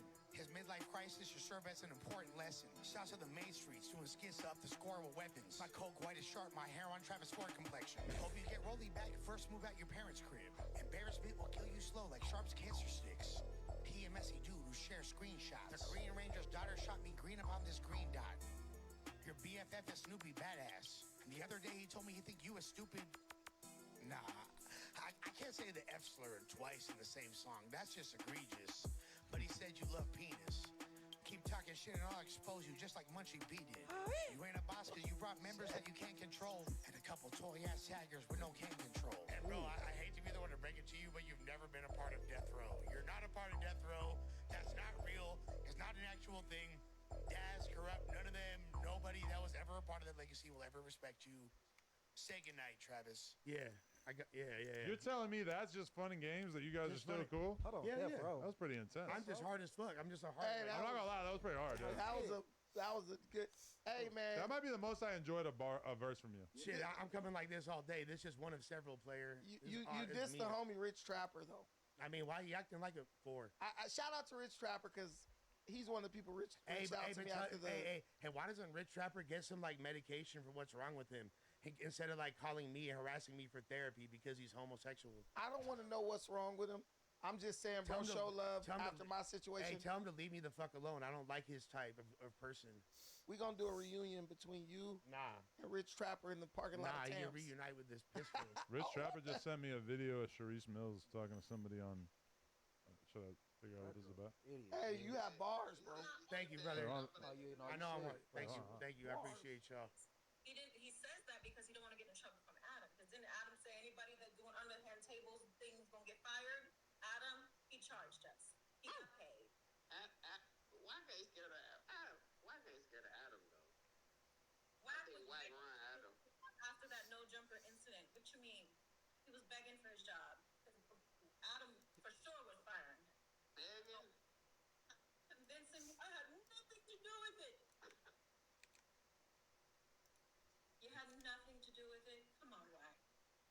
All right, new narrative just dropped. Apparently, I saw something about this earlier. Is that apparently Loose Cannon paid $7,500 to come on No Jumper the first time. Hey, I didn't get any of that money. To who? If he paid Whack that in exchange for getting on No Jumper, then I mean, I guess hey, salute to Whack for Good job, Whack. pulling a play on me. But it just seems unlikely because let's be real, like Whack was bringing this fool on like hella podcasts, like over and over and over. Like they were doing a whole Southern California podcast tour together.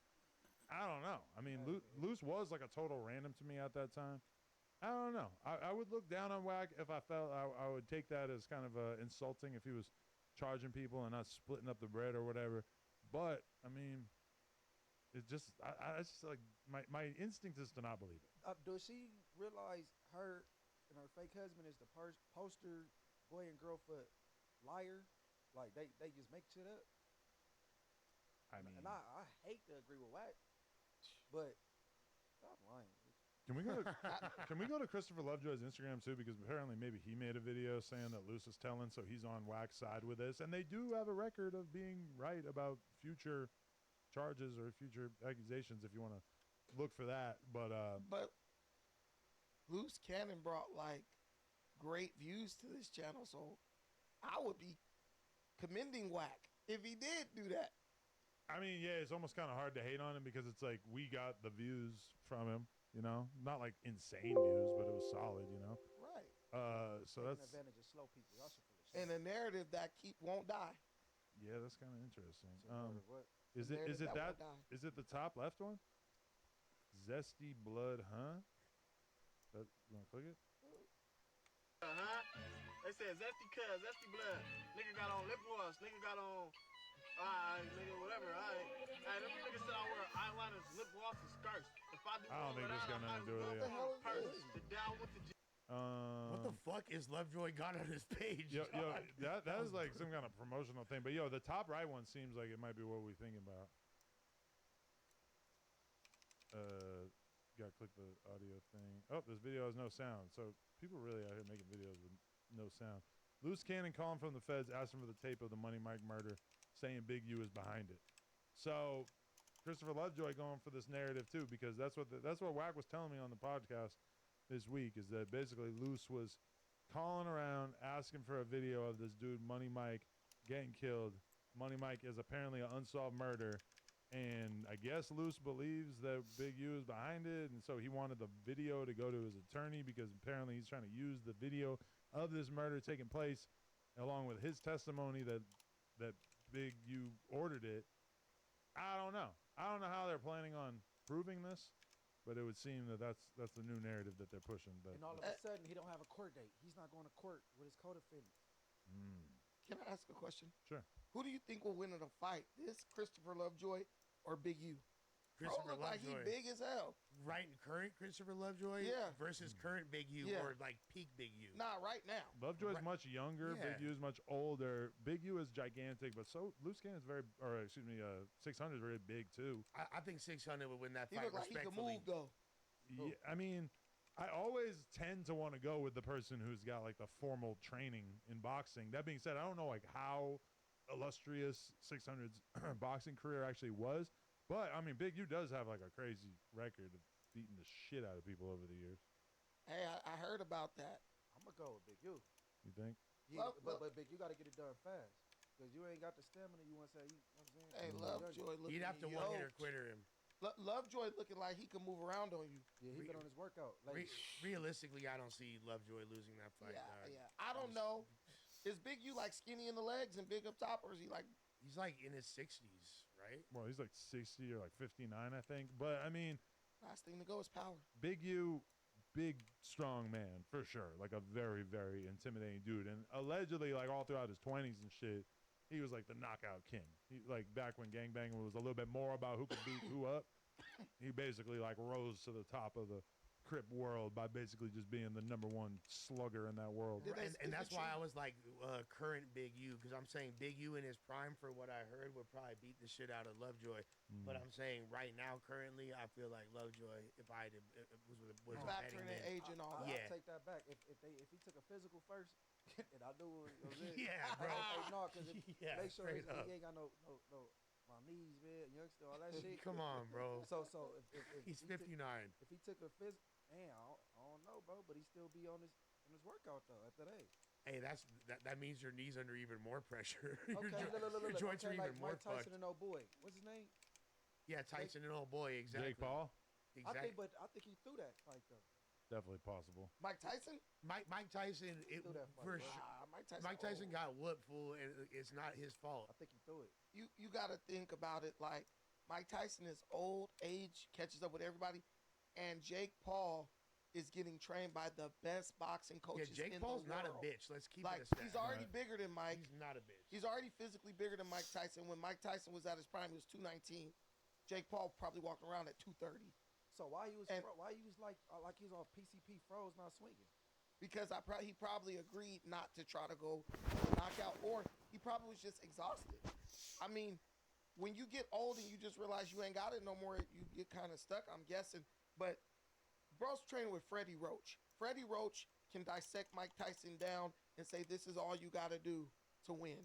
And if bro follows the game plan, which it looked like he was, the victory should come easy. I do feel like if I'm Jake Paul and we're like doing a fight that's an exhibition fight, it's against somebody who doesn't really have anything to lose, if he does lose, etc., that I don't know. I just feel like that is a situation, knowing what YouTubers do, what people in the limelight do in terms of faking everything, and everything is about the look. I don't know. I do feel like there's definitely a significant chance that there was a behind-the-scenes conversation, especially because did you see like Mike Tyson, the way he was talking about it, talking about how he doesn't have an ego about fighting anymore. He really doesn't. He knew he was finna lose. He don't even give a fuck if he loses, because really, like, what ego does he have at this point? I mean, I don't know. I believe that makes so much sense, because if I was gonna do a boxing match against somebody who I thought probably could fuck me up, but it just made sense for both of us, like, oh, we can make a huge amount of money off this, for sure it occurs to me in my head, like, yeah, I'll probably want to have a conversation with him beforehand about, like, all right, if we're going to do a 4-round fight, just please don't knock me out in the first round. Because that, if they have, like, a good fight and then Mike Tyson wins, like, whatever. Like, that's. But would you let Neon beat you up for the right price? Because that's essentially what this is from Mike Tyson's Nah, I don't even think anyone will buy that. But, okay, if let's say me and Neon had a fight, and Neon was kind of like, listen, I know you could fuck me up, but let's make it like a little competitive. Then okay, yeah, kick you in the let's do it. nuts. Because I feel like I could knock Neon out in like a minute. He Like, for sure have to realistically, hit you in the nuts. You're a little motherfucker. Mike Tyson is like over 50 years old. He has like a spinal fusion in his neck. Yeah. He has ulcerative colitis. Yeah. Like, bro, Straight up, like dog. when you have something like that, it's hard to get out of the bed in the morning. And that's probably why you see Mike and then you don't see him for a while. He never had a chance. They did what they did. Mike was working out. I actually used to train with one of the guy who was like his boxing coach, because he owns a jiu-jitsu and MMA gym in Huntington Beach, Kings MMA. That whole workout stuff was just to sell tickets. Also, just to get Mike in shape enough to where he could stand around for X amount of rounds. Bro, and not pass out. Mike Tyson wore assless chaps Fire. during that fight, showed his whole booty. He damn near might as well have been wearing a thong, and he did that, why? To go viral, to get a little moment. So how much more do they have to pay? You know what I'm saying? But if he's willing to do something like that to get a viral little moment, which honestly, from my perspective, it wasn't even that viral. It doesn't seem like it was worth it. But that, to me, like, if he's willing to do that, why wouldn't he be willing to take an L in a fight? But he didn't. He won, right? Who? Or did Jake win? Mike Tyson lost. Mike Tyson lost? Oh, shit. But what you don't understand is that, sorry. No, go ahead.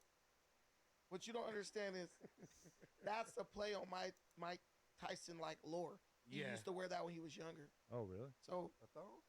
It's not a thong. It's What is it? It's like a cup.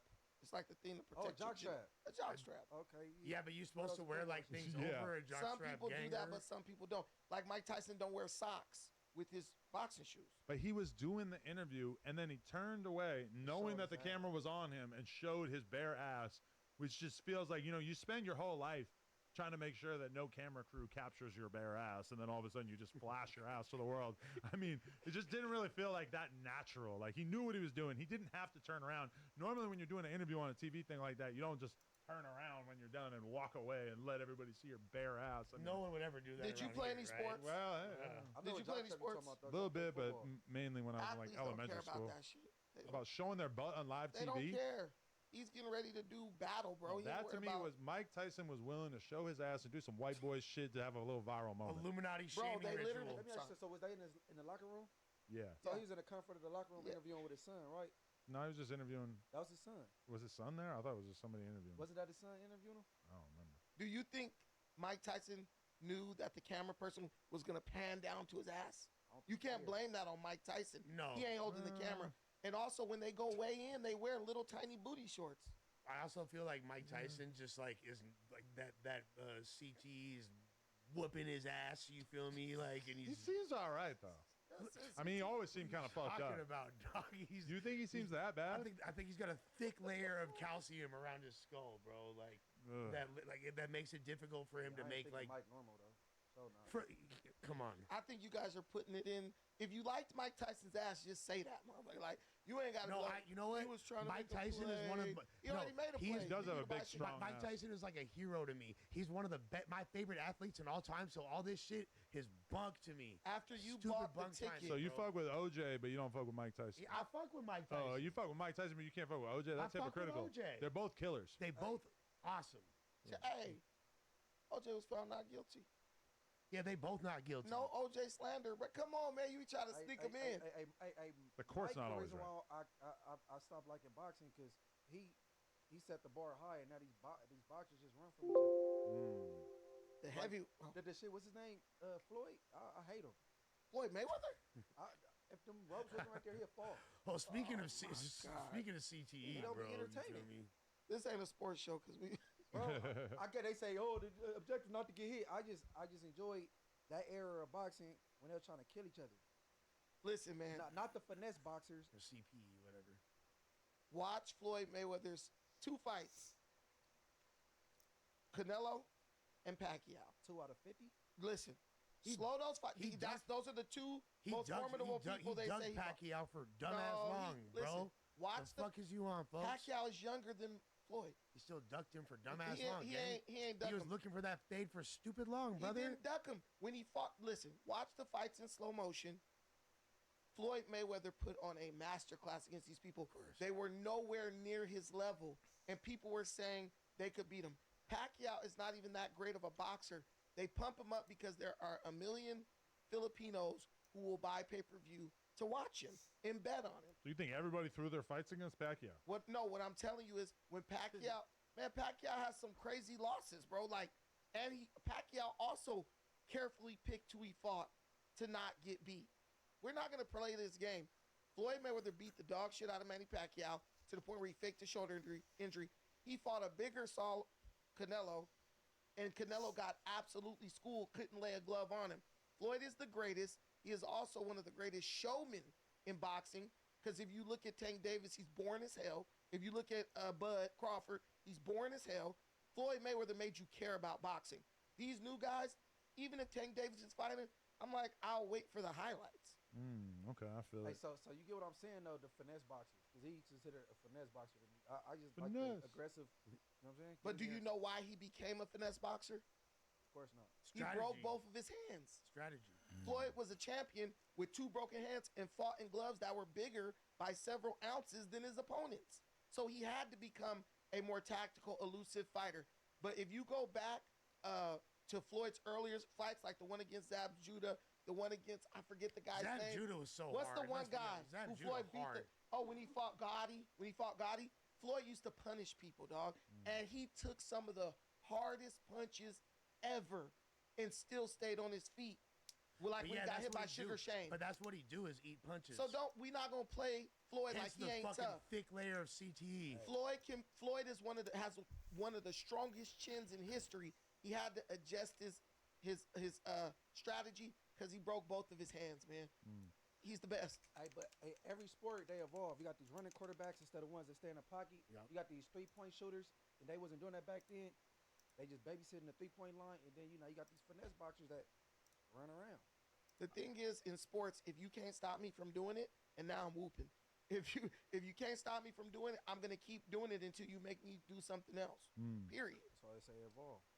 Yo, I got a couple more of these topics I really want to hit before we get off here, and I'm gonna start with this one. Aaron the plumber. Use a dirt bag. We're gonna talk about it. Aaron the plumber. Listen up. I'm gonna tell you guys what happened. This is scandalous. This is scandalous. Over the weekend, Vlad TV was in New York. He had a conversation with Aaron the plumber. He wanted to get him on the show. It's viral right now. Makes sense. So, Vlad has the conversation with him. Aaron the plumber is used to getting a bag for doing content because these 20 versus 1s, etc. They print money off that shit. It always goes viral. So Aaron the plumber's asking for whatever amount of money. Vlad basically tells him, like, hey, we can get you a flight and we can get you a hotel, but that's it. Are you down? Aaron the plumber ends up saying yes. Aaron the plumber gets on the flight, flies his ass out to New York, stays in the hotel room. The next morning, supposed to go do the Vlad TV interview, goes ghost. Does not respond to Vlad. Now, if you know Vlad, Vlad's about his bread. Vlad had security there, which was one of Aaron the plumber's requests. When you think about the flight and the hotel, even just Vlad's time that he thought that he was doing this thing that day, he's got to pay for the filmer guy to be there. In Vlad's words, he's out about $2,000 for this whole thing, $2,500. Vlad hits me up pissed, asking me, does Aaron the plumber have a reputation of this type of shit, etc. My response was that we have had, Aaron the plumber is weird because we'll be having a conversation about doing content together, and then he'll just kind of ghost me. Like we'll send a bunch of messages back and forth rapidly, and then I'll be like, okay, you want to do that thing today? And then he'll just stop responding. So this does seem to be kind of his thing. Aaron the plumber basically goes on social media and starts bragging about it, saying, hey, Vlad, you didn't pay me enough. You had me all the way in the back of the plane. The seat didn't recline, etc. So Aaron's pissed that Vlad is trying to expose him. And even when I messaged Aaron and wrote LOL, why you doing my boy Vlad like that? Instantly, Aaron's pissed that Vlad, he was even having this conversation with people, even telling his friends that from his perspective, he got scammed. So then Aaron the plumber posts the conversation on his Instagram story, which included Vlad's phone number. Oh, that's fucked up. So all of a sudden, Vlad's getting, a million calls and texts from all the Aaron the plumber fans, plumbers all over the world. And Vlad is a vengeful god.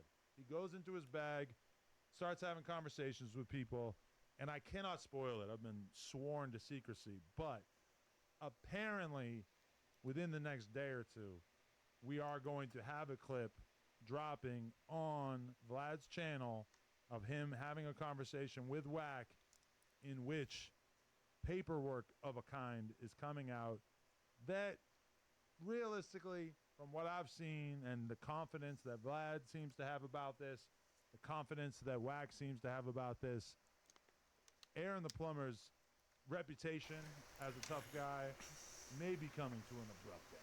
Now, how much do people really care about that? I don't really know because, YSL Woody obviously is out here doing every kind of piece of content over the years, but it might be a rough week for Aaron the plumber from what I can see. Okay, so I'm assuming that this is either paperwork that alludes to him having sex charges or snitch charges. Not sex charges. I will say that I can't put that on him. I think the sex charges will hurt him more than some gangster shit. You're right. That for sure would be worse. Yeah, absolutely. And at the end of the day, if he's still down to run hands, he's still down to... Because I never thought of, Aaron the plumber as a gangster. Just me personally, my perception of him, he's a regular dude that's down to throw hands. But I think at a certain point, he was more explicitly with the gang shit. I don't know exactly what he was claiming, but he was around a lot of people while he was locked up, etc. It does feel like he maybe consciously took a step back from that because I've seen interviews where people really try to press him. Stockton is a gang-related city. You're from Stockton. Tell us who you were rolling with, etc. And he seems like he doesn't really like to get into details about that. Now, I'm still perfectly willing to do content with him regardless. But from my perspective, this is definitely gonna throw a stick in the spokes, as they say. I heard the homie Donut spit on him or something. Donut from Quincy? That definitely happened. Yeah. Spit on his back. It was like a weird moment though. He did spit on him. Aaron was up in his face. Hey, Bradinsky, we gonna fade in a real way. And then Aaron just turns around. He got like no shirt on, and all of a sudden, Aaron looked like he was way blows a more with huge the activity. loogie on his back. So what happened though? He didn't get off or nothing? Nah. He just took the spit. He tried to get off.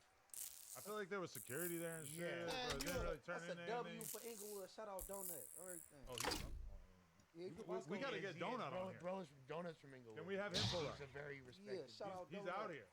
Yeah. Oh shit, let's do it. That's not Devil Donut. Devil and Donut is Was Rick trying to shout out this donut? No, he's shouting out talking about Devil Devil. from Cody's. Oh, okay. Yeah, Devil and but now Devil Donut's like its own incarnation. It exists as an entity. ChatGPT, do your best. I'm a bit conflicted on this one. With the spit. No, spit thing is like Oh, he wins. that's disrespectful. But then it's like with that one, it's like it's disrespectful. But then there's security. So if you spit on somebody and they turn around and want to fight you, I feel like you're kind of obligated to fight them because that's like walking up to somebody, pulling off your glove and slapping them across the face, and that's a challenge. Aaron but tried to I'm fight not. him, though. Yeah, but they said there's security. I thought that it was, I mean, we could even watch the video, but I thought that it was on a reality show, which made me feel differently about it too, but it was. Okay, some people told me it wasn't. It was at the filming of the reality show. Ray J's Crib and ATL, but it was not actually on air. And it was over a fucking cell phone charger. I remember Aaron. I'll be ready to kill over a cell phone charger too, so I kind of feel These days, yeah. that's my lifeline. That's the biggest item of theft. I go broke if I don't have one. They was about to fucking squabble over a phone charger. All I know is Aaron the plumber called out a bunch of fades, and then he got threatened by Wack. But that's was what Wack put out on the whatchamacallit. But what the thing with the Vlad thing is like, Weak, one, bad if you business. make an agreement to do something, you should always do it. But on the other hand, Vlad, you disrespecting that man, knowing he's getting paid to do content. This has become his full-time career. He walked away from what seems to be a lucrative job as a plumber. He helps people, and you out here trying to treat niggas like slaves. I'm gonna be real. Like, How is entering into a mutual agreement to fly somebody out to do content? How is that treating them like a slave? Hey, He could have said no. You look at that as disrespecting both angles. Yeah, that's what I think too. That's what I know happened. So yeah, bro thought about it. Vlad was trying to do good business, and then Aaron the plumber basically created a scenario in which now everybody, myself included, I'm still willing to do content with him, but if I hit him up for an interview tomorrow and he said, yeah, give me a flight and a hotel, I'm gonna say, nah, get your own flight and hotel. I'll give you the money the second that we're done the interview, but you have officially proven that you are not a trustworthy person Oh, to do so he content was with. gonna pay him. No, he wasn't gonna, he got him a flight and a hotel. Yeah. So what was Aaron the plumber getting out of that? Nothing. Exposure. Nah, he got exposure. He just got a free trip. But Vlad is a big platform, and I can see why somebody like Aaron the plumber would want to do Vlad, even if he's not getting paid for that, even if he also did get paid for all these reality shows, 20 versus 1s, etc. Now, if I'm Vlad, I would have been down to pay him. You sure? Because he's Vlad he's wasn't huge. paying? Vlad told you he wasn't paying. Vlad told me he wanted $5 grand, and then Vlad said, "Nah, we could pay for your flight and hotel." And then there was like, So all we right. won't Give him something though. Look. A piece of the You treat him like a monetization. Flight and hotel is something. He usually You does flew that. him out like a broad. Somebody you getting flew out and that's it. Listen. So I think that's To why me, though, that's a mutual agreement based on what you are worth. Listen. Fly me out. No, Vlad. it's not. And if there's a massive disagreement about what you're worth and you don't think that that's fair, then say, all right, bet maybe when I'm in New York next time or I'm in LA next time, I'll hit you up and we can do the podcast or an interview. But if you lie and say that you're going to do it and then ghost him, that takes everybody who ever thought about paying you to do some content and puts them in the position where you are now viewed as not trustworthy. If you come at me like a sucker, I'm going to treat you like a sucker. This dude took someone. Vlad is big, but he ain't got nothing on Pop the Balloon. They're hitting 1 million every video damn near. Whoa. So Aaron made that shit. Listen, everybody already look at Vlad like a culture vulture, and he was acting like one. I know you're big. He was entering into a mutual agreement to pay him for his time. Listen, man. He paid him with a flight and hotel. Listen, you disrespected the man with the offer. That ain't disrespect. Listen, yes it is. That's the ultimate in respect. According to you, that's not disrespect. But what I'm telling you is, shout out to Aaron the plumber. Maybe it took him to get on that plane and get out there to realize his worth and say, F Vlad, I'm not going over there for nothing. No shout out to Vlad. Vlad, you got the money. You brag about how rich you are. Give that man something, because you're not bringing that man up there because he's just a regular nobody. You're bringing him up there to bring attention to your almost platform. this exact same conversation with a very legendary rapper a couple of months ago. He hit me up. He said, yo, you want to interview me? I said, yeah, let's do it. He said, all right, I need flight, hotel, and 5 bands. I said, I can't do that. It's honestly just not worth it. Now, this rapper is someone who had a very significant contribution to the culture. I respect his contribution. I respect who he is and everything. I'm not going to say his name because I don't want to throw him in the mix. But I told him, listen, it's just, that's too much. Like, that's going to be basically like $7K in total. That's too much. I can't afford it. I respect you, and I'm down to do it. If you're in LA, I could cut you a little check to do an interview or whatever once you're already here, but I can't do all that. And pleasantly, I was surprised by the fact that he wasn't offended by it, and he said, all right, bet, I understand. I'll hit you up next time I'm in LA. That's how you handle it respectfully. I respect your counteroffer, though. Right. Yeah. Facts with that. But here's the thing, too. Now, Aaron definitely, like, if I was Vlad, I would have paid him. I think he deserves some form of monetization with that. And Vlad has said oftentimes he gives part of his YouTube monetization to people that come on, and that's like he pays them a flat fee though. He doesn't ever do like a percentage deal on whatever. Yeah. Okay. He'll pay. They agree on that. Regardless of that, Marlon Wayans wanted $40K up front, and then what was it, 60% of the back end for the entirety of the video, which is just absurd. That would never pay for itself. But also to compare the Pop the Balloon to Vlad's legacy, that's super out of pocket. This ain't about the legacy. It he is though, trying to because use. You're saying at a specific moment in time it has more traction. That's not the gravity of appearing on Vlad is way more significant than appearing on Pop the Balloon. Okay, what's bigger, Vlad or Shannon Sharp? Because Shannon Sharp going to do more numbers consistently, but Shannon Sharp's only been in the position to do much better numbers for what, like 6 months or a year, you know? So it's like, you know, but either way, Aaron could have said no. He could have just said, nah, I ain't doing it. Instead, he decided to basically steal from Vlad.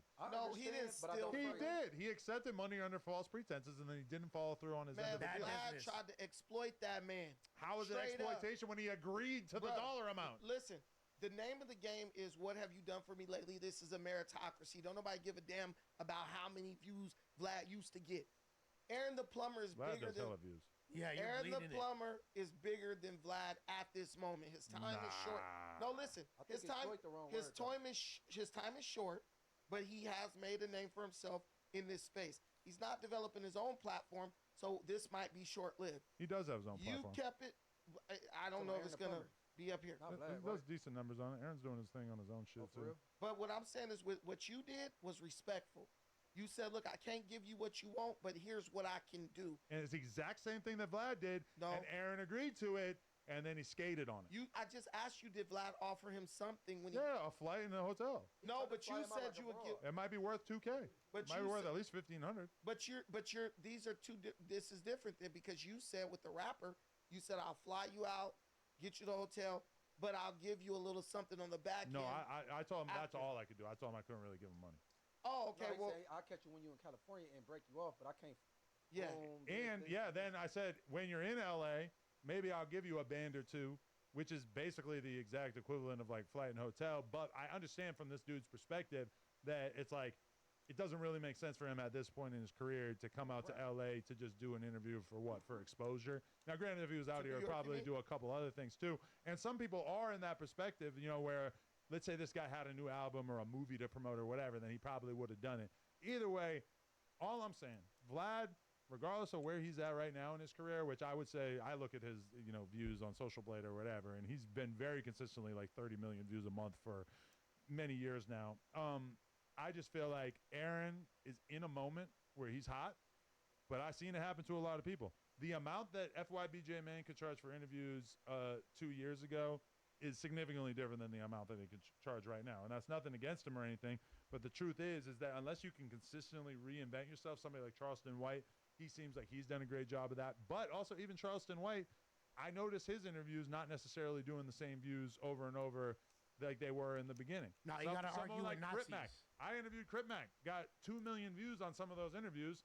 And then by the end of Crip Mac's time out here, before we went and got locked up again, he was doing interviews for $500 that were getting 100,000 views or whatever, which even $155. Even that is still kind of impressive because, you know, realistically, once you've done 50 interviews or 100 interviews, or in Crip Mac's case, even more, you know, of course your interviews aren't going to do more. And at a certain point now you're doing smaller platforms, and he's they still don't inflating have their numbers. Like anytime Crip Mac bless a platform, the numbers go up, even if it is. For sure, he's a gift to many platforms. Yeah.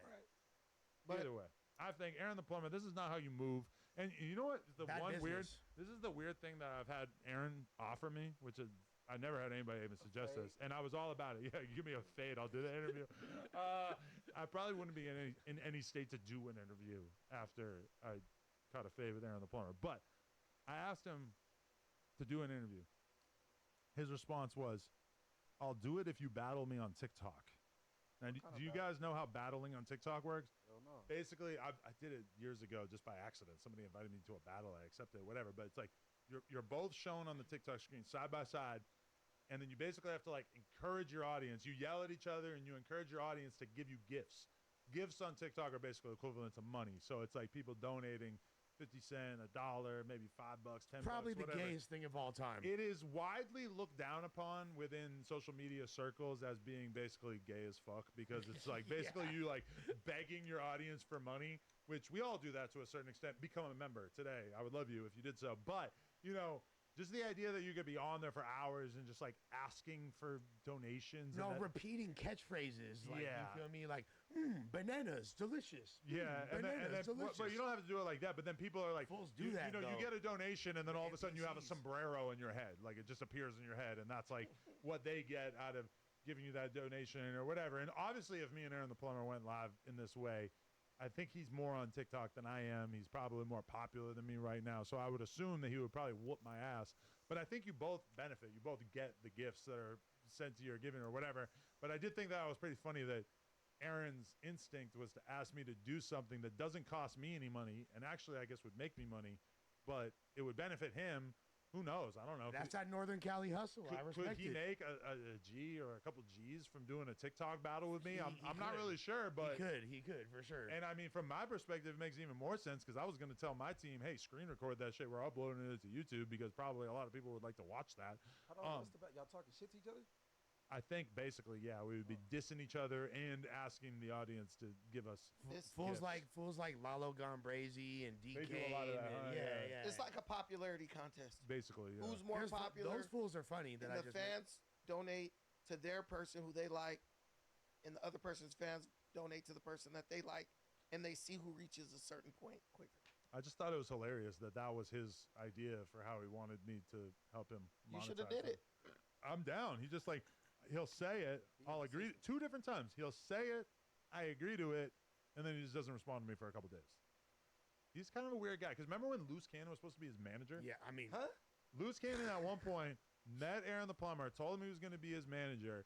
And then Aaron the Plumber basically like, they fell out like instantly because Loose said like that Loose was like helping him get club bookings and shit for like $3,000 or something. And then Aaron the Plumber just wouldn't want to go and he just wouldn't show up, which is really very, very similar. But and I wonder if he was getting an up front and then not showing up for the back end. Of course, they tried to give him the. Can you refresh the Flu chat? Flame and deposits. Hey, bro, I ain't gonna lie, bro. He giving me Potterhead vibes. It is. I do think he's sober, however. He is sober. Per my understanding, it is very, very knockish activities, undeniably. And that comes from someone who would know. Yeah, like that's like, but that's like. That's more. I'm a knock that actually shows up and gets work done. I'm a successful junkie. I've made millions of dollars. You knocking boots. Like I'm not.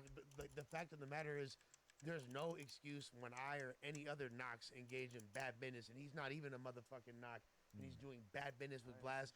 It just comes off as very like unprofessional. Unprofessional. I get if he wants to make a statement, and that's cool and all, but it's like, all right, bruh. Just exit out of it and open it again. He could have gone on Vlad and fucking talked shit to Vlad. That would have been more of a statement, low key. He used Vlad for a flight to New York. Like Exactly.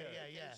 But from my perspective, Aaron the Plumber going on Vlad, even if he doesn't get paid anything, is worth tens of thousands of dollars in terms of the promotion and the fact that you're probably going to get future bookings from this. And even beyond that, like, you're going to say things. It's going to get cut up into clips. They're going to go on TikTok. It's going to go on Twitter. It's going to go on Instagram. It's going to go all over the place, and you're going to get more and more exposure on a very respected official platform that is, different than a lot of the 20 versus ones that you're doing, which they may be popular, but they kind of appeal to more of a niche audience from my perspective. If I was Aaron, what I would have did, I would have went through with it, but I would have told him, don't just discuss nobody my price and that we did it the way we did it, because people That's fair. communicate Yeah. Adam McCall, hey, I'm about to think about getting him up here. How much did he charge you? And they communicate like that. Well, y'all communicate like that, and don't devalue me. Anytime you overpay for an interview, you really want to keep it a secret. I've definitely been in this position before, or underpay, or get flued out like a bitch, because that's what he tried to fly him out like a bro. I mean, I feel like you're denigrating that, and I don't really think that there's any shame in just being someone who's down to get flown out. I mean, realistically, in the interview game, up until 2 years ago, I never flew anybody out. That was like completely foreign. Dame Dash asked for $500 for his car service and a haircut, which granted he was bald, it was kind of confusing, but like even that blew my mind. And I'm talking about 2018 or 2019. Dame Dash asked me for that, and I was like, what the fuck? $500. He needed it. And I ended up making a lot of money off that because it ended up going really viral, and we got a really good brand deal on it. So in retrospect, wow, what a steal. But that was like completely unheard of for a long time. Real nigga for that $500. Yeah. He probably needed the But money. he felt like it was a lot, and I felt like it was a lot at that time. What Dame Dash we talking about? Dame Dash, Jay-Z, Rockefeller, yeah. Like he this, charged only $500. but this is 2018. This is like 7 years ago when nobody was getting paid for interviews. Like I think Vlad even said that Big U was the first person he ever paid for an interview. Also, Munchie, like you're the fool who killed Tupac. Okay, yeah, but not really. What's his name? Yeah, not TPD. Not Orlando. Yeah. TP. What about it? But now, Munchie, here's the thing though. You're a hustler, bro. You're telling me like a flight to New York City when you could easily get paid 5-10 bands on a public appearance booking. You could easily make some money out of dispensary for a meet and greet. You're gonna have hella fans wanting to give you free merch and all that shit. And you get to be on Vlad, which is a huge platform. I'd get mad at you if you turned there ain't nothing hoish about getting thrown out for an opportunity like that. But I said if I was Aaron, I would have followed through. I would have took the room, the flight, and I would have told them, no, don't discuss, to people that, what I'm saying, I did it for the way I did it.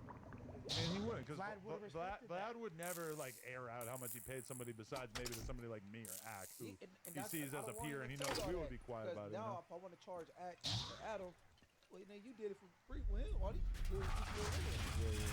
So, I understand, but I don't agree. I look at both sides. You're only looking at it from the interviewer side, or the person who owns the platform. Vlad talks about how he has money and he does all these business deals and all that stuff. It's just the golden rule, Don't do to others what you wouldn't want people to do to you. You know your time is important. Understand that his time is important, and a respectable person would have said they would have came in with a monetary offer. I'm gonna fly you out. Fly in a hotel is a monetary. Fly in a hotel? No, because I'm only catching that flight and staying in the hotel to do something to make you money. Okay, but he could have said this. He could have said, "You don't gotta pay my flight or hotel. Give me 2 bands."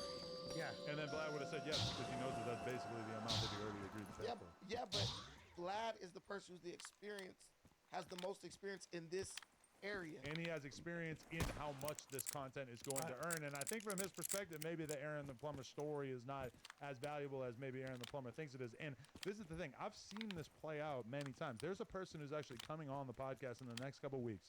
And when I went to Atlanta a year ago, we were trying to do content with this person, and they were trying to tax. They were trying to charge a couple $1,000 or $5,000 or some shit like that. And from my perspective, it's just not worth it. So I had to dub it. Now, his shit cooled off a little bit, and he's thinking in his head, fuck, well, No Jumper wanted to have me on, so I guess I'll go out there and do No Jumper for free. Which, basically I'm just saying, like, he had this opportunity. He thought that he was, like, going to keep getting paid hella money for a long time, and then he realized he's not going to continue to keep getting paid mad money for a long time. But, shit, I had the opportunity to go on No Jumper. 5 years from now, they might not even want me from that anymore, so I might as well get that shit done now. Also, Vlad, there's no circumstance where Vlad, unless he has a pre-existing business relationship with somebody, would feel comfortable forking out 2 bands without the guarantee of flight and hotel being purchased. You feel me? Like, that's a horrible deal. As someone that, for throwing battle rap events, I'll never do that unless I'm mad cool with you or I super trust you. I'm for sure in control of your lodging and accommodation and flights. But he offered him absolutely nothing. I see both sides, But and not you're nothing. right. He gave him like $1,500 worth of shit. I see both sides, right? But he could have went to further his brand. I don't think he think long term. Exactly. Yeah, I don't think he's thinking And long then it term. sounds like he's still getting managed by a loose cannon. Let's be honest. Like, from behind bars. I don't even think his That'd be audience. tight.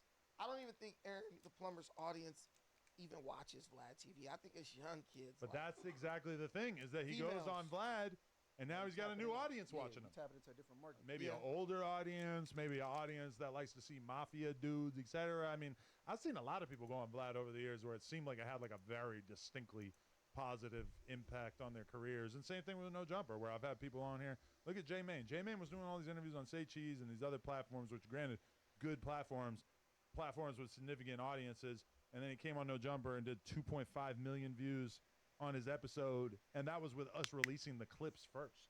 Yeah. You know? So that's all I'm saying. That a lot of times, you know, being on these big platforms, like, you know, J-Man comes on No Jumper. How many fucking 20 versus 1s and all kinds of other shit did he get as a result of that attention? Probably not an insignificant amount. Yeah, it's actually there's no circumstance why Aaron should have done what he did, and really No, even business-wise. I get turning it down, but accepting it, wasting people's money, time, and resources, and now apparently is in position to get rightfully, you feel me, plowed in his bunghole with allegations. Because Vlad is somebody who analogy. I don't know. Plowed in your bunghole is weird, but for sure, I feel you. But think about it. Somebody like Vlad is just not a great enemy to make. And I would say the same thing about somebody like Lefty Gunplay. Lefty Gunplay basically like came on the podcast, did a cool interview, and then just started talking shit right after for no reason. I didn't talk any shit about him. He starts talking all this shit about me. What's he got? I spent the last year shitting on him at every turn. And Whack, same thing. Lefty Gunplay went and talked a bunch of shit about Whack. Whack's been doing everything he can to fuck with his image and do anything he can to get at him for the last year. Now, Lefty still has something that resembles a career. It's not like we were able to destroy him or whatever. But when you create... That's motive? Kind of, sort of. Yeah, kind of, sort of, yeah. I mean, like, if he becomes homeless, I don't give a fuck. But, I mean, all I'm saying is that, like, if you pick a fight and you make an enemy who has leverage, who can spread a narrative about you, that could be something that, you know, ultimately will come back to get you. Now, you want to scam some random rapper who ain't got nothing going for him, hey, he's probably not going to be able to do shit besides maybe kill your ass if he runs into you or put a hit squad in the street to go get you. I don't know. Kill a squad in the street. Either way, I have another conversation that I think is probably worth having because it's very Long Beach related. Go down to that bottom one. Long Beach Crip catches viral 12-year-old insane Crip and does him dirty on live. Okay, let's click on this. This is a clip that has been... Oh, this got taken down for a fucking kid getting beat up. Violated the X rules is crazy because X is has like barely... I lawless. see people die on there all the time, but I think it's because it was a kid. But if you go up, there's another one that says little kid gangbanging. There's an Instagram link. 10 or 12? 12. Oh, yeah, look at this kid. This kid is now he notorious activated. because he was doing his thingy thing. Bro, he Let's, just interviewed an 11-year-old. let's watch this clip and hear what he's got to say. Maybe it's a cheese. Yeah, where you from? I'm from 2-3. Maybe it's St. Clair. Okay, where we at right now? Yeah, St. Park. St. Fine. Look, I was in fight and shit. Yo, man, cut it out. Shoot. Try to play wrong. You say what? You know what's happening. Where are they at? I've never seen that street. St. Park. I thought I knew everything in Long Beach. Clarky. Shout out to Clarky. That's I know East this Long fool Beach. too. P. Crocs down the side. Oh, that's easy, down the side, man. Bust down what? Bust down I went to school with these dudes. Bust down 200, come. Bust down 300. Trey say come for the set though. All right, you can pause it. So this was basically the non-terrible version of this because there's a longer version in which they basically show that kid getting the dog shit beat out of him. Now, in that clip, he is claiming a gang. He's saying he's from Insane Crip, which for people out there who are eagle-eye, yes, that is the same gang affiliation that many former No Jumper hosts and guests have represented, most notably probably DW Flame. Yeah, obviously we don't probably want to show the fucking clip of him getting molly-whopped anyway, but this is a clip that has gone very viral. A lot of people's opinion about it is, wow, gangbanging is retarded. A lot of people are looking at it saying, hey, if you want to get into the gang life and you're going to get whooped on by grown-ass men, even if you're 12. So I would like to go around the room and get some various opinions on this. Munchie B, how's that sit with you seeing a 12-year-old kid get whooped on for banging a set? When you get put on the gang, you're emancipated. You're an adult at that point. But that right there go either turn them up or turn them down. They might have created a monster. That's what I was thinking when I saw this. No, somebody gonna get shot over this. Hopefully it spoke him and humbled him. He don't want to gangbang. But it don't even got to be him, right? Because there's people from where he's from that are probably supposed to be taking care of business now, right? If it's beef already. For him to do that to a little kid is beef anyway. That's go without saying. But I think that might turn that little dude into a beast, bro. But that was his little Jeff not making it on the basketball team moment. That's his villain origin story arc for sure. Yeah. Hey, bro, when you get put on, you an adult though, bro. Like, you're bro, emancipated. You said it well. When they like, oh, I don't kill kids, kill, bro. He 12, right? Yep. 12. I was in jail for attempted murder at 13, so I don't know. That little kid, his little voice is soft and shit, but he might skip up on you and do something to you. So, hey, and that's the thing, like. Kids kill. Okay, but this happens all through the streets of LA, and not just LA, other cities I've seen it too. And my bad. Why is he recording that? He's a buster for that. That's weird. I think they were like kind of recording him to like, but that's what troll to like sort of add some context for what they were about to do with him, if I understand correctly. But that's the thing. So he's supposed to be that's a different clip when he got. It's a rival. Oh, so that clip is not the same guy filming him who ended up fucking him up? Okay. That's him with his homies right there. Right. And then he winds up getting caught slipping by some enemigos. Right. This happens all throughout LA. When fools run into their enemies, especially if it's a known guy, like it says right here, what does the headline say? Long Beach Crip catches viral 12-year-old. Viral, okay? Right. So they looking at him as the first clip went viral. Correct. And then soon after, Correct. Got it. That's him in his hood, you feel me? Probably just recent put on or whatever, you feel me? And he's with his people. He's in St. George Park, so he's with the Insanes. Then this fool gets caught slipping by some enemies, and of course they're going to put it on camera because that's what fools do when they find their enemies if they're viral nowadays. Yeah. Because you're a trophy. And that's just like, I'm not saying it's cool, but it's what happens all throughout. I'll say I'm glad that this didn't happen in Chicago because it feels like they're way less likely to just do a pack out. They're probably just going to kill your ass. I mean, yeah, they'll kill you out here too, though. True, yeah, but you're right. At least looking at the clip, if people have seen it, it's pretty brutal, but they didn't